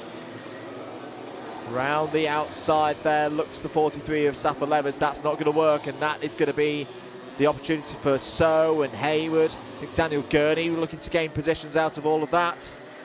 35 seconds remaining on the clock. Lead gap is down to 1.6 seconds now. It's continuing to close in. Again, it could be the case for Josh Gora that Josh has overlooked his shoulder and gone, hey, I've got quite a big lead here. I'm not going to take more energy and more performance out of the materials and myself than I need to at this stage of the race. A win's a win in the heats. Down towards change for third. Sorry, no, no changes for second. Martin and Eastick. Joey Brown trying to close in, but not there yet. Time is up. There is a move from Safa-Levers trying to get back up into the top 10 and successfully does so. Oh, Joey Brown's on the scene here. There could be some trouble for Cian Eastick and Ethan Martin on this last lap of the race. Josh Gora gets us onto the last lap of the race. Ethan Martin's done a good job here. Well, just as soon as we say Joey Brown's going to be causing trouble for others, William Webber's on the scene, giving Joey Brown something to think about. Martin defends in the middle of the road again. No way through for Eastick.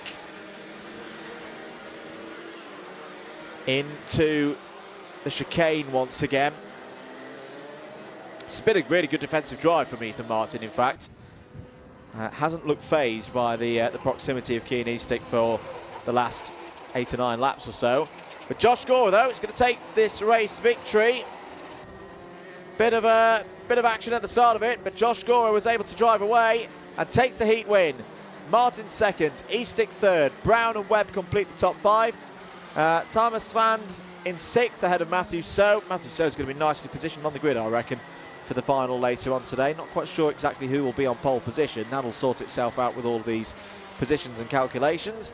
8th for Scott Hayward, 9th for Alfie Davies, Noosh Safa-Levers 10th. So that'll be an intermediate score of 10, which, yeah, Matthew So will have beaten with a 2nd and a 7th, with a score of 9.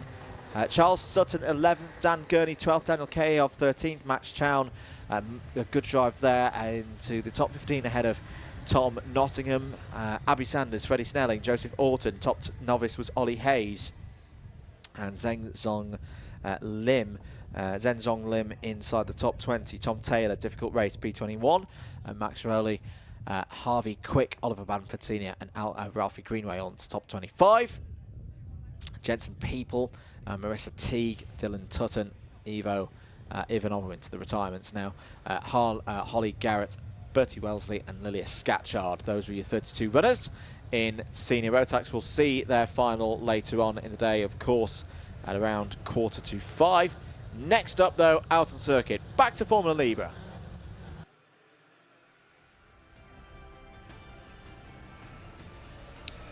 Here's a grid then for Heat 2 in Formula Libra. Edward Bellamy and Ollie Venn on the front row. Oliver Kershaw and Andrew Silvers on row 2. Ashley White and Ben Stanford go from 3. Richard Mallison and Mark Armstrong on 4. Barney Mortimer and Pierce Armstrong have a good chance here from inside the top 10 at the start. David Davis and Archie White to go from row 6. Ollie Bourne, Jamie Jenkins there on row 7. Dean Hale was top of the order in heat number 1. Harple Baines alongside for this one from row 8. Lewis Painted, a good chance to take the lead in the championship perhaps today. Starts on the inside of row 9 and is joined by Liv Jenkins. Marcus Smith and the rest run through. We're racing once again though for 9 minutes plus 1 lap. And at the start of this one, it is the number 66 at the 4 of the field. Ollie Venn gets a good start for this second heat for Formula Libra. Down and through Stratford Corner for the first time. Just to confirm, it was Dean Hale who won the first heat from Jamie Jenkins. Oh dear! Number 47 has gone round there, and that was from quite high up the order. That is not what we like to see.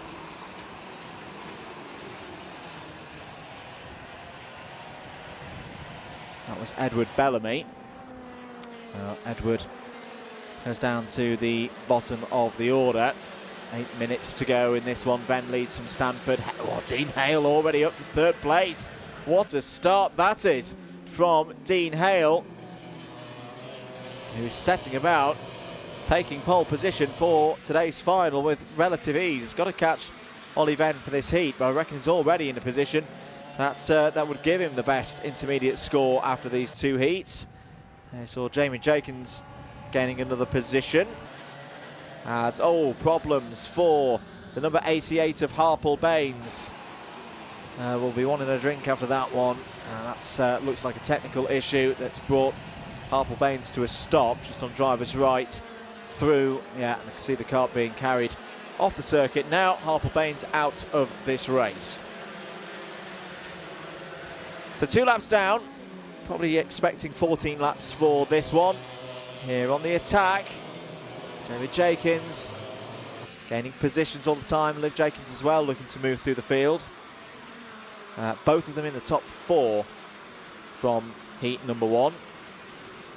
And in terms of the championship as well, they're pretty nicely positioned. No James Ogden here today, who we've seen perform very well so far this season. Lewis Painton is. Where is Painton at the moment? Painton down in 19th place. He's been having a bit of a tough day. There's a nice move. Through goes Pierce Armstrong. Pierce Armstrong in the top 6 in the points. Had a decent run last time out. In fact, was 6th in the final standings from round number 2. Or I should say the second counting round, because of course it was round 3. We didn't get any racing in, any proper racing in for round number 1 due to the weather. 6 minutes to go in this one. Just to talk about the weather, still looking pretty good out there. A few more clouds overhead, but nothing to worry about. Dean Hale has taken the lead of this race though. Over the line. Well, this is quite an ominous performance for the rest of the field. There's a little communication of sorts between Ben Stafford and Liv Jenkins. Liv Jenkins trying to say, let's keep going forward, let's not fight too much over this. Liv decides to go down the inside and I think he's got 8th place as a result of that. Oh, someone was spinning in the background there on the approach to the Stratford hairpin. Who was that? He's going to be falling down the order. There is your race leader though, Dean Hale. Very nice performance so far from Dean Hale. It's come from 15th on the grid, flown through the order, and he's looking to break away from Ollie Venn. The gap was 0.3 of a second. It's now 0.9 of a second. Oh, I think this is going to be curtains for the rest of the field in terms of their hopes of taking pole position away from Dean Hale. Simply not got his speed here today. Good chance this though for both Venn and White. Venn just inside, well both of them just inside the top 10 in the points heading into today's round. Ollie Venn was a gainer of 10 places in the last race to 11th, while Ashley White was actually, yeah, it was your biggest mover in the last race, so up 12 places. to P6. I tell you what, Ashley White could be on for a front row here, depending on how the likes of Jamie Jenkins and Liv Jenkins get on across the course of the next 4.25 minutes. This is a very good run for Ashley White. There's a move for 4th place. Jamie Jenkins has got it. Ahead of Mark Armstrong. Oh, did I speak too soon there? Is Mark Armstrong? No, Jamie Jenkins has got it on the return. Now, Liv Jenkins is also gaining position in the early stages of this lap, past Marcus Smith for P7. Another one of the things that really impresses me about this Formula Libra category, and yes, this is a cost-controlled, what you may term a clubman category. But you look at the preparation of the karts, you look at how they're presented, you look at how they're liveried up and taken care of. A lot of care, time, attention, commitment, all of those big buzzwords, well, they mean something in this category. No big massive teams in this category. The vast majority of them privateers or running out of an awning with a little bit of support, but as I say, not oodles of money being thrown into this, because they can't throw oodles of money into this. It's a cost-controlled series. Good overtake there. Pierce Armstrong past Mark Armstrong for 5th place. 2 minutes and 50 seconds. And Dean Hale now 1.76 seconds in the lead of this race. Oliven 2nd. Ashley White 3rd. Jamie Jenkins 4th. And then this battle here, 5th, 6th, 7th. Pierce Armstrong, Mark Armstrong and Liv Jenkins. And got to say, 2 Jenkins have looked really quick here today. They looked quick last month as well. And almost marking each other at the moment for these overtakes. So Liv now ahead of Mark Armstrong and up into the top 6. Jamie Jenkins' score right now would be a 6-pointer, 2nd and 4th. Liv's would be a 4th and a 6th, that would be 10. Dean Hale, we know, would be on pole position. It's just trying to work out loud who would be alongside on the front row. Ashley White would be 8. I think at the moment it would be Jamie Jenkins alongside on the front row. Josh Derry's had a difficult race in this one. Some more overtakes from some of the VREs there.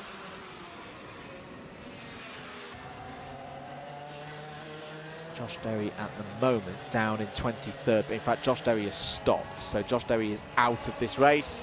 That's a real shame for the driver who was 3rd in the first heat. So we have a look here. This is Barney Mortimer in the number 27 having a good back and forth with Oliver Bourne. This is outside the top 10. But no less entertaining than those up front. If anything, even more entertaining than those at the front. It's a bit spread out in the first 5 or 6 positions. Here, down the inside, potentially, no. Well covered off there. Andrew Silver's getting involved. As, is that Armstrong out? Yes. Oh, Pierce Armstrong has come to a stop. And there's more incidents out of the Bruno chicane. The number 27 of Barney Mortimer spins off. It's a little bit of demonstration there. And one kart very high off up into, is that the 73 of Lewis Payneton? Yes, it is. 2nd in the championship. He's going to have work to do in the final here today. After that one, up the bank. Has lost at least one piece of bodywork. Hopefully not much. Yes, the rear bumper that's come off Payneton's kart. It's not often that you see a kart up in that position, but that's why that bank's there. Makes sure that you don't disappear off onto the gliding club runway. Archie White's being overtaken there by Ollie Venn. Not for position, though. Contact warning has come in for Archie White. May have been for a few moments ago. Good scrap going on. Just passed out of our window between Mark Armstrong and Marcus Smith, just heading down to the hairpin. But we'll keep things focused on the front of the field because we're approaching the end of this race. And Dean Hale, well, this is some performance from Dean Hale. He's come in today and really stepped up the level of performance in this Formula Libra class. Had some great racing through the first couple of rounds of the season. Is here for second place. This nearly was a move from Ashley White on Ollie Venn. 3.2 seconds back from Dean Hale.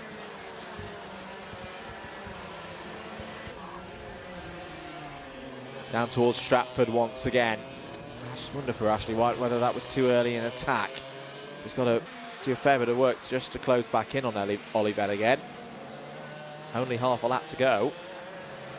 Driver ahead of them is a back marker. That is not Dean Hale. Hale just coming through Hanger Corner now onto the brakes. And with this, it's going to be 2 from 2 for Dean Hale and a win in Heat 2 to secure pole position for the final. Easy as that. Ollie Venn, P2, and with good reason can be happy with that. That is a very good day's work so far from Ollie Venn.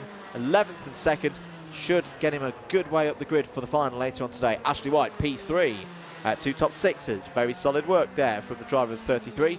Liv Jenkins and Jamie Jenkins, they'll be high up the order as well for the final later today. I reckon Jamie Jenkins might be on the front row for that final as well, with a 2nd and a 5th. Mark Armstrong, Marcus Smith, Alex Jones, Jan Davis and Oliver Bourne all in the top 10. Luke Smith was top novice in 11th. Good drive there from Luke Smith, up 13 places.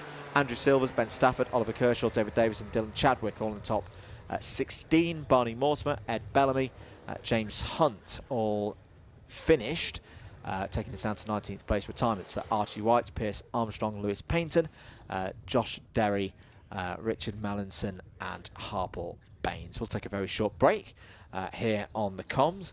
That's Formula Libra done for now. We will see their final later on today. In fact, yeah, their final is the last one of the day, just before 5 o'clock. But we've got one more heat to go before we start talking about those finals. Kaiser 2 coming right up.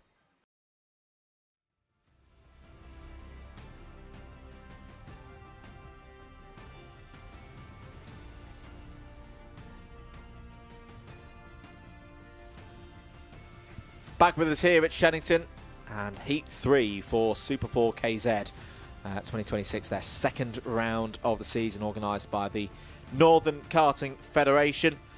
And this is how they line up for this 3rd and final heat. Ryan Garvey and Craig Mays have the front row to themselves. Charlie Cole, big race this for the championship leader heading into today. That starts alongside Kai Springfield on that 2nd row. Jess Edgar needs a good result in this one as well. She suffered a retirement in the first race and is joined by Jade Racing team teammate Harry Walsh up there on row 3. Ellis Bourget has had a good day as well. Starts in row 4 with George Robinson in this one. Jack Simpson and Milo Manderson go from 5. Ryan Green and Alex Mackay go from row 6. Miles Murphy, Ralph Youngling, both of them on the podium last week at the British Championships at Warden Law. They start this race in Super 4 from row 7. Ryan Simpson and Isaac Smith go from 8. Jack Price and Jake Weston start on row number 9. Lee Ward and Alan Kenyon, lots of experience there from row number 10. It's then Jonathan Railton and Derek Morgan on 11. Oliver Harris and Oliver Stewart start on row 12. And it's Jack Mackay and Jensen Pugh going from 13. Reece Duthie had problems with the rear bumper in the last race. Starts on row 14 for this one alongside James Kacholek. And then Ben McLeod and Lexi Fells go from row 15. Absolutely superb to have 30 KZs on the grid here this week at Shenington. Super work by the team putting these races on, and the drivers and the teams involved. Quick updates from earlier on in the day. Jake Weston took Heat 1. Alan Kenyon took Heat 2. These races do count for championship points as well. So, say 30 points can be scored from looking at the championship table from Fullbeck for a heat. And then obviously that points tally doubles for the final later on today. If you do want to get involved with Super 4, do head across to the NKF website. All the information on there. Great calendar this year for the KZ2 formula. Heading up to Rowra on the 13th and 14th of June. 2 weeks later they'll be at Fullbeck for the 27th and 28th of June. First weekend of August, it's to Rowra again for the penultimate round of the season, and then September for the 12th to the 13th at Kimbolton. Brilliant circuit for KZ Racing, of course. And of course, this is only one half of the NKF. You've got the for the gearbox categories, you've got the Superkart 250s as well. They will be at Forest Edge next on the first weekend of May. They will join the KZ2s at the next 2 rounds after that at Rower and Fullbeck. Back here for Super Prix weekend on the 18th and 19th of July. Always a great event here at Shenington, one of the highlights of the Shenington Kart racing season. And then the first weekend of August again with the KZs at Rower, and then the 10th and 11th of October the Formula 250s will be at Kimbolton. That's all for the future now. Now let's get on with the business of heat number 3 for Super 4 KZ. Who's going to be on pole for that final? We're not going to quite find out yet. Little issue, meaning we've got to go around again, and that is the issue for the number. Oh, look at this, good sportsmanship. What had happened there is that I think there had been a stall for right in the middle of the pack. I think that was Alex Mackay in the number 55. So we'll go around again. Short oval taken. To have another go at that one. Apologies, no, it wasn't the number 55. I think it was the 58 of Ellis Bourchier. Yeah, Ellis, that makes more sense. Yeah, the number 58 of Ellis Bourchier just needed a bit of. Wouldn't have been a safe way to have a KZ start with one kart stalled in the middle. But no worries, we'll go again. Gotta love this moment ahead of a KZ race. I mean, you can just hear the revs just being kicked, just being played with by the drivers. Oh no, we're going to go around again for another formation lap. Clear to us what the reason is. We're going around again, not sure. Either way, it's okay. Race officials just going through their procedures to make sure that everything is good for this race start.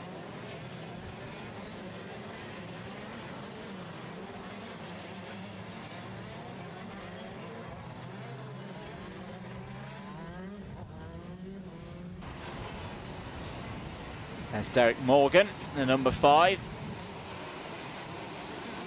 On that for a minute. Now Derek's got damage to the rear of his kart. Now, how has that happened? Because we haven't gone racing yet, of course. But that could be a bit of a problem for the number 5 seed nationally last year. Now, is that the reason why we went round again? Well, Derek Morgan has formed up into that position. Right, now we look good to go. Lights are coming on. Lights are out. Away we go once again in Super 4 KZ for 8 minutes plus 1 lap. Good start for the number 95 of Craig Mays. Was not at fullback. Is maybe a little bit race rusty. Well, he wasn't race rusty there off the start. Lightning fast into the lead of this one. Down towards Stratford for the first time. Good start for Jess Edgar. Jess has had a good number of races here so far this season. And it looks like that Charlie Cole coming through into the lead of this race. Yes, it is the 102 of Charlie Cole. This is the race where Charlie races from the front. They've all had a front, middle, back across the course of the 3 starts that we've seen here today. Jess Edgar goes through into second place out of Wilkins. End of the first lap. It's Cole, Edgar, Mays, Walsh, Garvey, Robinson. Miles Murphy's had a good start and is going around the outside of George Robinson there to take 6th place. Kai Springfield has had a decent start up in P8. Isaac Smith and Jack Simpson complete the top 10 right now. 7 minutes of this heat to go to set the grid for the final later on today. The second Super 4 heat, the final of the year for the championship. Towards the chicane they go then. There's the number 95 of Craig Mays, currently holding 3rd place, just ahead of Harry Walsh. Majority of this field running, of course, with the Bill chassis. Harry Walsh very close to the back of Craig Mays there through Wilkins. Again, I mentioned it earlier, been impressed with Harry Walsh so far. He's not the most experienced driver at this level, but he's learning quickly. He's getting quicker and quicker with every single race meeting that I've seen him partake in. Right now, this is a good opportunity for him to shine. Can he get through past Craig Mays for 3rd place? He's having a go as they come out of the further Stratford hairpin. up towards the Bruno chicane. He's got through. Through goes Walsh into third place. And in good time, because the next pack are closing in, including the likes of Ryan Garvey, Miles Murphy in there as well. 123 of Isaac Smith gets through past George Robinson. Here goes Murphy down the inside, 2 CRGs together. Sweet move from Miles Murphy up to P5, who again, it's only had a handful of races.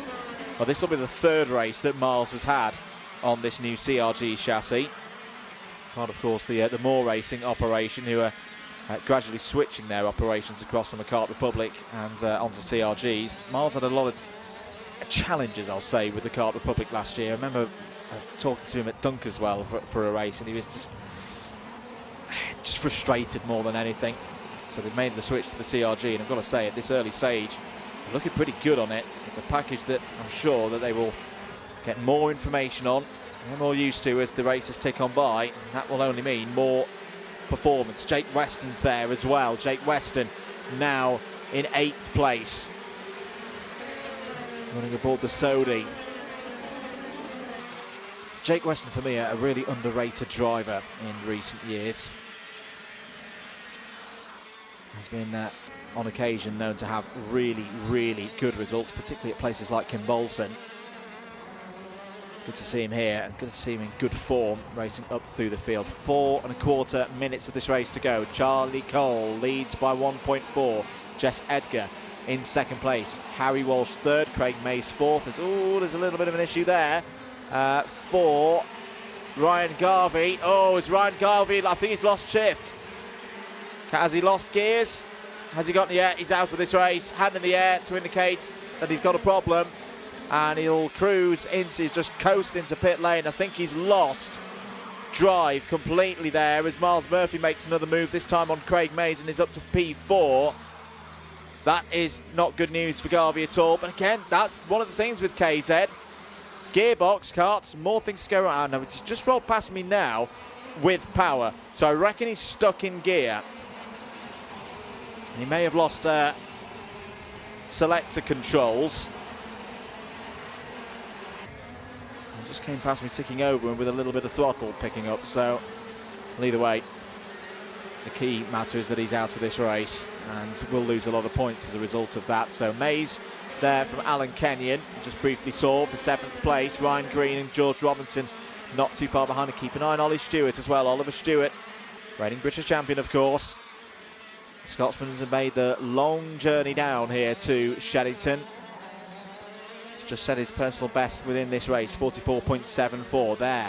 You see Murphy and Weston, will they try and work together now over the next few laps to try and close in on Harry Walsh in 3rd place? It's quite a gap up to Harry Walsh in 3rd place. It's some 2.6 seconds. There is what 2.6 seconds looks like in a KZ race. Absolutely massive gap.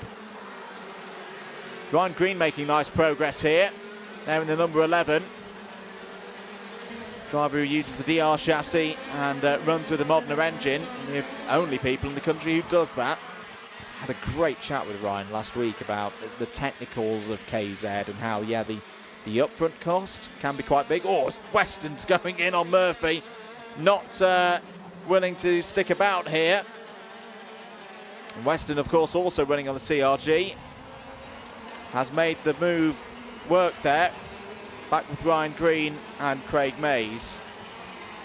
But as I say, he gave a really good insight into how, yeah, the initial upfront costs can be a bit steep because there's more equipment that you have to buy for a KZ versus a Senior X30, a Senior Rotax, you know, an OK, something of that description.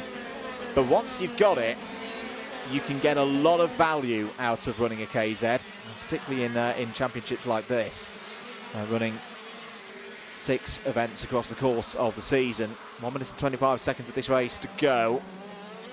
In and through the Bruno chicane once again. There is Ollie Stewart now trying to find a way through past Craig Mays for 9th place. We'll stick with these two.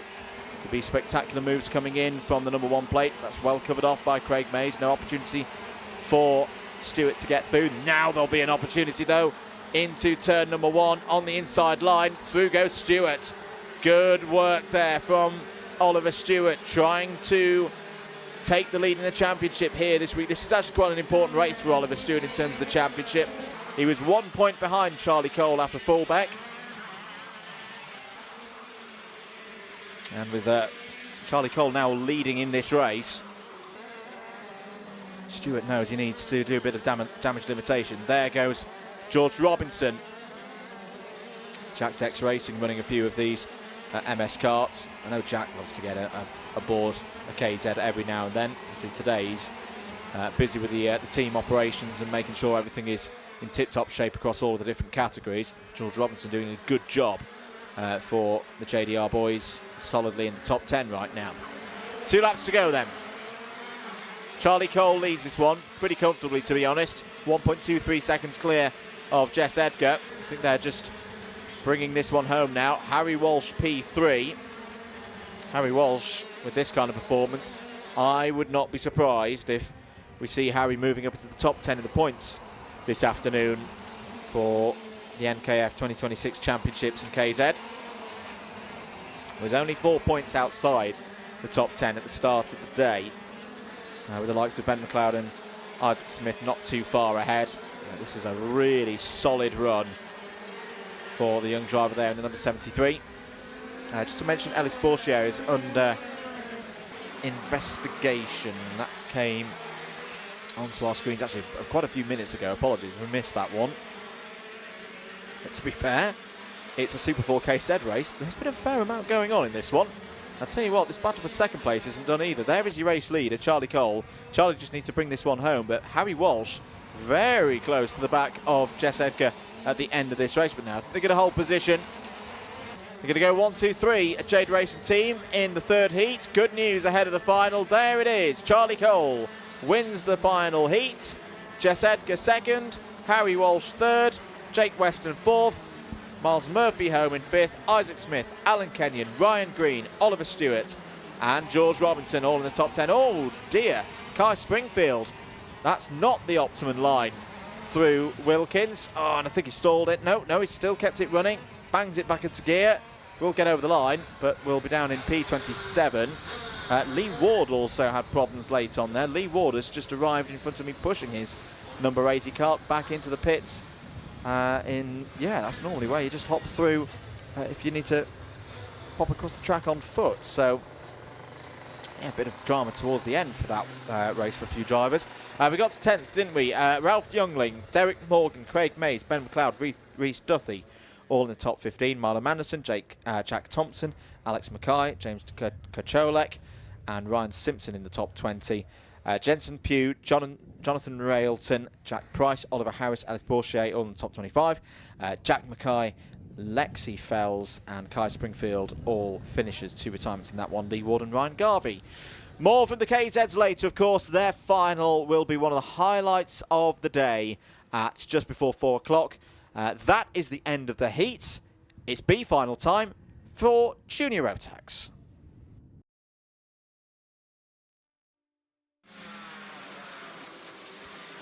So time for the B final. These are the drivers who have one more opportunity to get through to the A final grid. They've not quite made it. That doesn't mean every weekend is necessarily going to end here. Ollie Healy and Amelie Johnston there on the front row. Oliver Barton and Zoe Cattett on row 2. Cooper Moore and Cody Longdon on row 3. It's then Adam Asgar and Harley King on row 4. Louis Marchand and Layla Bell complete the 10 drivers here for the round 4 B final. Away we go then for 8 minutes plus 1 lap.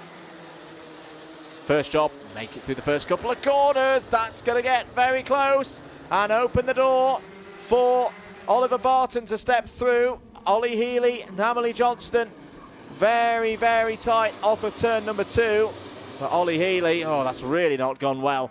It's gone down to around 6th, 7th place maybe. Zoe Cattett's up the order. So Zoe Cattett currently leads this race, straight under investigation. Ollie Healy, Oliver Barton, and Cooper Moore. So straight away the race officials are going to be a bit busy in this one. Over the line to start lap number 2. side by side, and it's Cody Longdon down the inside. Cody, one of the novices, not looking like a novice there. Great move to take the lead away from Zoe Cadet.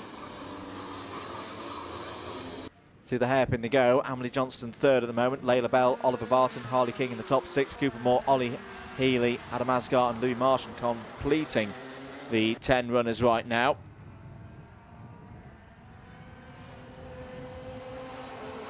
Remember from the B final, there are a number of drivers who race on through. As through there into 4th place. Layla Bell holding on to that position. Here down the inside now, racing for 5th and 6th places. Cooper Moore on the outside. That's a good bit of drive from Cooper Moore, who could well be about to take 5th place to fight their way back up through the order. As, oh, that all gets a little bit too close through the hairpin. It's not what you necessarily want to see, and I fear for some drivers, they have had some front bumpers being popped out there. It's the top 4 that go through from this this Junior Rotax B final. So starting another lap. A bit of damage to the side of the Jack-Tex racing machine there of Harley King. I hope that's not going to bother things too much. So Longdon, Catet, Johnston and Bell would all go through right now based on track position. Top 3 should just work together now, especially if you've got 2 teammates in there as well for the AJ Racing team of Catet and Johnston. There's no real need for them to fight. They can sit away from that pack, fighting for 4th place right now. They've picked their way through the start of this race very, very well indeed. In and through the last braking zone they go. Keep your comments coming in. Longdon leads this race. Hello to David Whitehouse again. No, I can. Well, technically, given the airline that I was with yesterday afternoon, we'll come back to that story because there's a battle going on for the race lead. Zoe Catet trying to find a way past Cody Longdon. Now, there is an argument here that if you're feeling that the driver ahead of you is significantly losing pace and the group behind are catching, which they are starting to, then maybe you do get a bit of track position. Oh, the 2 teammates nearly run into one another. Emily Johnston takes 2nd place away from Zoe Catet. Zoe won't like that at all because now Zoe's got a deal. Well, that's thrown Zoe back into the scrap, the B final scrap, to not finish 5th, to not be outside the top 4 at the end of this one. And Oliver Barton has come alive now. Layla Bell down the inside takes 3rd place. And here's Oliver Barton with a chance of taking 4th place away from Zoe Catet. Zoe Catet has gone from, I just wonder for Zoe whether it would have been better to go for the overtake on Cody Longdon, because Cody Longdon over about 2 laps ago just seemed to lose pace all of a sudden. That started bunching things up. Emily Johnston saw that indecision, went for the move. It was a bit of a rough move, if I'm being perfectly honest. And it's put Catet now in this really tricky position. Oliver Barton looking for a way through. Harley King still there in 6th place, and Cooper Moore not too far behind as well. Down towards the hairpin once again. We'll try and finish this anecdote then. So yes, David, with the carrier that I was with yesterday, yes, I was in 1st class because they only have 1 class. Everybody's treated the same. You understand my drift. Contact warning for Emily Johnston. That may well be for the incidents that we saw there with Zoe Catet. Contact warning for Harley King as well. In fact, that's now been upgraded to an under investigation. Oh, as Cooper Moore nearly goes to a bit of more airlines there out of Cafe Corner. So, oh dear, that would be a real bitter pill to swallow if the AJ Racing drivers, one of them gets an under investigation for arguably an unnecessary move, and the other driver involved that's been put in a really difficult position, not out of the A final at this moment, was their teammates, as Zoe Cattett's really having to work hard there to keep Oliver Barton back. That's good coverage of the inside line there by Zoe Cattett, not losing control on the way into Wilkins. Less than 2 minutes to go of this race. Down towards the hairpin once again. Oh, look at that move round the outside from Harley King. Oh, they're all doing it now. Round the outside moves on a dry day through the Stratford hairpin. That was mega from Harley King. Contact warning for Oliver Barton. I wouldn't, that Marshall post 8, yeah, that's going to be down the far end of the circuit for a little bit of the stuff that we've seen going on this part of the course on the previous lap. But the thing is, oh no, big curb hit for Harley King. Harley King trying to find a way past Zoe Cattett, takes off of that curb, and the hopes for Harley King to go through to the A final are gone. Let's have a look at that again. Now the question is, did King get alongside? Ooh, I don't like to see that on second look, because I think there was a bit of a move there from right to left. We'll leave that one to be looked by others of more an official standing, of course. Down towards Wilkins corner. I think I can understand why Harley King is not too happy after that one. 30 seconds to go. This is still not done here, this battle for 4th place. Zoe Cattett trying to hold on to this position ahead of Oliver Barton. Can Oliver Barton get the switch back done there? That's a good chance of doing so. Next up, it's the Bruno chicane, and Barton is through. Barton goes through, takes the lead of the battle for the final spot to go through. Another contact warning has come in for Oliver Barton. Again down at Marshall post 8. This is one thing we're going to be saying is provisional when we get to the end. Cooper Moore's still in this race, by the way, just holding there in 6th place. We are on the last lap, though. Cody Longdon, brilliant drive from Cody at the front of the field. Had that pressure in the middle part of the race. If anything, it put the others behind under more pressure in a way that they started to make errors and make mistakes. I said keep an eye on Cooper Moore. Cooper Moore's giving this a good go at the end of this race. Knowing a couple of, maybe one position and maybe one thing up the road could result in a top 4 still. Cody Longdon, though, out to the final corner, will be through to the A final. With the nice results there, across the line, Emily Johnston P2, Layla Bell a solid drive as well, Layla through in 3rd, and Oliver Barton takes that 4th place ahead of Zoe Cattett, Cooper Moore and Ollie Healy as well, P7. Really didn't get going again after the problems at the very start of the race. Adam Asghar 8th, Harley King 9th, the frustrating 9th, and then Louis Marchand there, P10.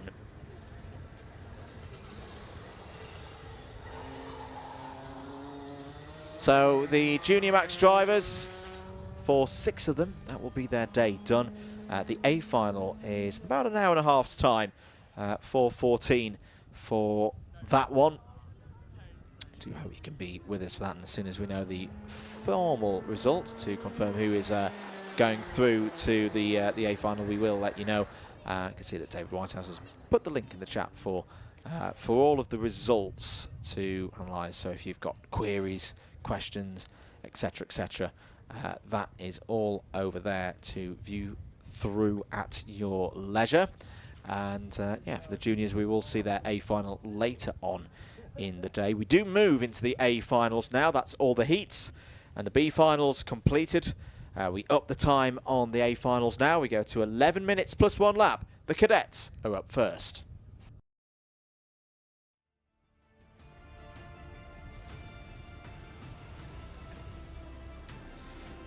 Two finals for the price of one then to kick us off for this part of the day here at Shenington, starting with the Honda and IAME Waterswift Restricted Final. Here are your Hondas. Cian Doherty and Nico Reslovsky on the front row. Louis Dawson and Fraser Messer go from row 2. And then Hendrix Falat and Logan Hodgetts, the top 2 drivers in IAME, They start on the front row for that part of the grid. Harry Murphy and Louis Wilson up next on row 2. Caden Hagura and Freddie Pennell, best of the novices so far today, start on row 5. It's then Max St. Hilaire and Michael Darcy up next. Tommy Walton and Arlo Pulter Goody on row 7. Archie Ashworth and Helmsley Schultz on row 8. Jennifer Banks has had a really tough day. 2 retirements in effect puts her at the back of the grid. Here are your Hondas then. Ready to go for 11 laps, 11 minutes rather, plus 1 lap. We are racing for the first A final of the day. Good start for Doherty, good start for Dawson as well. Straight up into second place. Weslowski drops to third, waiting for the IAMEs to come through and start their final. Here they are, away we go then. Falat on the inside, immediately takes the race lead.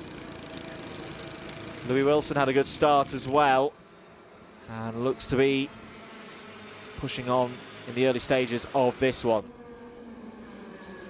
Down towards the hairpin for the first time. Hendrix Falat with that bright yellow set of stickers on the kart. Black and yellow livery leads as well. There's a bit of blue in there as well. Caden Hagura, I think, has had a good start as well in this one. Count them through at the end of the first lap. Doherty leads from Weslowski. Weslowski's got second place back in the early stages. There goes Logan Hodgetts down the inside of Harry Murphy. Harry Murphy, that kind of dark blue and white livery, was at second place. So we're quite happy with third in these early stages, ahead of Louis Wilson, ahead of the rest of the novices. Other drivers to have gained on that first lap. Arlo Pulter Goody up 3 positions to 11th overall. Jennifer Banks as well. Jennifer up a couple of spots to 15th.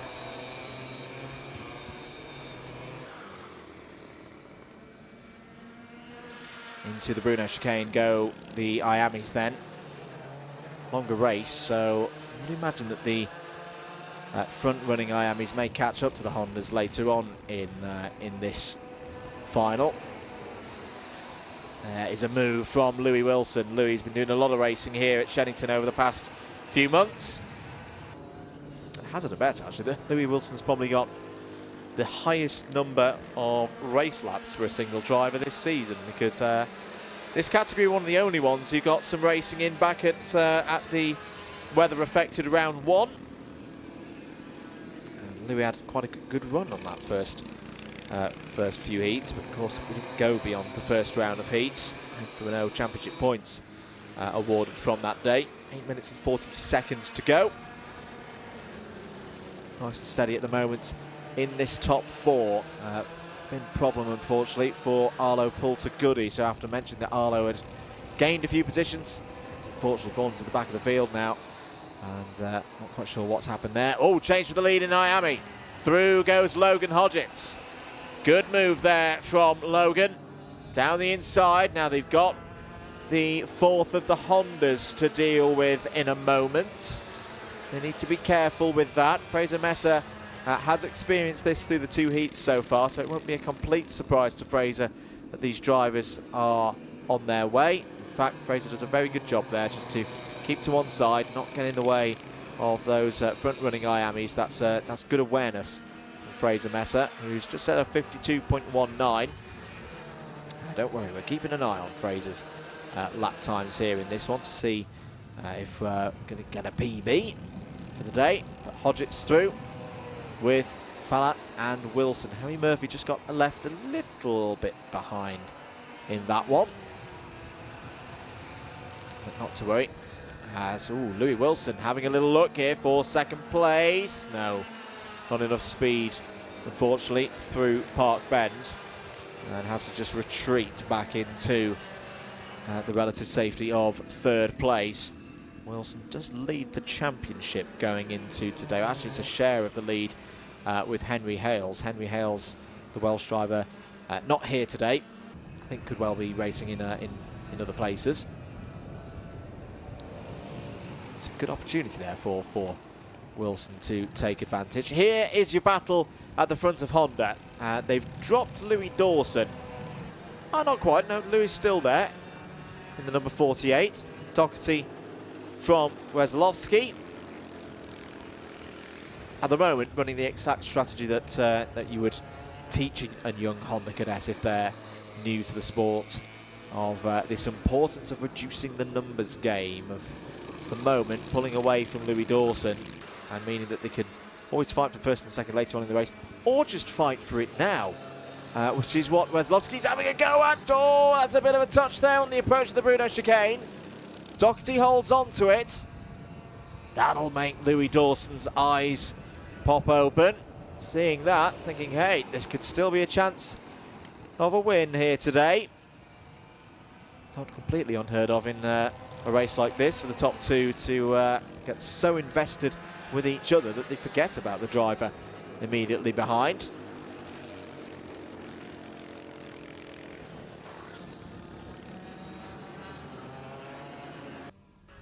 A bit of a change to report in IAME. Second place has changed hands because Louis Wilson has got through past Hendrix Falat. Not quite sure which corner that was on, but either way, it's good news for Louis.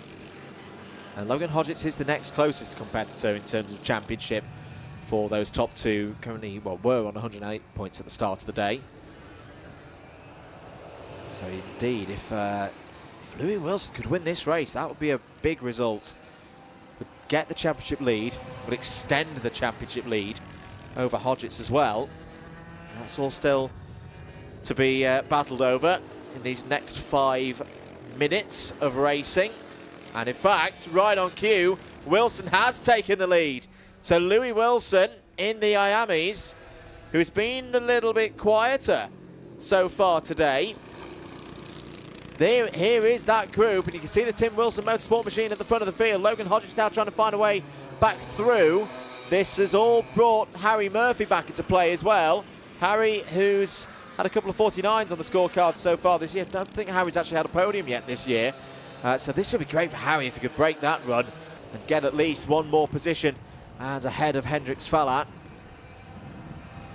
In and through towards Wilkins Corner now. Leaders in IAME will have a bit of traffic to deal with. That's good driving from Helmsley Schultz, just to move over to driver's right and make sure that there was no opportunity there. It's a lot. Hodgetts has gone down the inside. Well, Wilson left the door open there, to be honest, and Hodgetts went, well, I'll have that, thank you very much. Back into the race lead. Bankmarker didn't play at all into that, as down the inside looks Wilson. This could give Falat an opportunity. It could be 3 wide. Oh, that's down onto the rough part of tarmac. That's not really the racetrack. Hendrix Falat doesn't take second place. I've got to be honest, he was rather forced there. I don't think he chose to go into that part of this part of the world of his own volition. Through Wilkins once again, 3 minutes and 20 seconds to go. No changes in Hondas. Still Doherty from Weslowski. Dawson still running in third place. Then your front-running IAMEs. Hodgetts, Wilson, Falat, Murphy, Caden Hakura still doing a great job. Top novice again. And it's got Max St. Hilaire running not too far behind. So it's not done for top novice awards of the day. Change for 15th place. Arlo Pultagoody back up to 15th place. So recovering after the problems earlier on in this race. Has just got past Archie Ashworth. Tommy Walton has just set a personal best in this race as well of 52.62. Here are your two Hondas at the front of the field. Looks like Hodgetts has got back ahead. We saw that at turn 1 a few moments ago. Ahead of Wilson. When does Weslowski make the move? Does Weslowski, in fact, try and wait for when the IAMEs catch up? At the moment, the Honda's running 50.4s at the very front of the field. They're 0.8 of a second slower than the IAMEs. I don't think the IAMEs are going to catch here, actually. I think the IAMEs are going to stay in a group on their own because they're about 5 seconds behind the Hondas. And I don't think we're going to have 5 more laps of this race. They do have to deal with Louis Dawson. Dawson on course for 3rd place as Hodgetts gets through. Falat gets through. Wilson does as well. Just Murphy as well. So the top 4 IAMEs remain undisturbed, relatively undisturbed by the Hondas. Louis Wilson going for second place, not quite. Just slots back in behind Hendrix Falat. This is a nervy one. This is very much in the balance. 4 drivers. No, they can't all be on the podium here this evening. Wilson down the inside. That's a positive move. Gets himself back up to second place ahead of Falat. And best position to go for the win. Best position to have an attack on Logan Hodgetts with just over a minute on the clock to go. Logan Hodgetts has had 2 50-point scores so far this year. He's often been the 3rd best of the IAME Waterswift restricted drivers so far this season, behind the likes of Wilson and Henry Hales. Could this be the day when Logan Hodgetts gets a first-class win of the season? 40 seconds remaining. Still no change in the Hondas. Doherty and Weslowski first and second, separated by a 1/3 of a second. I just wonder if Weslowski's waiting for the last lap. Door open though for Wilson to go down the inside. That takes the lead in IAME Waterswift restricted. Hodgetts may find himself off the podium now. Falat's up to second place. Here comes Harry Murphy as well, alongside to try and take 3rd. No, Hodgetts fights back. That's good resilience from Logan Hodgetts. But was that the move for Louis Wilson to win this final? Down towards the final couple of corners. Time is... Oh, it's really... No, it's not. It's going to be 2 more laps. 2 more laps. The last lap board was not out that time. Weslowski alongside with Doherty. So Weslowski has gone for the penultimate lap as the time to attack. 2.5 seconds. I tell you what, the IAMEs might still catch here. This could be a very exciting finish to both of these classes in a moment. If the Hondas hold each other up, they're going to drift back towards the IAMEs. Louis Wilson defending now from Hendrix Falat and Logan Hodgetts and Harry Murphy. Gotta say, all 4 of these drivers have been brilliant in this final. They all deserve a place on the podium, though they're not all going to get there, as through comes Hodgetts. Wilson and Falat got a little bit together off the Bruno chicane. That's allowed Hodgetts back through. Murphy momentarily up to P3. Loses that now to Hendrix Falat. Last lap board is out now. Here's your battle in Honda. Cian Doherty and Nico Weslowski still 1 and 2. What a great final. The first day final of the day here at Shenington under sunny skies. For round 4, this is a proper spring showdown, like the event's name states, in both of these categories. Hodgetts, good driving there from Hodgetts. Didn't allow enough room for Wilson to get down the inside, but Wilson's got a good bit of drive off the hairpin there on the final lap. Hodgetts closes it off. This is going to go down to Wilkins in both categories. Looks like Harry Murphy has wrestled his way back up to P3. Can Weslowski get close enough for a go at Cian Doherty? No, Weslowski can't. Cian Doherty's going to win in Hondas. Logan Hodgetts looks like he's going to win in IAME. Over the line, Cian Doherty wins, as does Logan Hodgetts. They are your round 4 cadet winners for Shenington KRC here this month. Brilliant race, really, really good race there from our youngest drivers here today. Doherty wins in Hondas, Weslowski second. It'll be a podium for Louis Dawson as well. 3rd in the Hondas, 7th overall. Hodgetts, Wilson and Murphy, your top 3 in IAME. A first podium of the year, I reckon that, for Harry Murphy. Great drive. For Louis Wilson as well. Yes, it's not the win, but that's a very useful result in terms of the championship. It will be Louis Wilson leading the championship, leaving today.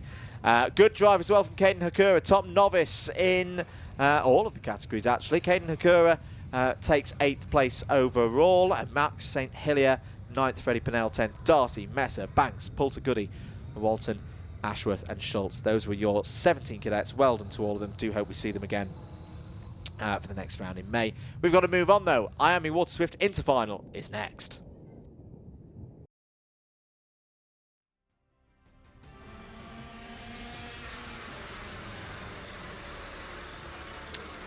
So, can Rudra Gokul now go 3 in a row? Rudra starts on pole position, has William Bennett for company on the front row. Travis Giddings and Felix Booker go from row 2. It's Max Frisbee and Oliver Kleinfelter going from row number 3. Theo Tyak's had a bit of a tough day so far, but could come back in this final. Starts on the inside of row 4 alongside Logan Baker. And Cody Vertigan completes the 9-strong field. We're racing for the 4th round final in IAME Waterswift Inter. Good start for Gokul Nath. Good move there from William Bennett to take 2nd place away from Travis Giddings in the early stages of this race. Down towards Stratford Hairpin for the first time. Looks like Cody Vertigan's made some places up in the early stages of this race, but it's Gokul Nath, winner of both finals so far this year. The round 2 and the round 3 final. Of course, round 1's final did not run. And this is why we're saying is Gokul Nath going to try and go 3 in a row. William Bennett, who was 2nd last time out, had that great drive. Kart wasn't really underneath him. They'd had a few technical issues across the course of the day. They'd scrapped up through the order, got good points. They want to go one stage further this time. They want a victory. And his dad, Mike. Theo Tyak goes through there past Felix Booker, takes 4th place.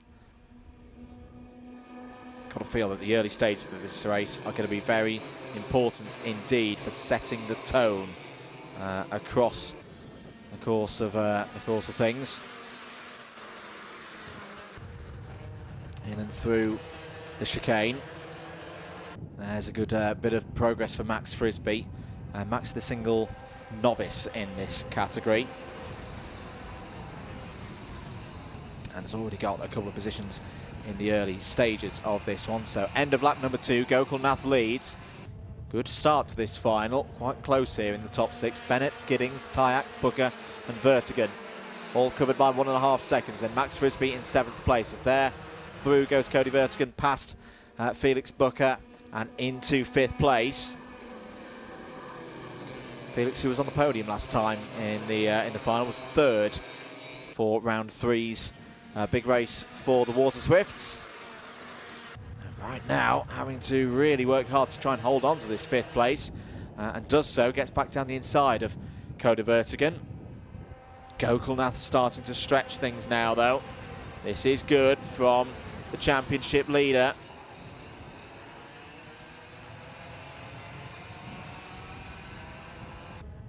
Over the line to finish lap number 3 then, as there's a move from Theo Tyak. Well, we said Theo Tyak might have a go back in this final. He's had a tough set of heats, but we know his skills. Was on the podium for the first final of the year, and just off it for the 2nd. So very much warrants being up at the front of the order. The question is, can he find a way past Travis Giddings to take this 3rd place? Those two both had problems in the first heat earlier on today. Down towards Wilkins again. Good on the brakes there was Travis Giddings. In fact, I think both of these drivers could be closing in on William Bennett. William Bennett's just dropped back a little bit from Gokul Nath. It's a tough place, this, when just feel the driver ahead starting to edge away from you. You can easily overdrive, get out of a rhythm. The 2 other drivers joining William might actually be a moment for the young Welshman to turn a page and start to close back into the race leader. And this group of drivers work as a trio now. There's a good scrap going on just behind Oliver Kleinfelter. Kleinfelter for Tim Wilson Motorsport gets through past Max Frisbee. There's been a problem for Cody Vertigan as Cody's lost a couple of positions there.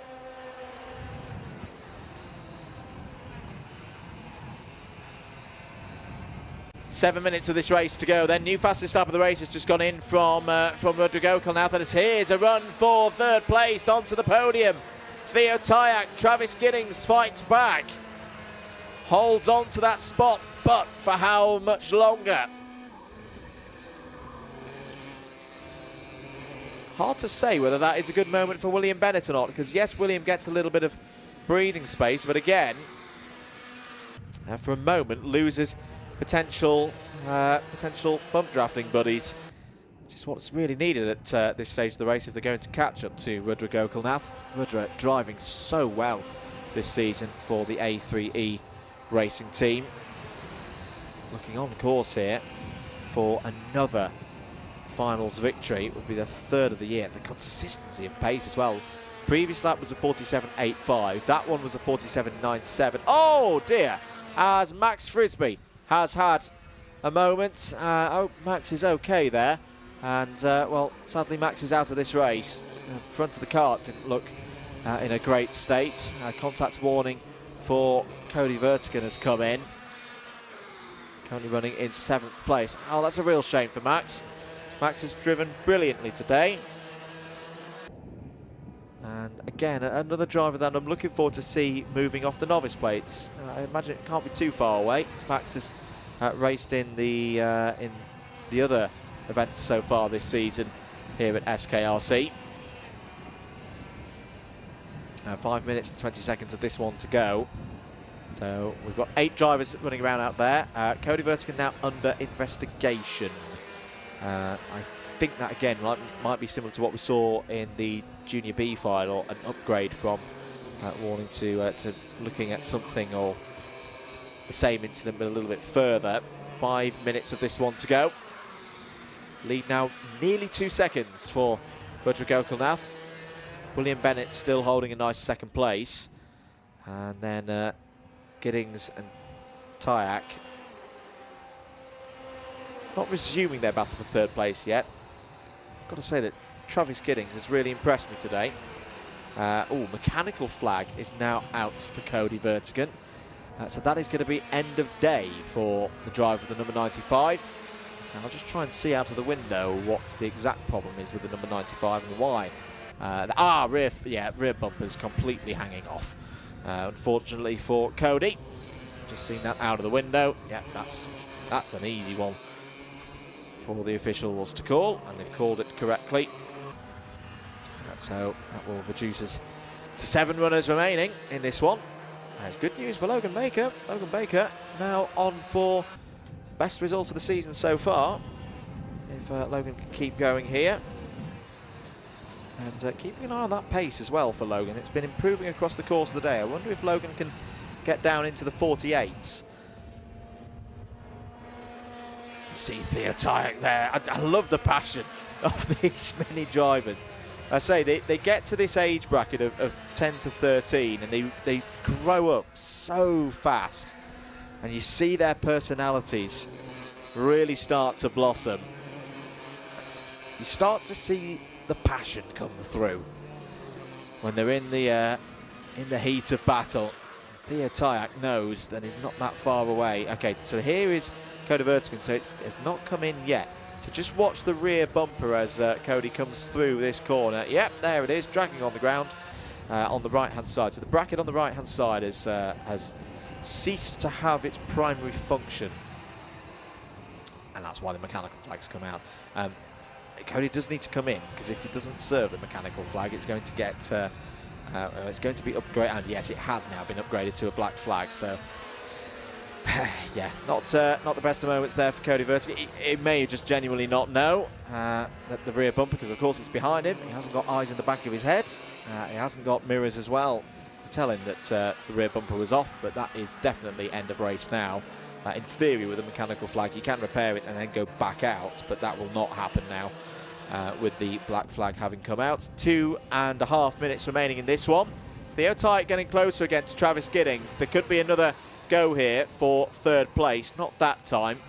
Tyak was simply not close enough. Might be close enough now, though, as they head towards turn number 1.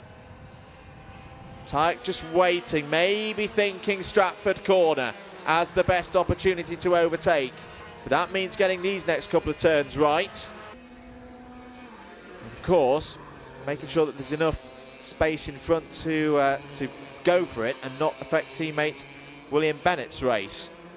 1 minute and 45 seconds to go. Leader now 2.7 seconds ahead. Still hitting in those 47.8s. This is a tremendous drive from Rudra Gokulnath, and it's really starting to make a bit of a notice to the rest of those on the club racing scene. I do hope we see that Rudra race in this category in the national championships. They get going for the British Championships in a couple of weekends' time, just up the road at Wilton Mill. yeah, I hope we see Rudra there. I want to see what Rudra can do against a full IAME Waterswift national grid. Just intrigued. Because based on this form at Shenington so far this year, that's the driver in that number 25 who could be on for really good things in the sports of karting. As could these three. William Bennett still holding that second place. Pace is consistent there as well. The driver of the number 99, 48.2 last time around. Travis Giddings doing enough at the moment to hold third place ahead of Theo Tyack. I think we'll have 2 more laps. Yeah, the time will run out on this one. And then we'll get, as I tell you what, Travis Giddings' pace has suddenly turned up a notch. Half a lap ago, William Bennett was quite comfortable in second place, and now Travis Giddings has closed in right onto the rear bumper of the number 99. Bennett's going to have to defend, and does so. Does so nicely. Nice calm driving there from William Bennett. I like the body language. Yeah, there's the occasional check over the head, but the shoulders aren't tightening. William Bennett knows the job at hand here. He's been doing a lot of club racing in this category. And is learning very quickly as well. Last lap board is going to be out. Rudra Gokulnath leads this race. He's looking good for the win. William Bennett now looking stronger for second. That was a great response from William Bennett.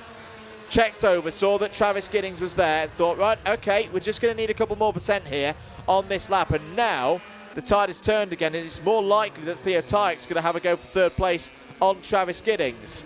Down through Stratford. That's one of the key overtaking spots done. Status quo remains between these three through the Bruno chicane. Travis Giddings closing in again. How much does he want second place? Does a spot on the podium of any colour count for him, or does he want as much of a position as possible? Oh, through has gone Giddings. That got close there. Hand in the air from Bennett. There is Rudra Gokulnath. 3 in a row for Rudra Gokulnath. Over the line. Giddings second. Bennett third. Tyack fourth. Did look quite close from this angle. Going through that penultimate corner. Let's have a look at it again. I just want to see if there's a little bobble of Bennett's head. If there was a little touch. Ooh, yeah, there is a touch there. And we'll see whether that one... well, results are always provisional at this stage of things. There was a bit of a tap there from Giddings to the back of Bennett. And we'll leave that one there for the moment. Gokulnath then. 3 from 3. What a start to the season for Rudra Gokulnath, who is quickly getting a real run together that could be the makings of a championship campaign. Travis Giddings second, William Bennett third on the podium. We know that for sure. And a good drive there. Second podium in a row for William Bennett. Theo Tyack just off the podium today. But that's every single final in the top 4 so far this season for Theo. Oliver Kleinfeld, a good drive there from Oliver. Had a tricky start and got back into the top 5. Good score, best result. In fact, yeah, that is a best result of the year so far for Oliver. Felix Booker 6th, Logan Baker 7th. Logan, just missed out on breaking into those 48s, but good driving there from Logan Baker. Cody Vertigan was a retirement with that broken rear bumper, and Max Frisbee as well, a retirement. So those were your Water Swifts. We'll see them again next time. Thank you very much for all of them joining and supporting the championship as ever. We're going to take it up to the juniors next. X30 final is up next.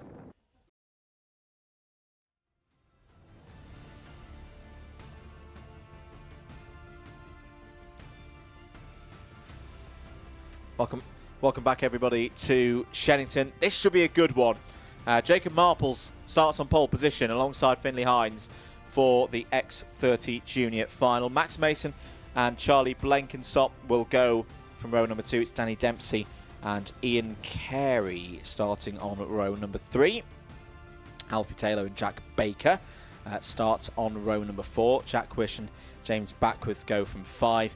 Alfie Fulton and Conrad Barton start on row number 6. Theo Thomas. Big hello to Stu Stretton, who's sent me a text to very much remind the world that he taught Theo Thomas everything that he knows. He's had a very good day so far as Theo. Starts on the 7th row, the top novice, alongside Katie Clark. Joseph Davies and Archie Lee Bullock go from row number 8. Tom Fox and Lucy Lovell go from row number 9. It's then Jamie Mulvey and Seth Angus on row 10, Louis Barker and Lewis Hay on row 11. Ayrton Limmer Evans and Henry Duncan start on row 12. And towards the back of the grid, it's William Haynes and Theo Wright on row 13. Harrison Maxwell and Lucas Murray on row 14. Josh Bundock and Harry Bacon go from 15. And then Ollie Brunt's due to go from 31st on the grid. As I mentioned, Theo Thomas, hello Stu, taught him everything I know at Mr. Karting. Mr. Karting, the karting centre just outside Leamington Spa. Great small track there. There's a really good community of drivers that have come through that that part of the world over the last few years. Now this is a very slow start. Jacob Hines and Jacob Marples, drivers in the second half of the field, need to be careful that they don't get any front fairings in this situation. We should be good for a start straight away in this one, waiting for that acceleration line. Here we go then, 11 minutes underway. Jacob Marples will take us through turn 1 in the lead. Good start for Marples, good start for Max Mason as well. Straight up through past Finley Hines. Finley Hines is going to have to be patient here. Oh, there's a little bit of bumping in the middle of the pack. There's a driver off. It's one of the Tim Wilson Motorsport drivers in the back of the field. We'll catch up with who that was in a minute. There were a couple of drivers slow off of Cafe Corner, and it all kind of met in the middle. Thankfully, everybody is okay. May well have been Lucas Murray caught out. There's also drivers off through the Bruno chicane. There they are.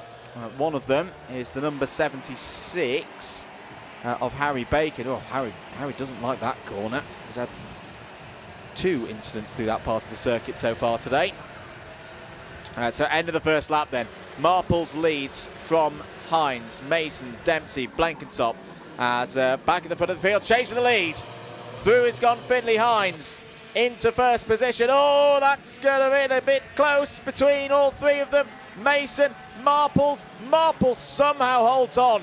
Thought Marples was going straight to the fence there, but he's kept it under control. Lost a few positions, but a bit of a boisterous start here for the X30 Junior final. 9.5 minutes remaining. There is your new race leader, Finley Hines. Max Mason in second. Danny Dempsey on the attack. The privateer from Ireland up to 3rd place right now. Charlie Blenkinsop, another of the privateers, is at the head of the charging field trying to chase this top 3 down. Or is he? Because Jack Baker's down the inside, takes 4th place away. Championship leader who was winner of both events that have seen, or have gone through to at least having a final grid so far this year. So Jack Baker looking to extend his championship lead over Casey Donaldson, who is not here today. James Beckwith, where's James at the moment? James Beckwith, 3rd in the points at the start of the day, is inside the top 10, but only just inside the top 10 at the moment, P8. So James Beckwith needing to make progress if he's going to close the lead on Jack Baker here today. Other drivers having a good run. Theo Thomas, what a star. As there up the inside, that's Jack Baker having another go at Charlie Blenkinsop for 4th place. Down the inside goes Baker, nice clean move. Alfie Taylor's there as well in the bright yellow helmet with AT on the side. I like that helmet design. If you're going to use fluoro yellow, use it in a way that makes you identifiable. Alfie Taylor's definitely done that. 8.25 minutes of this race to go.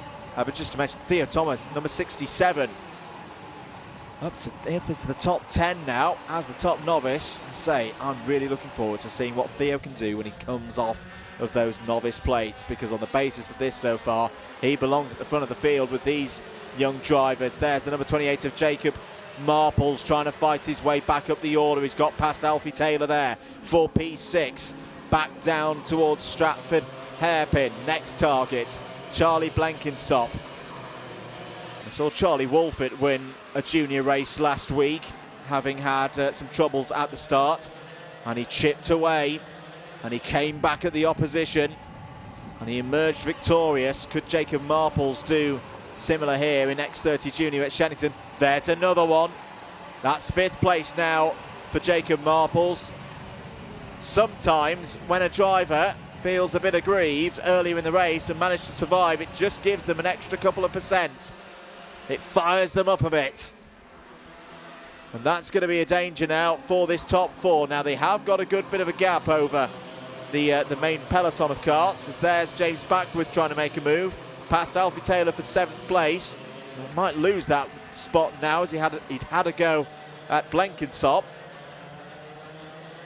Other drivers on the move. William Haynes up 12 spots, started 25th, now solidly up into that top 15. There is Theo Thomas. As I say, Theo's come up through the arriving drive ranks and is very well reminded by Stu Stretton. A few places like Mr. Karting as well, not too far from here. And now Theo stepping into the big old bad world of owner karting and really cutting his teeth very quickly, up to P9 now. He's got past Jack Wish, nearing the middle stages of this race. How do these two play this next few laps then? Finley Hines, Max Mason, both running on Croc promotion machines here this weekend. Into Wilkins once again. I think they've got the measure of Danny Dempsey right now. It's whether they've got the measure of those further behind. Jacob Marples has just set the fastest lap of the race and has now got through into 4th. So Jacob Marples has now cleared Jack Baker. Jack Baker still picking up good points here. This is a strong race still in terms of his championship. Some of these drivers ahead of him aren't necessarily full season club contenders. They won't mind losing points to these competitors. It's the folks such as James Backworth and Lucas Murray, who's had a difficult day so far, and Tom Fox, Alfie Taylor, who's ahead of all of those right now. So would, in theory, be growing that 12-point championship lead at the end of today. There is Alfie Taylor. Oh, down the inside of Charlie Blenkinsop. Blenkinsop holds around the outside. Stays in 6th place for now. Just to note the gaps at the moment. Next to nothing between the two Crocs at the front of the field. Then a second back to Danny Dempsey. Then 7/10 back of a second back to Jacob Marples. And Jacob Marples was a 1/10.5 quicker than Dempsey last time around, with no toe as well. As Marples gets closer to Dempsey, he'll start picking up a couple of extra kilometres an hour down these long straights here at Shenington. Meanwhile, we're watching the battle for 6th place here. Blenkinsop, Taylor and James Backworth. This time, that's a better run for Alfie Taylor. That's 6th place. Learned his lesson from one lap ago, and that time made it count. That's good racing from all three of these drivers. Now, can they set about trying to close down in on Jack Baker for 5th place? That would be a useful thing to do for Alfie Taylor. Looking to bounce back after a bit of a difficult final last time out. He's only 14th in the final last time out. Back at the front, Hines and Mason. Good work between these two at the moment. What was the pace like this time around? It was in the 43.1s last time around. Yeah, it's pretty much there again. Dempsey not quite able to hold the pace. Jacob Marples is about on the same pace as Max Mason at the moment, so Jacob Marples' chances of winning this race are starting to lengthen a bit, simply because he's not really making as much progress as he did earlier on in the race. Alfie Fulton's sadly out of this one. Number 40's had a mechanical flag, and that's going to be day done for the driver of the number 40, who is currently running in 13th place. I think, yeah, it's just pulled off now, so no more running today for Alfie Fulton. The Jade Racing team will take an early bit of work to get that one back together. 3 minutes to go. Hines from Mason. Dempsey still running there in 3rd. Dempsey might have to deal with Jacob Marples in a bit. Jacob Marples is still edging closer to Danny Dempsey for that last spot on the podium. Here down into the hairpin. This is the Jack Wish, Theo Thomas, Jamie Mulvey, William Haynes battle, including a number 69 machine of Haynes that has gained 13 places in this race. Tremendous work. A note for Lewis Hay as well. Lewis has had a tough day, but is looking to finish on a high. Oh, the number 34 has just come into the pits just below us here in the box. That's Archie Lee Bullock, and that's a shame. Archie was running up in the top 15. Might be just trying to get a bit of repairs and back into it, but either way, he's lost a lot of positions, so not much to be gained from going back out there. Joining this battle for 9th place then, Joseph Davies on the scene. Yes, it is. But Joseph Davies and William Haynes now part of the fight. Jamie Mulvey just trying to hold things at the moment there. Ooh, Jamie Mulvey front fairing, looking a bit wibbly and wobbly. Oh, that's a bit wibbly and wobbly as well for Theo Thomas, who just holds on, rear wheel to rear wheel.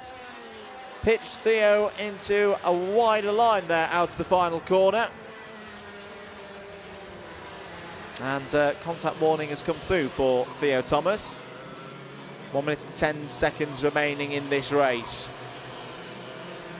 Hines and Mason still have it under their control. But again, I think they're just keeping the pace high in their powder dry right now to make sure that the others don't catch up behind. Jacob Marples has taken 3rd place away from Danny Dempsey, so even more reason now for Hines and Mason to keep things steady and then battle it out on the final lap of the race. 2 seconds can quite quickly be lost around this place if you go side by side, corner after corner after corner. Theo Thomas there now running in 13th place, just ahead of Jamie Mulvey. Tom Fox has got through past Lewis Hay for 15th place. Charlie Blankett's up there, a bit lonely at the moment in 8th place, 1.5 seconds behind back with Taylor Baker, but also 2.5 seconds ahead of the next group. Leader coming across the line then. 2 more laps to go. Jacob Marples' pace, yeah, I don't think he's going to be able to close in. It would have been an amazing run for Jacob Marples to close in and take this race win, but he's 2 seconds back. There he is in the blue and white kart, the MDL machine, and did a 43.22 last time around. These two running in the 43.1s.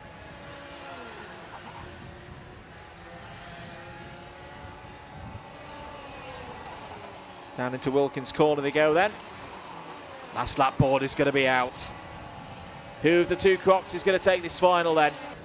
Over the line goes Finley Hines, and now you can start to see the defensive shape coming in from the number 57. No opportunity for Mason to go for it through turn 1. Next chance will be down towards Stratford corner. You've got to imagine that Hines will go defence to the inside. That's spot on. That's perfect. Controls the exit as well. That's really nicely done. To the middle of the road goes Hines. Mason hasn't got enough speed to draw alongside before they get to the Bruno chicane.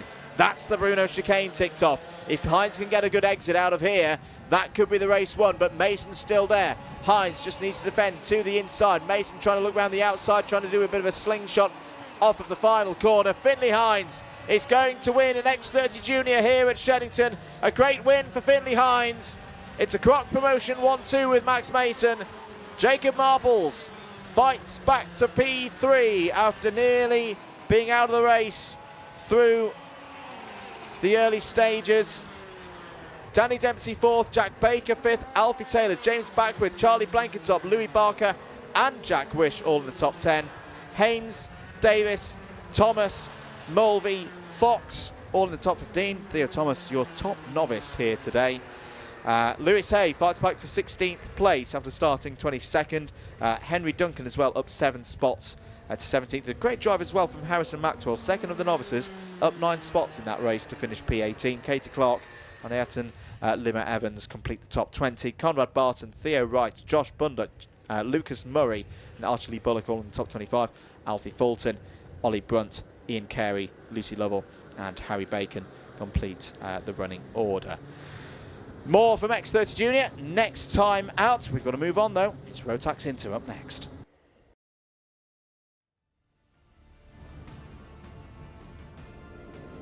Let's dash through the grid then for this final. Ben Hunt and Freya Lally start on the front row. Dan Hulse and Jude Story go from row 2. Noah Hobson and Arthur Kaiser start on row 3. It's Nikita Roberts and Matthew Lilly on row 4. Charlie Heffer and Toby Miles complete the top 10. Ollie Blanford, Sandra Kemp, they're on row number 6. Arlo Atwood and Rishan Koshler go from row 7. Harvey Ball and Xavier Davidson go from 8. It's then Jake Hansford and Thomas Laidler on row 9. Seiki Komatsu and Alicia Waterhouse start inside the top 20. It's Kian Koshler and Eva Jones on row 11. Emrys Perring and Chloe Van Beneden next up on row 12. Roshan Vachada completes the 25-strong field. We are not ready to go racing, which is opportune for us here in the box, because I know we had questions about the second Minimax race and whether there were jurisdictions. Yes, there were.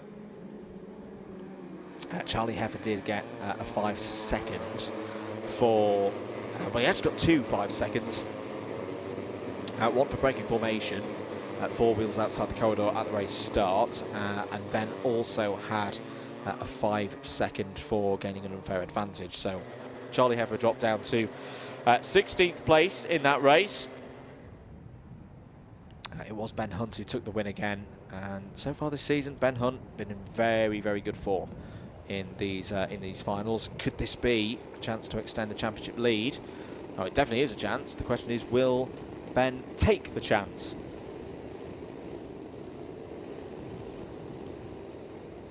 You're watching live coverage of Shenington Kart Racing Club, the Spring Showdown, round number 4 of this year's club championships. We're ready to go in the Minimax, the Rotax Inter final. Ben Hunt and Freya Lally on the front row. We're away and racing for 11 minutes plus 1 lap. Into turn 1, Hunt leads. Good start for Hulse as well, immediately up to P2. Freya Lally holding there in, well, was 3rd. Yes, no, she's still in 3rd. Down towards the hairpin for the first time. Good start as well for Jude Story in that white and orange machine. They're all through the first couple of corners, which is good to see. Ben Hunt's making a bit of a break for it, though, at the start of this race in kart number 53. One last time out, was on the podium in terms of points awarded, well, 4th place on the road, 3rd place in terms of points at the first scoring final. There's a little bit of a switch back and forth between Hulse and Story. So it's Hunt, Hulse, Story, Lally, Kaiser, Hobson, Lilly, Heffer, Roberts and Kemp in the top 10 on the first lap. Who's making progress? Thomas Laidler's making progress, up 5 spots to 13th on that first lap.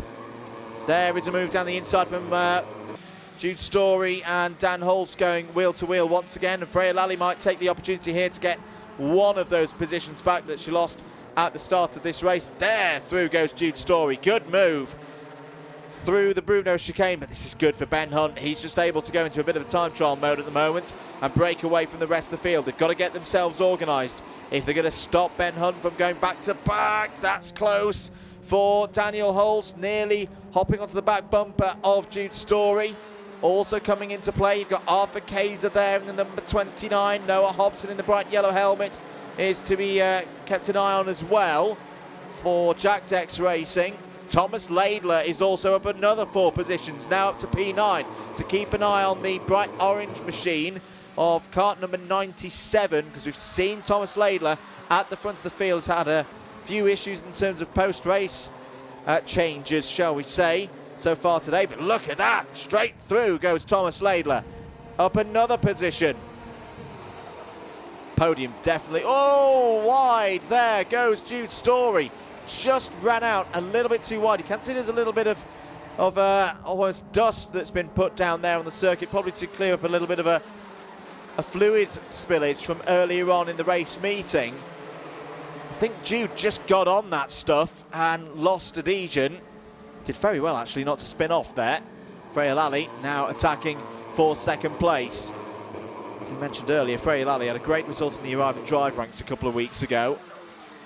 Was, well, by my reckoning, only the 2nd driver in the history of Club 100 junior racing to take an A final race victory. The other one being Sukmani Kira back in the very first year of cadet racing, but here in Ona, I think she's taking another step up the ranks here. Impressed last time out. This is, I think, her first race off of novice plates.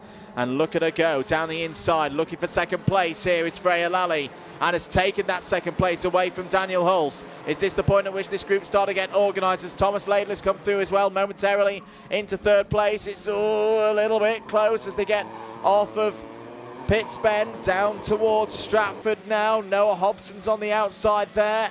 That's a difficult place to be in a big group like this. 7.5 minutes to go. Lead for Ben Hunt is 1.7 seconds from Freya Lally. Now, can they start to close in? They'll only need a couple of karts to get together and start working together, and that gap could be pulled back. This next lap's going to be quite important, I think, for Lally and Laidler. They've got through the busyness of the pack behind. Laidler's going for second place now, as is a move there from Daniel Hulse to try and retake. Matthew Lilly in the number 20. Matthew Lilly, another driver that we've seen at the front a lot so far today. Matthew Lilly's got back up to fourth place. Laidler's taken second from Freya Lally now, and there was a very defined point there to say, let's go get Ben Hunt. Let's try and pull him back, because the lead is over 2 seconds now for Ben Hunt. Elsewhere in the top 10, Charlie Heffer's through past Noah Hobson up to P7. Toby Miles is on the move as well. Miles up to P9 past Arthur Kaiser. Looked to be another move there from Charlie Heffer. Yes, it was. So Charlie Heffer now up to P6. There's Noah Hobson down the inside of Toby Miles in the number 90. So Hobson back up to P8. Time's important though. Now look at this, or listen about this more. Hunt 46.0 on that last lap. Laidler 45.7. So nearly 2 to 3 tenths quicker than Hunt on that last tour, with the gap now 1.95 seconds. There is enough time here for Thomas Laidler to catch up to Ben Hunt and give the driver there on the LN chassis a real headache in the second half of this race. Freya Lally's still there with Matthew Lilly going for third place. Matthew Lilly is the fastest driver on track as well. 45.67, that was a couple of laps ago. Here goes Lilly down the inside of Freya Lally. Nice move. Sure work there from Matthew Lilly. Freya Lally didn't fight that one too hard, and that's understandable. Oh dear, there's someone facing the wrong way on the approach down to the Stratford hairpin. We'll try and catch up with that in a moment. The reason being, and this is something that Freya's learned from a lot of the racing that she's done so far this season, sometimes better to just let the driver who's got a bit more pace at that stage of the race go, because if they can then tow you along and back into the battle for the race lead, everybody has a bigger chance of winning then in that case, including yourself. It's a set of tactics that a lot of the drivers learn even more in this category, because it is so competitive every time we see it on a British circuit. It's one of the reasons why British drivers have done so well in events like the Rotax Grand Finals over the last few years, particularly in this Minimax category, because they have to race through some of the hardest club and national grids, not just in Europe.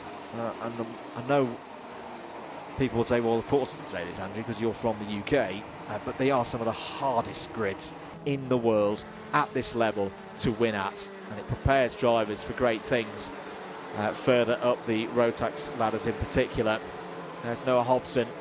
Good scrap this with Toby Miles for 8th place. Toby's managed to find a way back through. There's a move down the inside. Charlie Heffer up into the top 5 now, ahead of Jude Story. And again, the drivers communicating with one another, probably because they can see that Freya Lally's not quite been able to hold the rear bumper of the drivers ahead. She could be a little bit vulnerable now in the latter stages of this race. It's a natural phenomenon that happens a lot around this Shenington circuit, that if you lose the toe, you can then be caught very quickly. I tell you who else is being caught. Thomas Laidler overtaken by Matthew Lilly, and they're both catching in on Ben Hunt. We're going to have a grandstand finish here in Rotax Inter for round 4 of the Shenington Kart Racing Club Championships of 2026. Ben Hunt has done a brilliant job so far. He's kept it eyes forward until that point just then. Looking over the shoulder, seeing that he's got not one but 2 adversaries closing in now for his second victory of the year. The first of them, Matthew Lilley. Lilley, who started 8th on the grid. Thomas Laidler, 18th on the grid. 2.5 minutes remaining. Ben Hunt has got to have to pick up the pace now if he's got any more in the tank, if he's going to win this race. I'm sure that as soon as Matthew Lilley gets an opportunity to go for a race move, to take the lead of this race, he will do. Because otherwise, Laidler will be in to move himself up in terms of track position. That wasn't quite the opportunity there that Lilley wanted. He needs to be a little bit closer.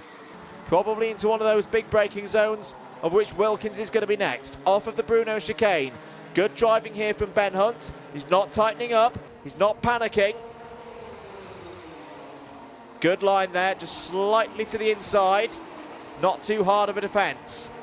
Ben Hunt has responded here. I bet this is going to be a personal best lap for Ben Hunt, and it is. But it's not enough because here comes Matthew Lilley down the inside. New race leader, Matthew Lilley. Thomas Laidler's gone through as well into second place. Ben Hunt now third. Round the hairpin they go. Now Matthew Lilley's job has got to be for keeping his eyes forward, making sure that he can try and drive away from this field now. If he's got that speed, if he's got that rhythm, why change it? Keep pushing, keep driving away from the rest. 45.53 was the lap time for Lilley last time around. These times will be very telling now with 1 minute to go on the clock. 45.71 for Lilley, 45.64 for Laidler. To be expected, he's got a bit of a toe now as Laidler. Well, he always had a toe. But the point being that Lilley now doesn't have a toe. Here they go, down towards the Stratford corner once again.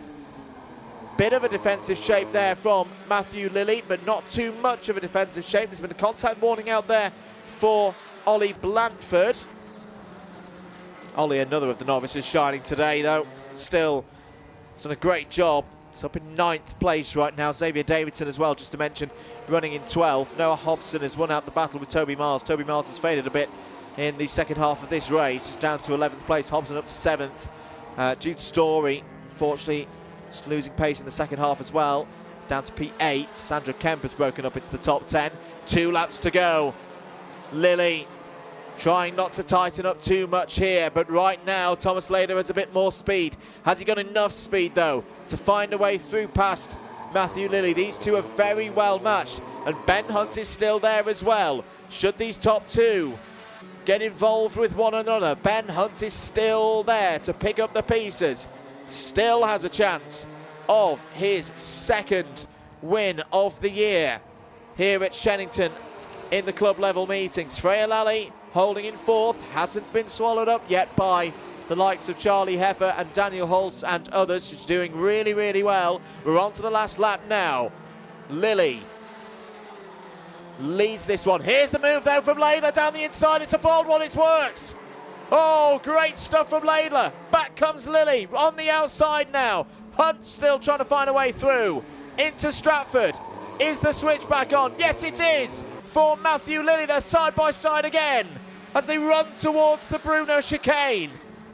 Brilliant sequence of corners. Fantastic racing once again here in Minimax. Lilley has the race lead. Big corner coming up. Is Laidler going to be close enough to go for the lead? No, he's not. It's going to be Matthew Lilley who wins this A final. What a brilliant race from our Minimaxers. Matthew Lilley wins. Thomas Laidler second. Ben Hunt on the podium. Charlie Heffer takes 4th on the line there. Freya Lally in the top 5. Daniel Holtz, Noah Hobson, Jude Story, Ollie Blandford top novice, and Sandro Kemp all in the top 10. But it's Matthew Lilley's day. Matthew Lilley wins here at Shenington. A superb run. Had to fight for that one. Came from 8th on the grid. Never panicked. I've got to say, for Thomas Laidler and Ben Hunt, they were a big part of that race as well. They can hold their heads high at the end of today. That was a super, super race. Probably one of the best races I think we've had at the club here so far this year.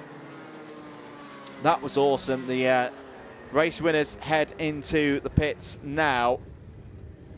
The number 20 with the race win. And yeah, well, we'll see the Inters again next time out in a month's time for round number 5.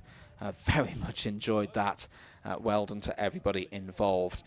So 4 finals down already, but next we move to one of the biggies. This is the second final of the year for the Super 4 KZ Championship, the Northern Karting Federation here at Shenington. KZ2 is up next.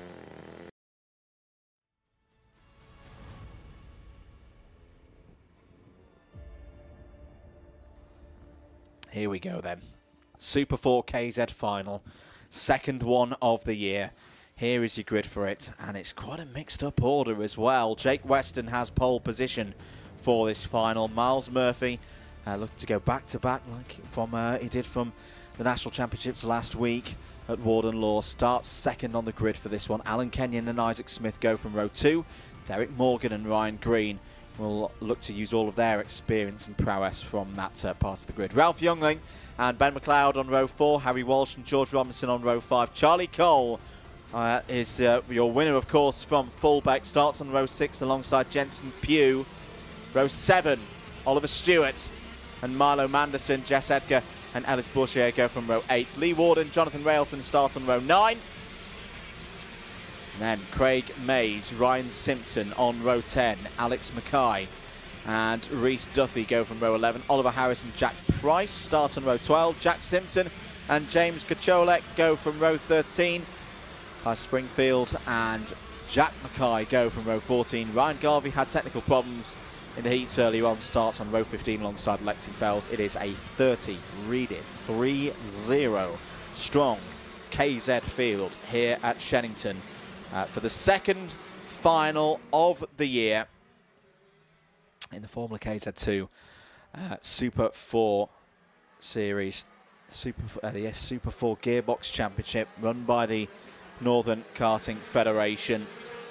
Very popular series, long-standing series that will also be racing at Rowra the middle weekend of June, the 13th to 14th. Fullbeck for the 27th to 28th of June. The first weekend of August up at Rowra, again the 1st and 2nd of August, and then at Kimbolton for the 12th and 13th of September. The KZs will also be back here in a month's time, as will all of us be for Alpha Live Productions and DDMM Sports Commentary. Next month is around not just part of the club meeting here, it also counts towards the British Championships. We had a really, really exciting final last week here on Alpha Live for up at Warden Law for the KZs. If you haven't seen it, go back and watch it in its full. It was dramatic, to say the least. And this one could be as well. It's an all CRG front row for this one. And two very experienced drivers on the front of this grid. Jake Weston, the man from Doncaster, taking on Wrexham's finest. Miles Murphy as, ooh, now we've got dramas already for one of the drivers out there. I don't think we're going to see Isaac Smith in this race, because I've just seen the 123 being pushed into the space in between the exit of Cafe and the Bruno chicane. So that's a real shame. Yeah, Isaac Smith is out of this race, will not take the race start. That's just looking at that out of the commentary box window. For the others, they line up on the grid then. CRGs versus Sodis, that's a familiar sight in recent times, with the Birrells in there as well. Great array of chassis here today. A couple of MS karts, a couple of Energies as well. Here we go then. Super 4 final is underway for the second time this year. Great start for Miles Murphy. Murphy takes the race lead in the early stages. Up to second place immediately is Alan Kenyon. Kenyon, who's looked mighty quick so far in the practice sessions here at Shenington, down towards the hairpin, and through goes Kenyon. Kenyon into the race lead then. Got that move done on the second part of the hairpin. Murphy still holding there in second place. Through, is that a really good start? I think Ryan Green's up to third place. That's a tremendous run for Ryan Green. Everybody else has made it through the first half of the first lap. Let's count them through with 10 minutes and 15 seconds on the timer of this final remaining. It's Kenyon, Murphy, Green, Morgan, Weston, Youngling, Cole, McLeod, Robinson and Walsh all in the top 10. Ollie Stewart knocking on the door of that top 10 at the moment. There goes Charlie Cole through past Ralph Youngling for 6th place. Down towards the hairpin once again. Kenyon hard on the brakes. That's the difference with these KZs, not just the gearboxes. Brakes on all 4 corners. Unlike what we see for the other categories here today. Kenyon on the Sodi runs through in the race lead. Miles Murphy, his 3rd race on that CRG, wants to win here today. They found a lot of speed across the course of the weekend last weekend at Warden Law. This is a very different circuit though to where they were last week. Ryan Green still holding there in 3rd place. Weston and Cole now through past Morgan and Youngling. So Weston back up to P4. Cole, winner last time out in fullback, up to P5. Elsewhere down the order, just to note, good start for Rhys Duffy. Duffy up 8 spots into 3rd place. Sorry, there was a move there for 3rd place that took my mind away. Oh, driver spinning off in the background. We'll catch up with who that was in a moment. Jake Weston did get that move done for 3rd place. Rhys Duffy just to come back to that, up 8 spots and into 14th. That's a good start. Also moving up the order, James Kacholek from the back of the grid has gained 6 places and is up into the top 20. The spinner was Derek Morgan. Derek Morgan's disappeared from the field, so Derek Morgan loses the chance of a good result here today. 8.5 minutes or thereabouts to go. Kenyon still leads from Murphy, but now with Jake Weston bearing down there in 3rd place. That was a new fastest lap of the race from Jake Weston, 45.04 seconds. This could be the 2 CRGs pouncing on the Sodi in a few moments' time. Down towards the Bruno chicane. There's at least one driver. I've heard a kart coming in underneath. I think it's Kai Springfield is out of this race. I think Oliver Stewart's out of this race as well. Oliver Stewart is not scoring through on timing, so the driver second in the points at the start of the day is going to lose ground in the championship fight. Here comes Weston down the inside, has a little look, but Miles Murphy is not just simply overtaken in this sport. Down once again towards the hairpin. Alan Kenyon doing a really good job at the moment, I've got to say, keeping his eyes forward. Not, oh no! And Murphy runs into the back of Kenyon. Murphy loses control, slips down the order, and that opens the door for Jake Weston. Here it is again. Down towards the hairpin, gets on the brakes, and there was nothing really that both of them could do there, just simply too much speed for both, well, for Murphy into that corner. Kenyon was taking his normal line. Kenyon very lucky actually to still be in 2nd place in this race.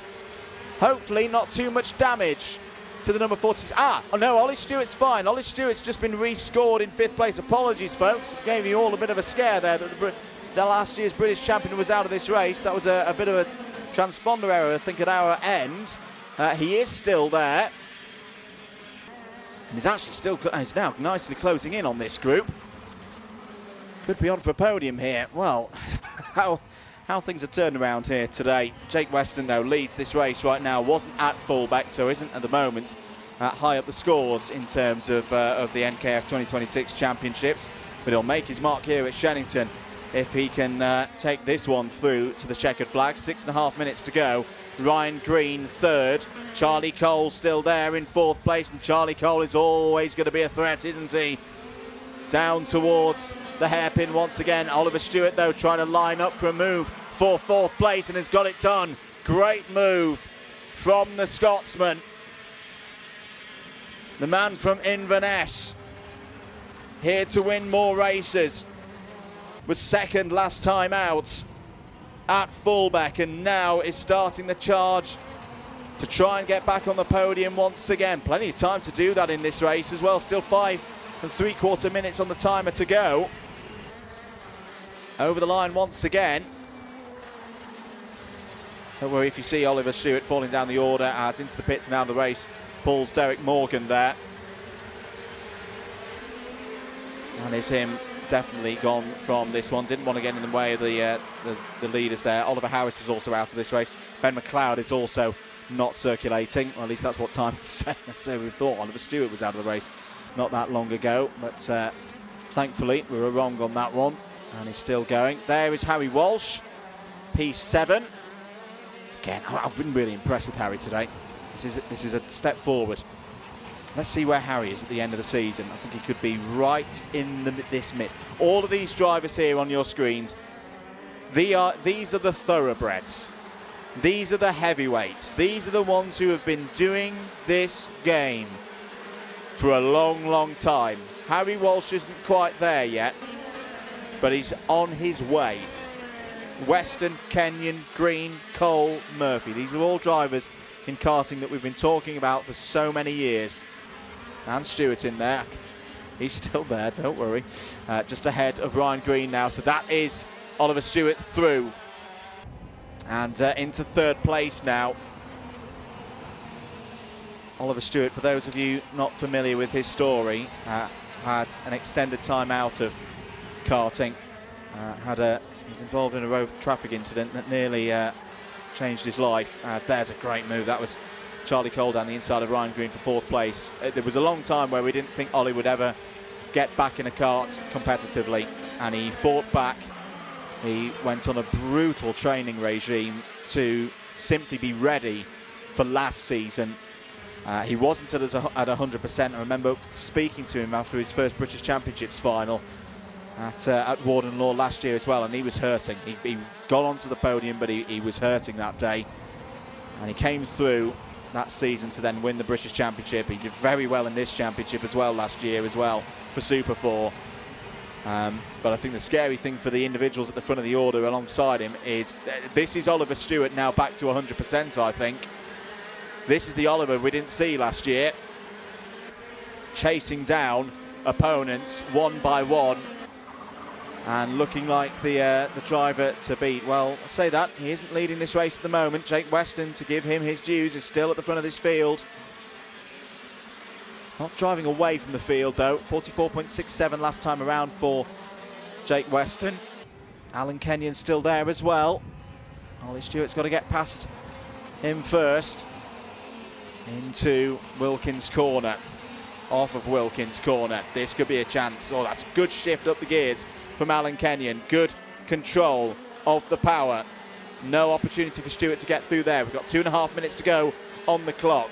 Is this now the run where Oliver Stewart winds it up? He starts to have quite a few overtakes in this part of the circuit. Kenyon's aware of it. Stewart steps to the inside, takes second place. Great move from the Scotsman. Another one gone. Oliver Stewart now sets about trying to chase down Jake Weston.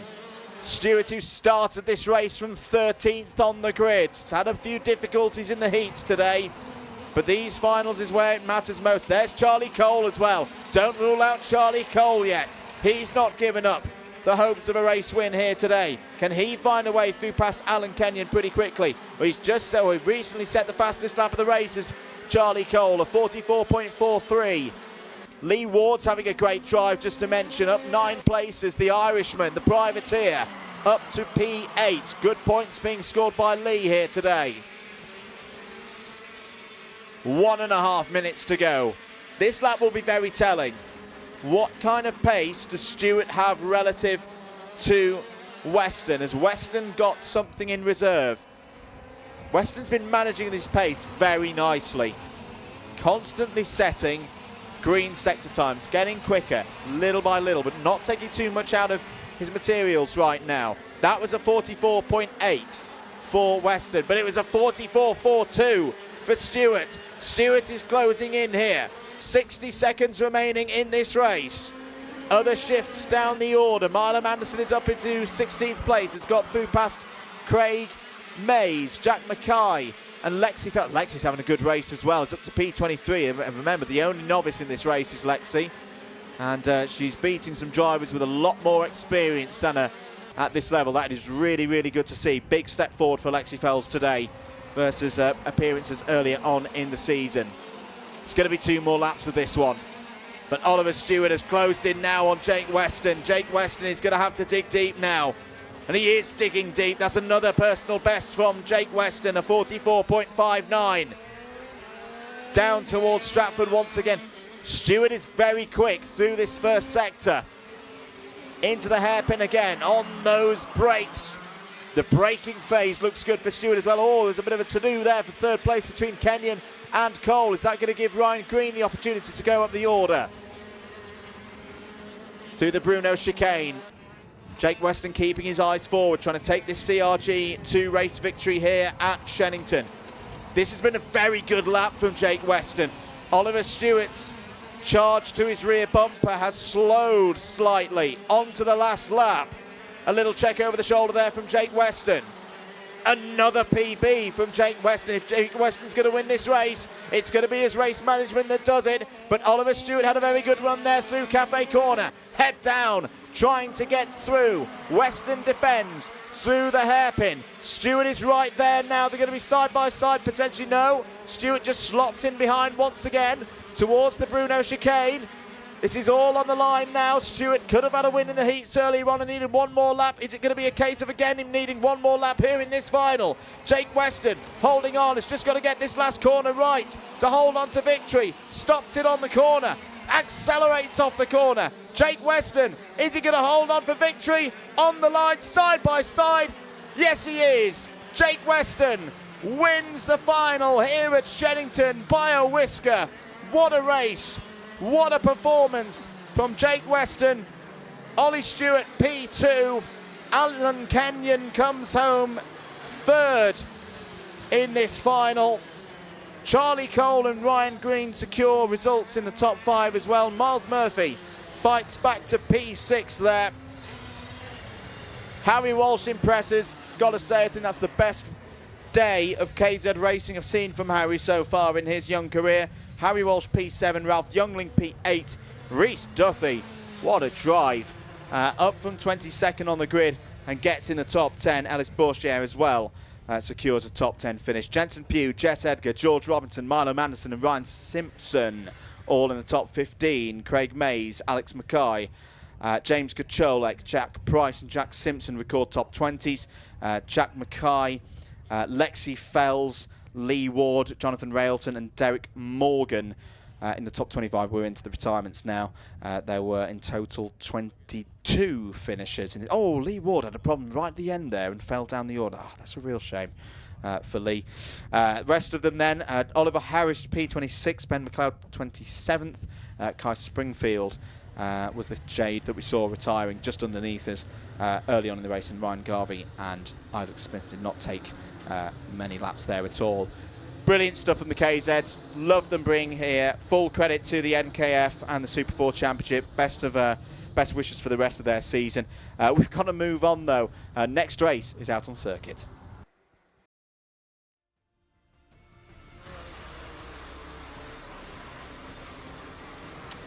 And that next race is the Junior Rotax final, the A final. Stanley Williams and Alex Shepherd start on the front row. Jensen Hookie and Jensen Powers on row 2.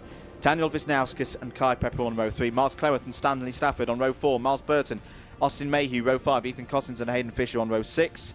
Moving on to row number 7, Logan House and Kartik Kometa. Kian Hundle and Oscar Keane on row 8. Christian Kayov and Aidan Hammond go from row number 9. And then moving through the rest of the order, Ethan Guest, Ryoma Kaatsu on row 10, Jesse Whitmore and Louis Marshall on row 11, Lily Shaw and Jack Corser row 12, Sam Batty and Finley Hands on row 13, Jay Singh and Samir Paul on row 14, and then coming through as well right at the end, Charlie Delamere and Austin Moff. Those were the last of the qualifiers through from straight into the A final. These were your reperchargees. This has changed a lot. Layla Bell, Zoe Catet, Emily Johnston and Ollie Healy were the ones in the end given those 4 places to repechage through from the B final. I just want to say one thing that was absolutely brilliant before we get this junior Rotax race underway. They've all been in the pre-grid waiting for their race. Pretty much all of them out of their karts, stood on the gate, watching the KZs. That's what it's about. I want KZ to be on the rise this year, and it needs new blood to make that happen. There's many drivers here who enjoyed that race, and we're going to enjoy their junior race right here, right now. 11 minutes underway. Here we go. Into turn 1, nearly 3 wide in places. Couple of drivers having problems towards the back of the field. One of them's Lily Shaw in the number 78. The 44 of Jay Singh in the wars once again. Through the hairpin. Oh dear, a little bit of bedlam on the exit of the hairpin there. Damage to at least one kart. Maybe Oscar Keane in the number 37. One of the evolutions looked to be out of that one as well. Oh, was that Alex Shepherd? I think that was Alex Shepherd out of this race. So one of the contenders, one of the front runners for this final is out on lap 1. Stanley Williams leads this one from Kai Pepperell, also out of this race. Ethan Cossins and Daniel Wisnauskas you saw down there. Well, we said there were some dramas towards the front of the field. Oh dear, drivers need to slow down there because we've got marshals in fairly precarious position, and we've gone full course yellow. Yeah, understandably, because there's quite a few karts off in between the Stratford hairpin and the Bruno chicane, and yeah, a bit more time is required for the brilliant marshalling team here at Shenington to get involved, and commiserations there between Cossins and Wisnauskas, who both would have wanted to have a good race here in this final, but not to be on that case. I mentioned earlier as well, I know there's a big recruitment drive at the moment for marshals. If you want to get involved with marshalling, this place is a really, really good place to do it. So much experience here. As I say, this track has been here and has hosted karting pretty much since the birth time of the sport, the back end of the 1950s and the early 1960s. So if you've always wanted to have a go, get in touch with the club. They will be able to help get you trackside. Brilliant way to watch racing as well, being trackside, because we always need marshals. We always need that volunteer army, the Orange Army, to go racing. So yeah, if you want to get involved, and particularly if you live nearby, if you're in the centre of England, if you're in the West Midlands, if you're in the northern part of Oxfordshire and places like that, get involved. Would be great to see you trackside for future events. 8 minutes and 15 seconds on the clock to go. Kai Pepperell is your race leader at the moment in the number 40. I think the full course yellow will be coming to an end at the end of this one. No, he's not actually. It's the 84, sorry, at the front of the field of Stanley Williams. Just scroll the timing screen back up there. So Stanley Williams will control the pace ahead of Kai Pepperell. And Jensen Hookie there, winner of the first heat, in third. For some of these drivers, this will only be the second time they've raced each other today. Because remember, they've all done 2 heats out of the 3 held so far. They all had at least 1 race where they sit out. Here we go then, 7.5 minutes remaining on the clock. Stanley Williams takes us back to full racing speed. The remainder of the time is going here for the Junior Rotax final. Kai Pepperell trying to immediately put Stanley Williams under a bit of pressure. Out of this race, Alex Shepherd, Daniel Wisnauskas, Ethan Cossins.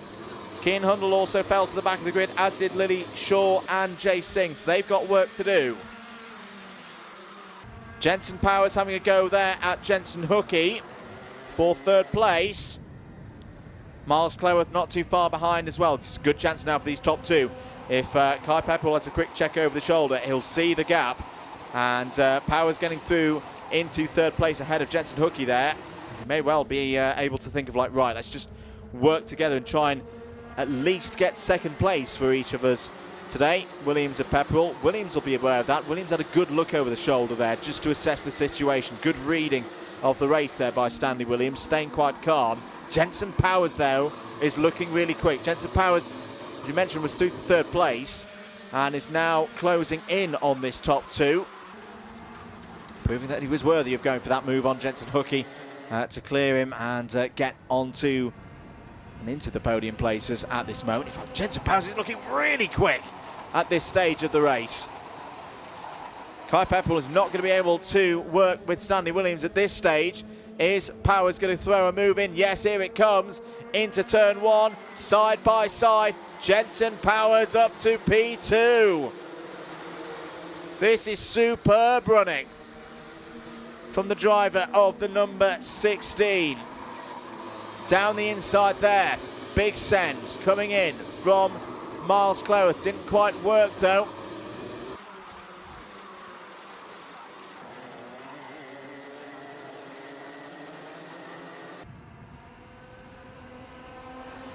Coming through into last parts of lap number 6 then. Now, just to mention some drivers on the move up through the field. Samir Paul, great drive, up to 15th place, having started 28th. Finley Hans has also followed through, is knocking on the door of those positions. Oh dear, I think I've just cursed Samir Paul, because as soon as I've just said that he's on the way up, yeah, he's just fallen down to 30th place. I am so sorry, Samir. That was very bad of me.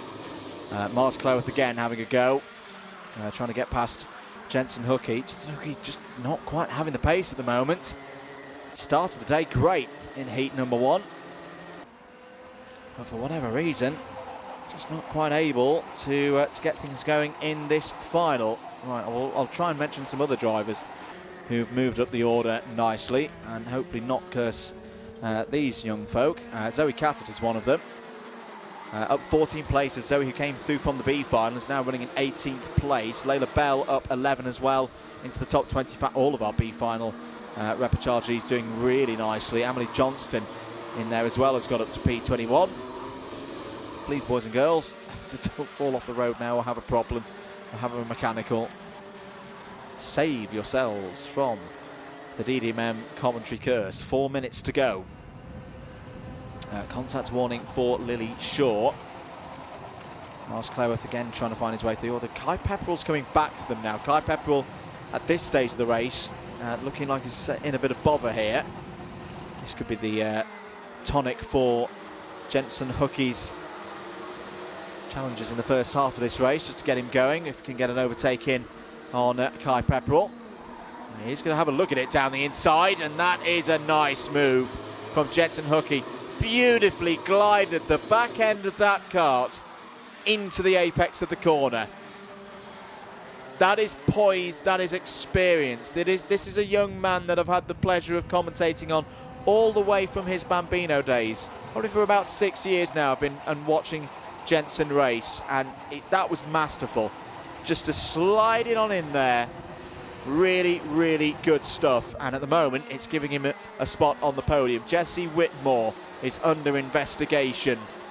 Jesse running in 15th place right now. So we'll keep on top of that one. Kai Pepperell now is having some problems. Is now being overtaken by all comers. Miles Cloweth has gone through.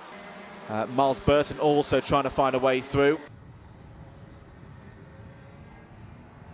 Down the hanger straight. No problems at all at the moment for Williams and Powers. Williams responding very nicely. This is another case of a race leader managing their race, like we've just seen with Jake Weston in the KZ. Managing their race really, really well. Here's a move from Miles Burton. Not quite. Good run around the outside there from Kai Pepperell. Has just lost the front end of the kart there a little bit. Maybe under pressure now down into the hairpin. Miles Burton is on the outside. Loses a bit of grip. Not quite able to get down to the apex there. Oscar Keane, by the way, I think we falsely mentioned earlier, was in a bit of bother on lap 1. Oscar's fine and actually running very quickly right now. Is up into the top 10. He's just at the fastest lap of the race, 42.80. But to go back to our race leaders, like we saw with Weston, Williams can sense an approaching attack from a driver and is just able to up his pace a little bit to not allow Jensen Powers to get within that kind of distance where Powers would go for a move.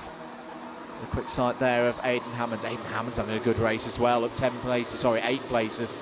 No, sorry, he is up 10 places from 18th spot to 8th. He's just got past Logan Howes there. It's another driver. I was very impressed with Aidan last year, back end of last year. Had some good runs in the British Championships. And they've changed the livery on that kart as well. No Dayglow yellow. Well done. 1 minute to go then. Oscar Keane. Oh dear, that is a moment, and that is going to be the number 80 out of this race. That's Ryama Komatsu and Louis Marshall in there as well. Oh, they were nicely running in the top 20, and we've gone full course yellow. That may be the end of this race. That may be the end. We've gone full course yellow for obvious reasons. There are 2 karts really precariously in the middle of the road through the Bruno chicane.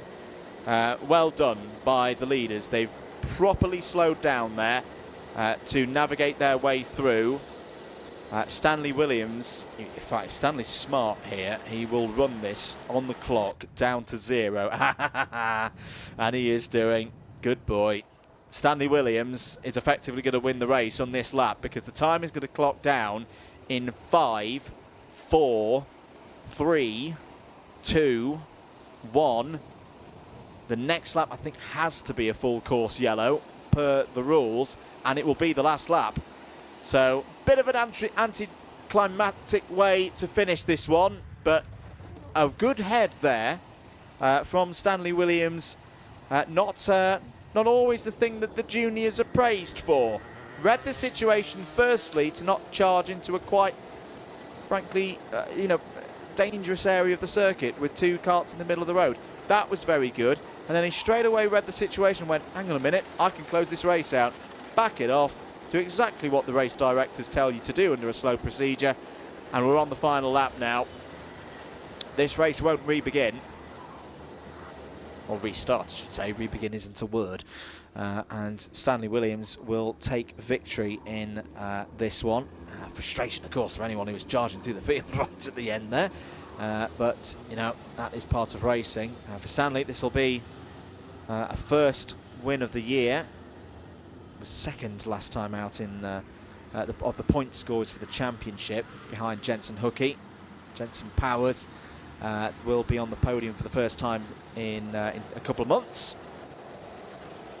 Was on the podium for round number 2. Of course, again, round number 1, no finals were run. Not enough heats were run to call a race result. And for Jensen Hookey, he'll pick up a 3rd podium of the year. Yes, not a race win, like he's had for the last 2 events, or a full share of the championship points. But good points nonetheless. And for Alex Shepherd, not a good score.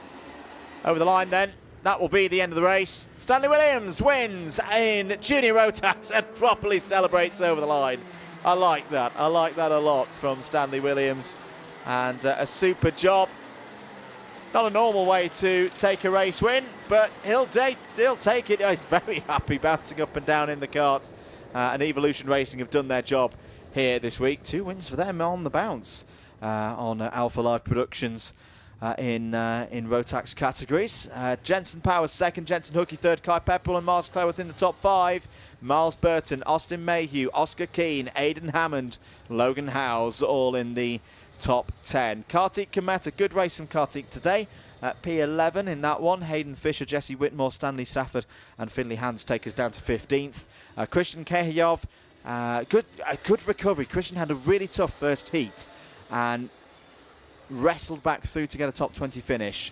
It could easily have gone another way for Christian today, so fair play. Zoe Cattett up from the B final. Last Chance Saloon, and 15 places gained for Zoe. Same for Amelie Johnston. Ethan Guest and Layla Bell both in the top 20 as well. Lily Shaw, Samir Paul. I'm so sorry, Samir. He deserved a lot more than 22nd today and then got hit by moi. Sam Batty, 23rd. Jay Singh, 24th. Ollie Healy completes the top 25. Kian Hundle, Charlie Delamere, Ryuma Komatsu, Louis Marshall, Sadly, those two didn't see the end of the race. They were the trigger for the full course yellow just at the end there. Austin Moth as well was a retirement a few laps in and then out on lap 1. Alex Shepherd, Daniel Wisnauskas and Ethan Cossins. Some good racing today from the juniors. Bit of drama as well, as we sometimes come to expect. The gliders take off once again next door, but will glide swimmingly into the next race. That's the junior Rotax final done. 3 to go. X30 Senior up next.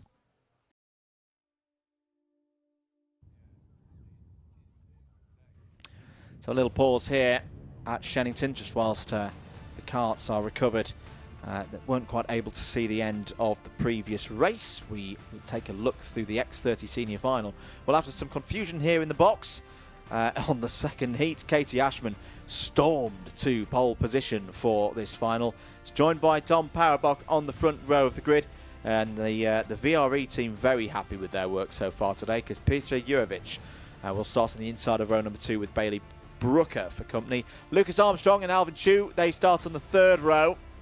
And then as we roll into the second half of the top 10, Ryan Gill and Jack Monkhouse will go from 4. Lawrence Levy and Monty Brathwaite start from 5. Monty Brathwaite won the first heat and then retired from the second.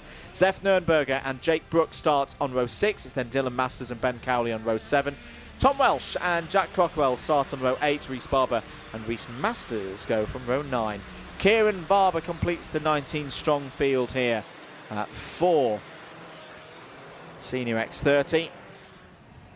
And just a reminder of how things are looking going into the 3rd final of the year, or the 3rd point at which we've been able to call the final result of the year. Tom Parabok, championship leader at the start of the day by 2 points over Ryan Gill. Alfie Gallagher, who is not here today, was 1 point back. Katie Ashman a further 3. Let's go racing then for the X30 Seniors. 11 minutes underway for them here. Katie Ashman gets a good start. Good try there from Peter Jurovic to take 2nd place, and he has done. Good start for Jurovic down towards the hairpin they go. In fact, there's been a change for the lead as Jurovic got into the race lead. Yes. So Jurovic passed Ashman. Same kart liveries, same race helmets. Peter a little bit taller than Katie. That's how we tell the difference apart. Whoa, was off the road there. Goes one of the Tim Wilson Motorsports. It's Alvin Chu. Joining in a bit of sympathy there may have been, it was indeed, Kieran Barber. Alvin, I think, will be racing at Silverstone in a few days' time. The BUKC. I'll be live with you here on Alpha Live. If you hadn't seen, very busy schedule for Alpha Live. Plenty to get your teeth into from this weekend, the week to come, and next weekend as well. Racing season well and truly underway. So Peter Jurovic leads this race from Katie Ashman. Tom Parabok there in 3rd place. This is a good scrap going on. Here comes Monty Brathwaite. I still think Monty Brathwaite can win this race. If the kart can hold together, which I don't think it quite did during the previous race. Jake Brook, apologies, down the inside. Jake Brook gets through though. Past Bailey Brooker there as Ashman goes into the race lead. So Katie Ashman, kart number 53, back to the front as Katie did in heat number 2. There's a problem for Ben Cowley out of Cafe Corner. Falls down the order from 12th place. Katie Ashman on the podium last time. Hasn't had a win in a final though so far in 2026 here at Shenington.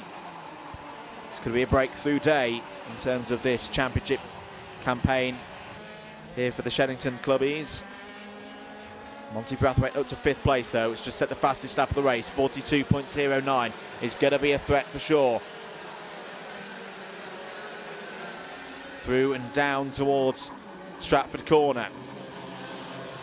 What does Tom Parabok do in this situation as well? It's been maybe half a tenth here and there off the pace today. It's still been scoring good points, the championship leader. Lucas Armstrong and Monty Brathwaite, they're in 4th and 5th. And Brathwaite down the... Oh, Brathwaite is charging through here. Brathwaite up to 4th place. 41.68 for Brathwaite there.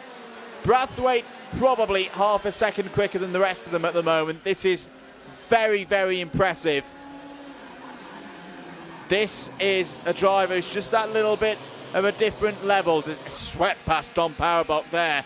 Monty Brathwaite is on his way. Showing why before this race meeting, and looking at the entries, like, yeah, that's a driver that you would back to at least get on the podium here today with all of his experience at both a national and an international level as well. He's been an occasional racer out in the IAME Euro Series. He was at RWF last year as well. And that speed that he's got, I think he's going to be on the back of Peter Jurjevic very, very quickly indeed. Ashman again just checks over the shoulder.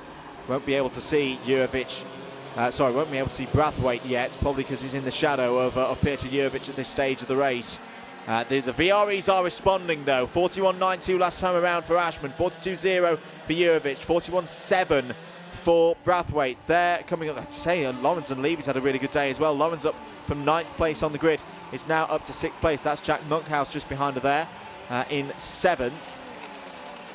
Over the line once again, 6 minutes and 40 seconds to go. Another decent lap from both Ashman and Jurjevic, but Brathwaite keeps chipping away at this race lead. It's under a second now, covering the top 3.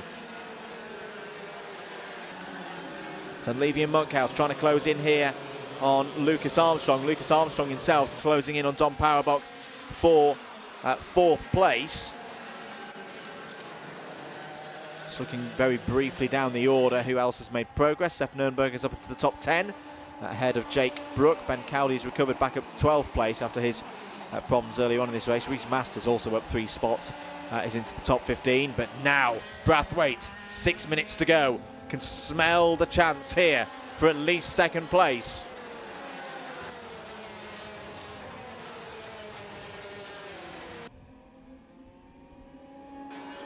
Down towards Stratford, and he's got it. Brathwaite's already got through into 2nd place. That must have just been on the exit of Cafe Curve. But Brathwaite now will set about the race leader, Katie Ashman. Is there anything that Katie can do to hold off the charge of the number 32, who again has dropped the lap times to a 41.6 that time around? Here we go, on to lap number 9. 5 minutes and 20 to play. Plenty of time here for Brathwaite. I think that's the toughest proposition. Oh, he's not going to need much time. Straight down the inside, through Cafe Corner. Glorious move, but Katie Ashman's going to come back here. That's great stuff from Ashman. Switched back by Brathwaite. Retakes the race lead. Super racing here in Senior X30. But Monty Brathwaite, I was about to say, with the time on the clock, you almost felt it was inevitable. And whether Brathwaite would just take his time, doesn't need to. Straight through into the race lead. Fair play to Katie Ashman. Threw it in there to try and take the lead back. For a couple of metres it worked, but then the wise head of Monty Brathwaite at this Senior X30 level has put him into the lead of this race. But I tell you what, he's not galloping away though. So is this now a bit of a show from the VREs? Ashman's back down the inside here to retake the race lead. That's a much better opportunity this time. Brathwaite holds around the outside, gets his nose back in front. Okay, we've still got a race on here, folks. We've still got a battle for the race lead. Monty Brathwaite is not galloping away, as perhaps the data would have suggested the last few laps. Can the teammates work together? Ashman and Jurjevic, 4 minutes to go. Dom Powerbox still not too far behind as well. Is this a setup thing? Have the VREs been working on a setup that is quick in the last 3 minutes of a race? Is that why Brathwaite was closing in on them so quickly in the first half? They are not giving this one up. Ashman's back alongside, in towards the chicane. Still side by side. Brathwaite up against it now. I don't think Monty Brathwaite would have expected this 3 laps ago. Ashman's pointing forward. Here comes Peter Jurjevic down the inside to take 2nd place. This is a great race. Another great final here at Shenington. Katie Ashman back down the inside, looking for second place here on her teammate. Sweeping around the outside, there goes Petra Jurovic. Holding on to second place. Dom Parabok is back, part of this battle as well there in fourth place. Don't rule out Lucas Armstrong and Jack Monkhouse and Lauren Dunleavy. Monty Brathwaite's pace has dropped off a cliff in this last 3 laps. We were talking about those 41.6s, those lightning quick times. He's a second off the pace. He's a second off the pace that he had earlier on in this final. I just wonder whether this is all set up. Oh, the back end of the... I say that clock promotion now really doesn't look too good for Monty Brathwaite. He's having to work hard. The back end of it doesn't look as settled as it was earlier. It's squirming, it's moving around, under braking, on the power through the high-speed corners. Here comes Ashman again, down the inside, takes track position ahead of Petra Jurovic, points again, saying, no, come on, guys, we've still got a chance of winning this race if we win together, if we work together as teammates. Little adjustment from Katie Ashman. I like the positive attitude here from Katie Ashman. She will not be beaten here today. 1 minute and 45 seconds to go. Monty Brathwaite over the line. That was better, 42.13 seconds, but that's still 6/10 off the best pace that we saw from Monty Brathwaite earlier on in this final. In comparison, the VREs, they're pretty much on the same pace that they've had throughout the course of the race. There is a bit of traffic potentially for these leaders to deal with. It's Reese and Kieran Barber up the road. I don't think they're going to get too involved in this one. Monty Brathwaite now starting to get more into a rhythm. Just wonder whether he's just backed the pace off a little bit to bring the tyres back in. Now the kart is looking far more settled. Brathwaite back to matching the pace of the 3 behind. The 42.0 that time around. There are those back markers. What lap times are they running? 43.7 at the moment. They're about 1.7 seconds off the pace of the race leaders. Ooh, no, they might still come into play here. Hopefully they'll just move to one side, not get too involved. That's definitely what Monty Brathwaite will be thinking right now. Down to good driving, good driving. Just getting out of the way of the race leaders, not wanting to affect this race. I always tip that to be good driving. This sport is for all, and I'm not one of those to say that, oh well, if you're not on the pace you shouldn't be here, because everybody's learning, everybody's getting quicker, but that's good respect from the 2 Barbers to just make sure that this race is not changed by them being back markers. I like to see that. Time is up then.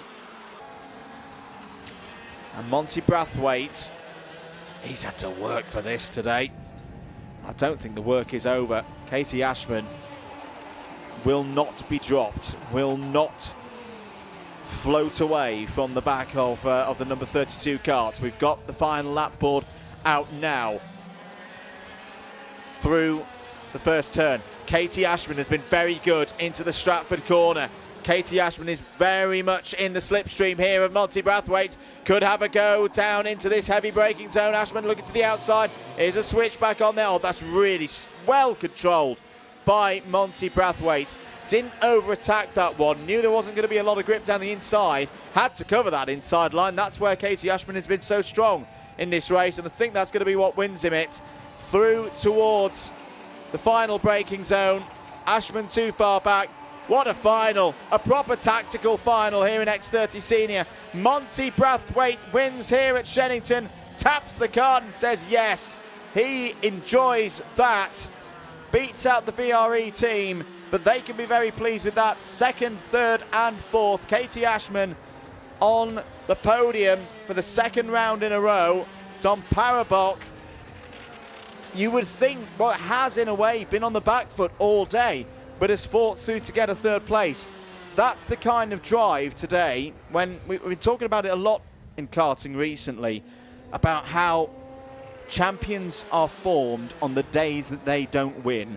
And Dom's got good points there, has kept a cool head, and will still lead the championship, leaving here this evening. Peter Jurevich 4th, Jack Monkhouse 5th, Lorendon Levy 6th, Lucas Armstrong, Seth Nurnberger 8th, Bailey Brooker and Ryan Gill all in the top 10. Ben Cowley, Tom Welsh, Alvin Chew, Dylan Masters, Reese Masters, Jack Crockwell all in the lead lap. Reese Barber, Kieran Barber 17th and 18th. Good final there from the X30s. We stick with seniors. Senior Rotax up next.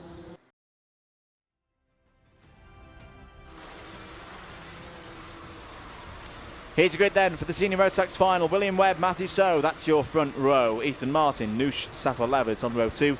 Scott Hayward and Josh Gora on row 3. Alfie Davis and Cian Eastick on row 4. Joseph Orton and Daniel Gurney row 5.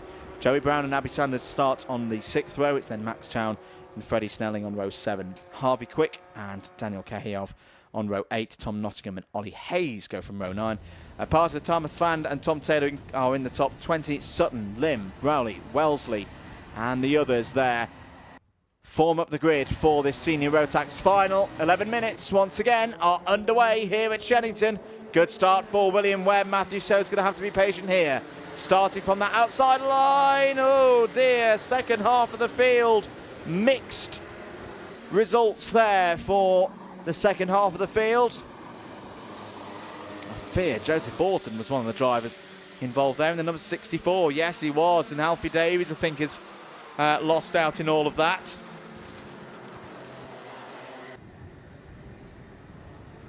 Through towards Hanger then on lap 1. It's Webb, Ethan Martin.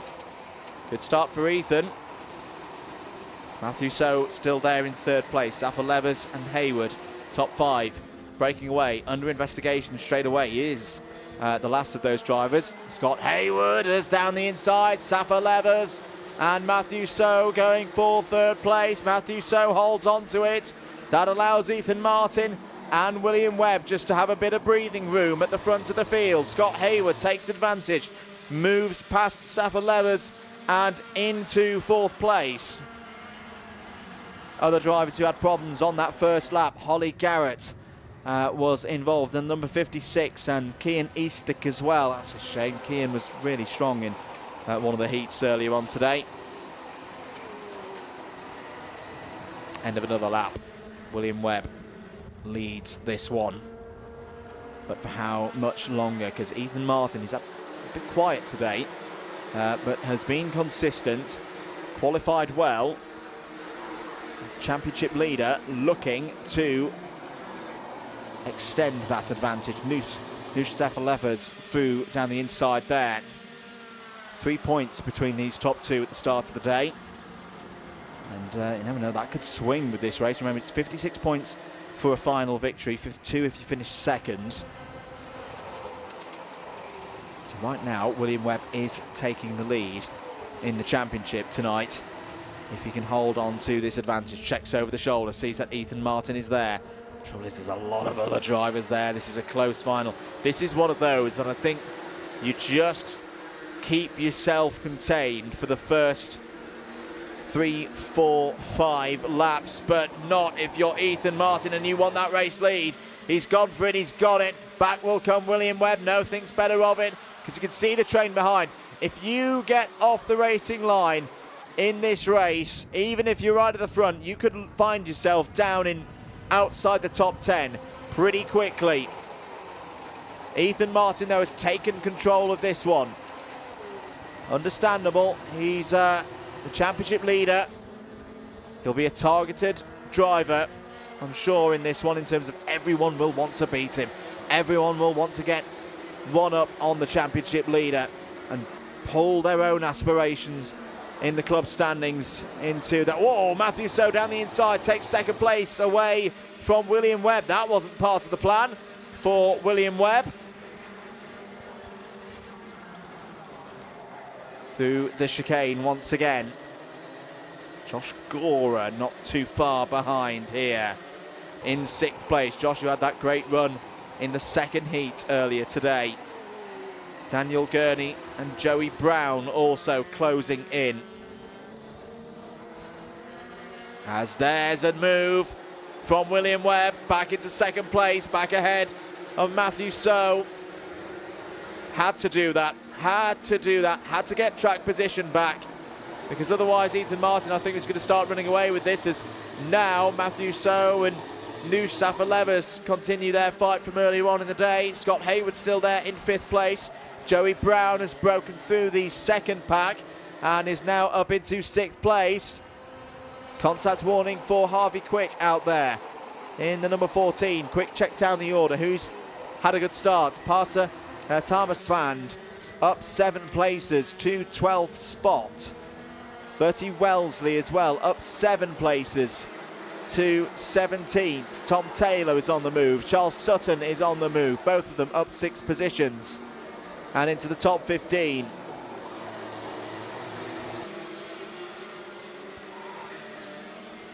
Along the straight to the Bruno chicane once again. Ethan Martin, I've got to say, this is the best we've seen Ethan Martin so far today. It's a good time to have it. Good time to bring that performance through. As there down the inside goes Thomas Fand. That's a nice overtake to move past Freddie Snelling. And now up to 9th place. Thomas Fand also got past Abby Sanders on that lap. Back at the front, William Webb starting to challenge though. This is a good middle phase of the race from William Webb.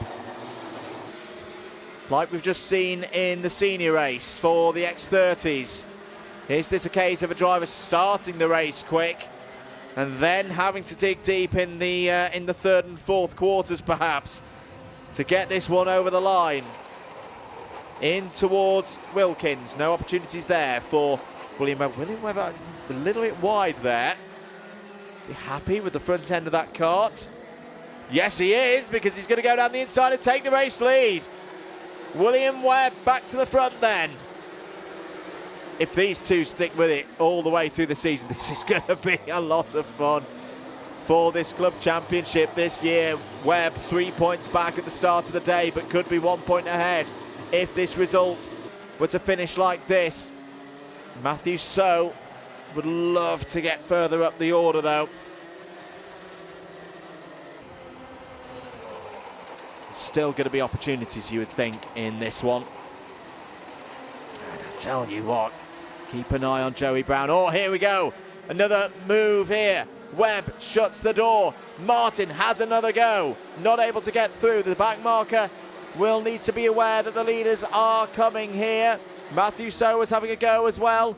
Off of the corner. Oh, it's all getting a little bit complex. Says, oh no, Joey Brown's had a spin. Joey Brown spins out of the race. Just caught with his rear left. The grass spins out. And that's one of the potential winners of this race gone.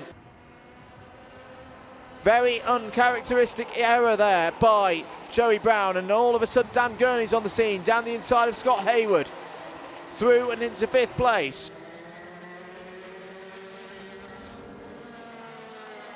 William Webb leads this one now by 0.35 of a second. Ethan Martin still there though in 2nd place. Noosh Safalevas up to 3rd place now. How much William Webb would like Noosh Safalevas to get through. Take some more points off of Ethan Martin.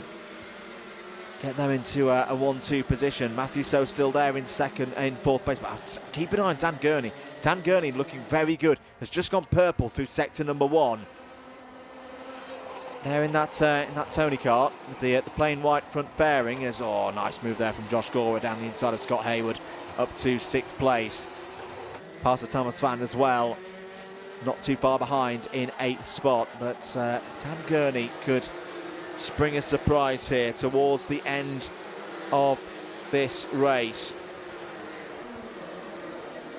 Ethan Martin closing in again though on his early championship rival William Webb here in senior Rotax. Dan Gurney last time out was in the top 5 in the final, so he's there again. William Webb looking pretty good off of the corners. I don't think the entry to the corners is quite his forte. Ethan Martin's looking a little bit stronger. But at the moment, not able to draw right alongside and get a bit of a block pass in. William Webb, just gets away a little bit But this is going to be a challenge now. Yeah, William Webb knows it's got to go to the middle of the road there. That's a good defence. That's good heads-up racing, if you ask me. Could just feel the presence of Ethan Martin right on his shoulder as they came through Pitts Bend. Moved to the middle of the road. There wasn't really much that Ethan Martin could do. Still too early in the race to go for a big send, a bit of a banzai move into those corners, especially with the likes of Safa Levers, so Gurney not too far behind. Here's the opportunity though for Ethan Martin to draw fully alongside. New Safa Levers down the inside as well. Through goes Ethan Martin. Matthew So having a go now for third place. This is a great race once again. We have been treated to some super finals here today at Shenington. Proper racing, and it's not done here. Martin shuts the door on William Webb through the Bruno chicane. What is William Webb's next move? No move into this corner. Well covered off by Ethan Martin.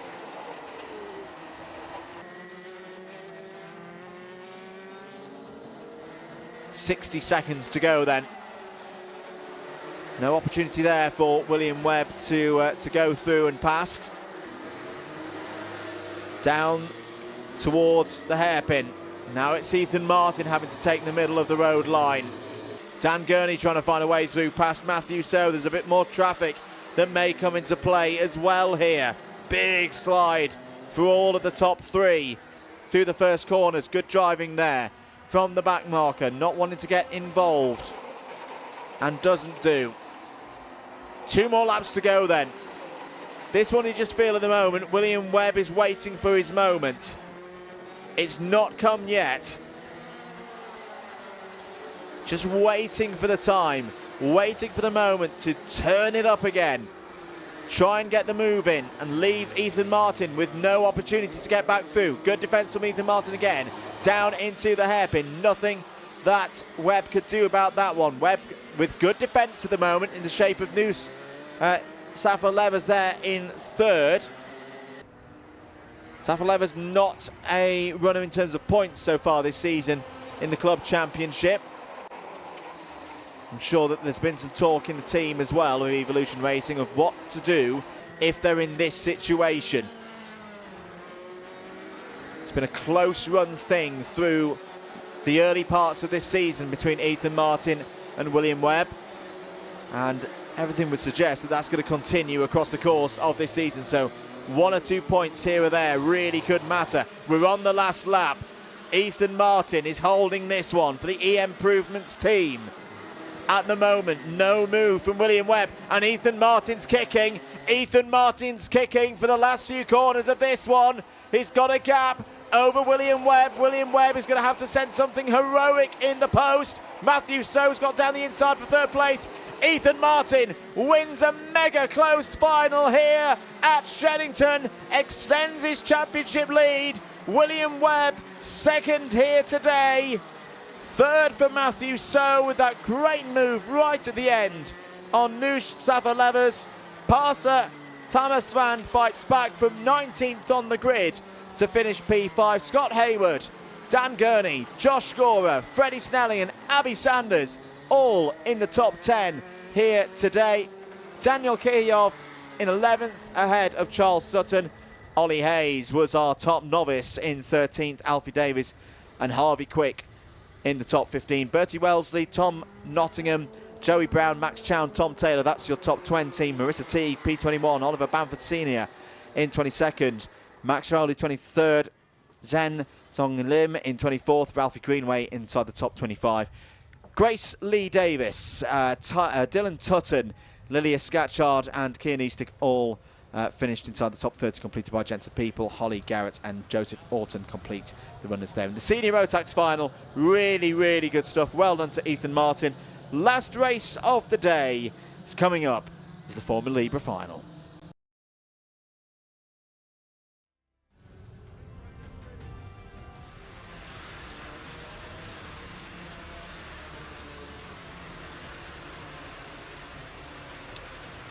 Here's the last final grid of the day then. Dean Hale has dominated Formula Libra so far today. Jamie Jenkins alongside on the front row. Liv Jenkins On the inside of row number 2 is joined by Ashley White. Ollie Venn and Marcus Smith go from row 3. Oliver Bourne and Ian Davis go from row 4. Apologies, a little bit of an issue there with the graphic. That's not the full grid. We've got a full of 25 on this one. Ian Davis, Mark Armstrong, Josh Derry, David Davis, Luke Smith, Lewis Payton, Pierce Armstrong, all in the top 15. We look ready to go, though. No, we're going to go around again for another formation lap. Okay, let's do that all again. Let's give it another go with the grid there. Hale and Jenkins, Jamie Jenkins, row 1. Liv Jenkins and Ashley White on row 2. Not Ashley Lewis, he was in KZ last week. Alex Jones and Ollie Venn on row number 3. Marcus Smith and Oliver Bourne, row 4. Ian Davis and Mark Armstrong on row 5. Josh Derry and David Davis, row 6. Luke Smith and Lewis Payton go from 7. Pierce Armstrong and Barney Mortimer on row 8. Oliver Kershaw and Andrew Silvers on row 9. Dylan Chadwick, Ben Stanford complete the top 20, sorry, on row 10. Edward Bellamy and James Hunt on row 11, and then Harper Baines 23rd. We do have one driver who I don't think is going to be in this race.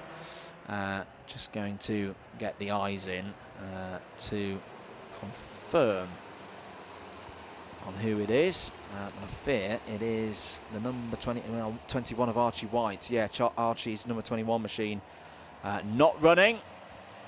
But these drivers are for the last race of the day here for Spring Showdown. Formula Libra final is underway. Can the Jenkins take this fight to Dean Hale? Whoa, off the road there goes the number 30 of Dylan Chadwick. I think Ben Stanford was also involved in that one, and there is a challenge coming in on Dean Hale from both of the Jenkins at the moment. Jamie Jenkins ahead of Liv. There's a quick check over the shoulder there to confirm how things are going. Ashley White is up to 4th place as well. Oliver Bourne there moving ahead of Marcus Smith. As, oh no, problems for the number 87 of Josh Derry. Josh Derry looks to be out of this race.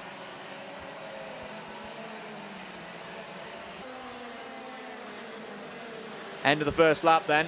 Couple of investigations underway, both for start infringements. Liv Jenkins is one of them, and Alex Jones is another. As here, Jamie Jenkins down the inside takes the lead away from Dean Hale. Good move there from Jamie Jenkins. Well, straight away, bit of a different story then in this final. Well, until that point there, Dean Hale retakes the race lead through the Bruno chicane. Jamie Jenkins, who's been on the podium so far this season, last time out, 3rd place, but yet to win one of these finals this year.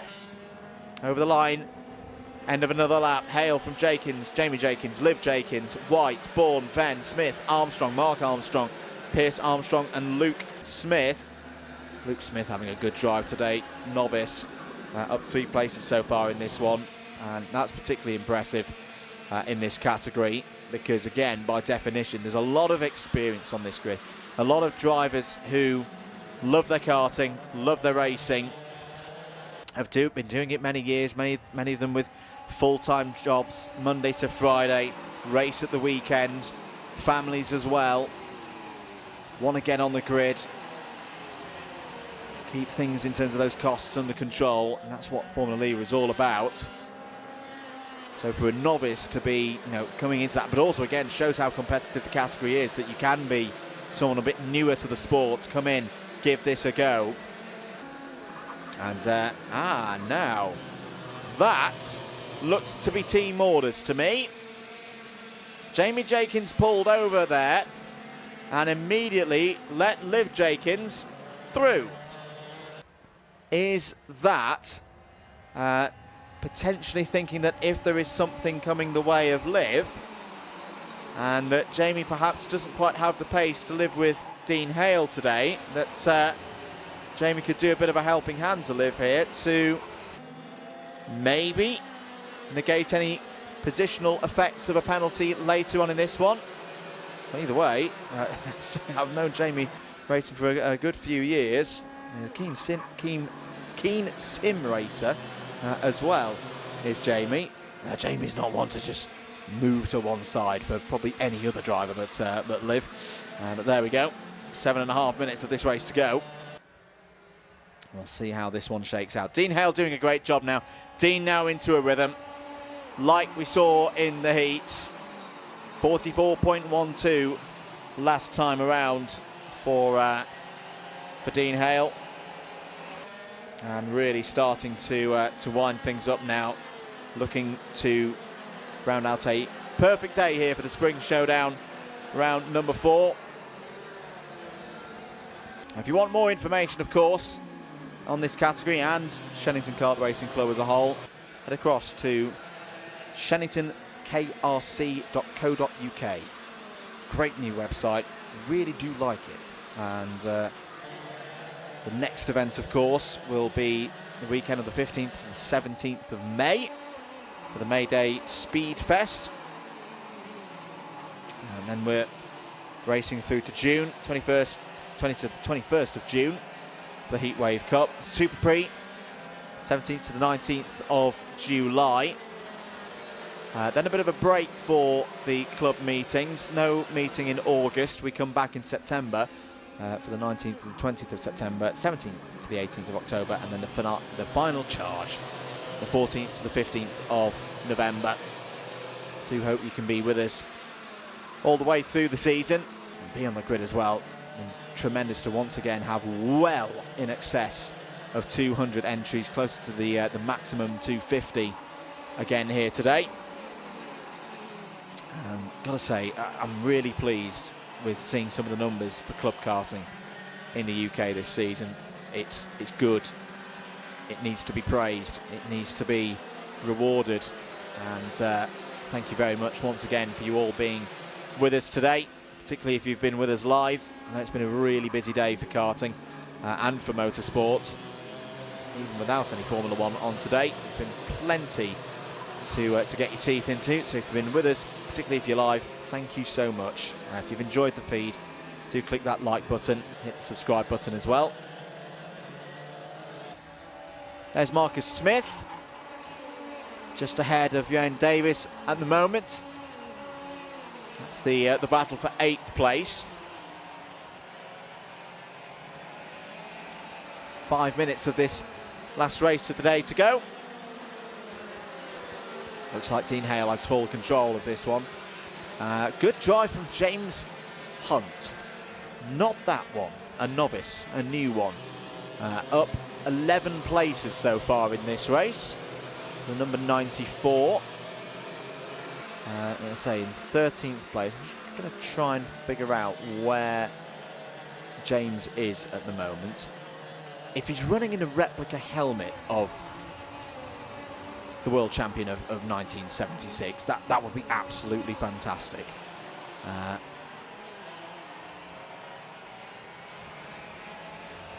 So running in 13th place at the moment, just behind David Davis in the number 55. Lewis Painton in the number 11. Not sure whether Lewis is actually going to be able to take the championship lead today. I know we talked about that at the start of the show. Yeah, it's been a difficult day for Lewis Painton.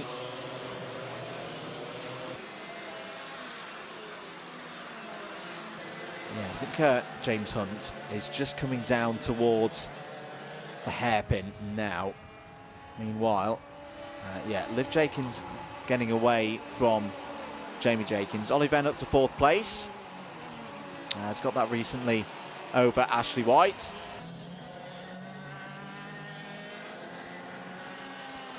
3.5 minutes to go.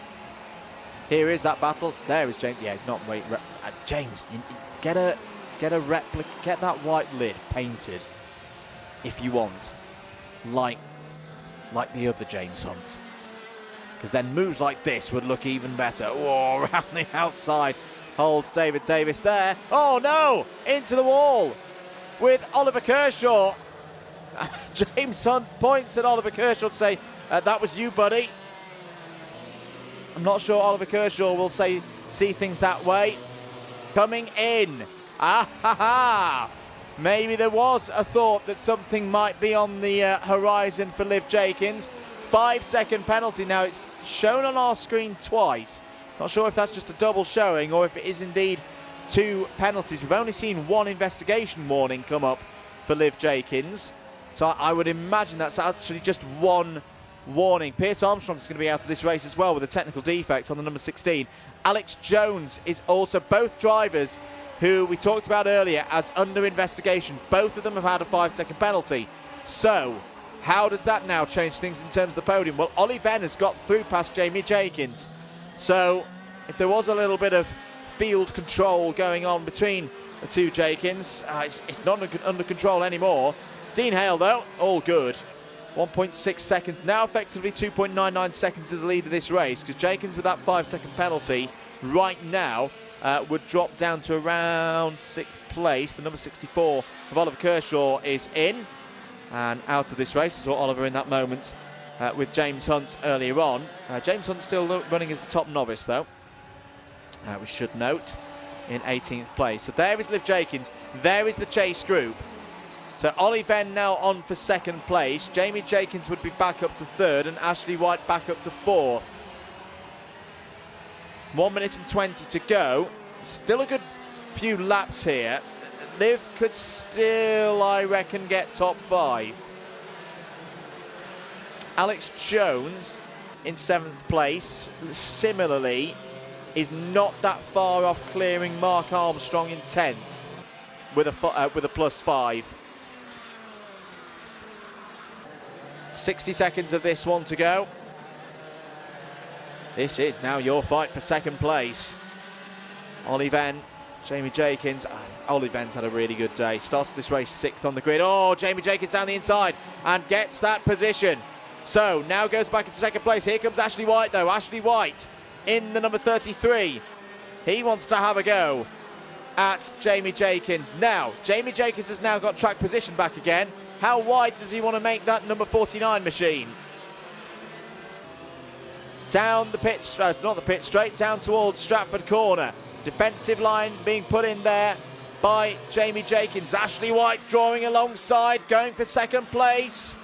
Through the Bruno chicane. Jamie, oh, that's brave around the outside from Jamie. Holds onto that track position. Once again towards Hanger Corner. Don't think Ashley's going to have a go there. That would not be a good idea at this stage of affairs. 2 laps to go then. Last lap has just begun from Dean Hale. Liv Jenkins 2nd on the road, but has a 5-second penalty. Can Jamie Jenkins A, hold on to this 3rd on the road, take a podium spot, maybe even open out the gap so that Liv Jenkins' 5-second penalty doesn't change the position for Liv Jenkins at the end of this race. Other drivers coming into play, though. Alex Jones also has a 5-second penalty. Alex Jones isn't going to like the look of this. A traffic jam on the last lap, whilst he's trying to clear 5 seconds from his race time as well.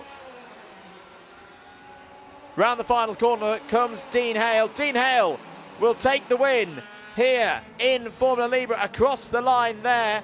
Liv Jenkins 2nd. Start the stopwatch. Is it going to be 5 seconds? No, I don't think it is going to be. Jamie Jenkins over the line, 3rd.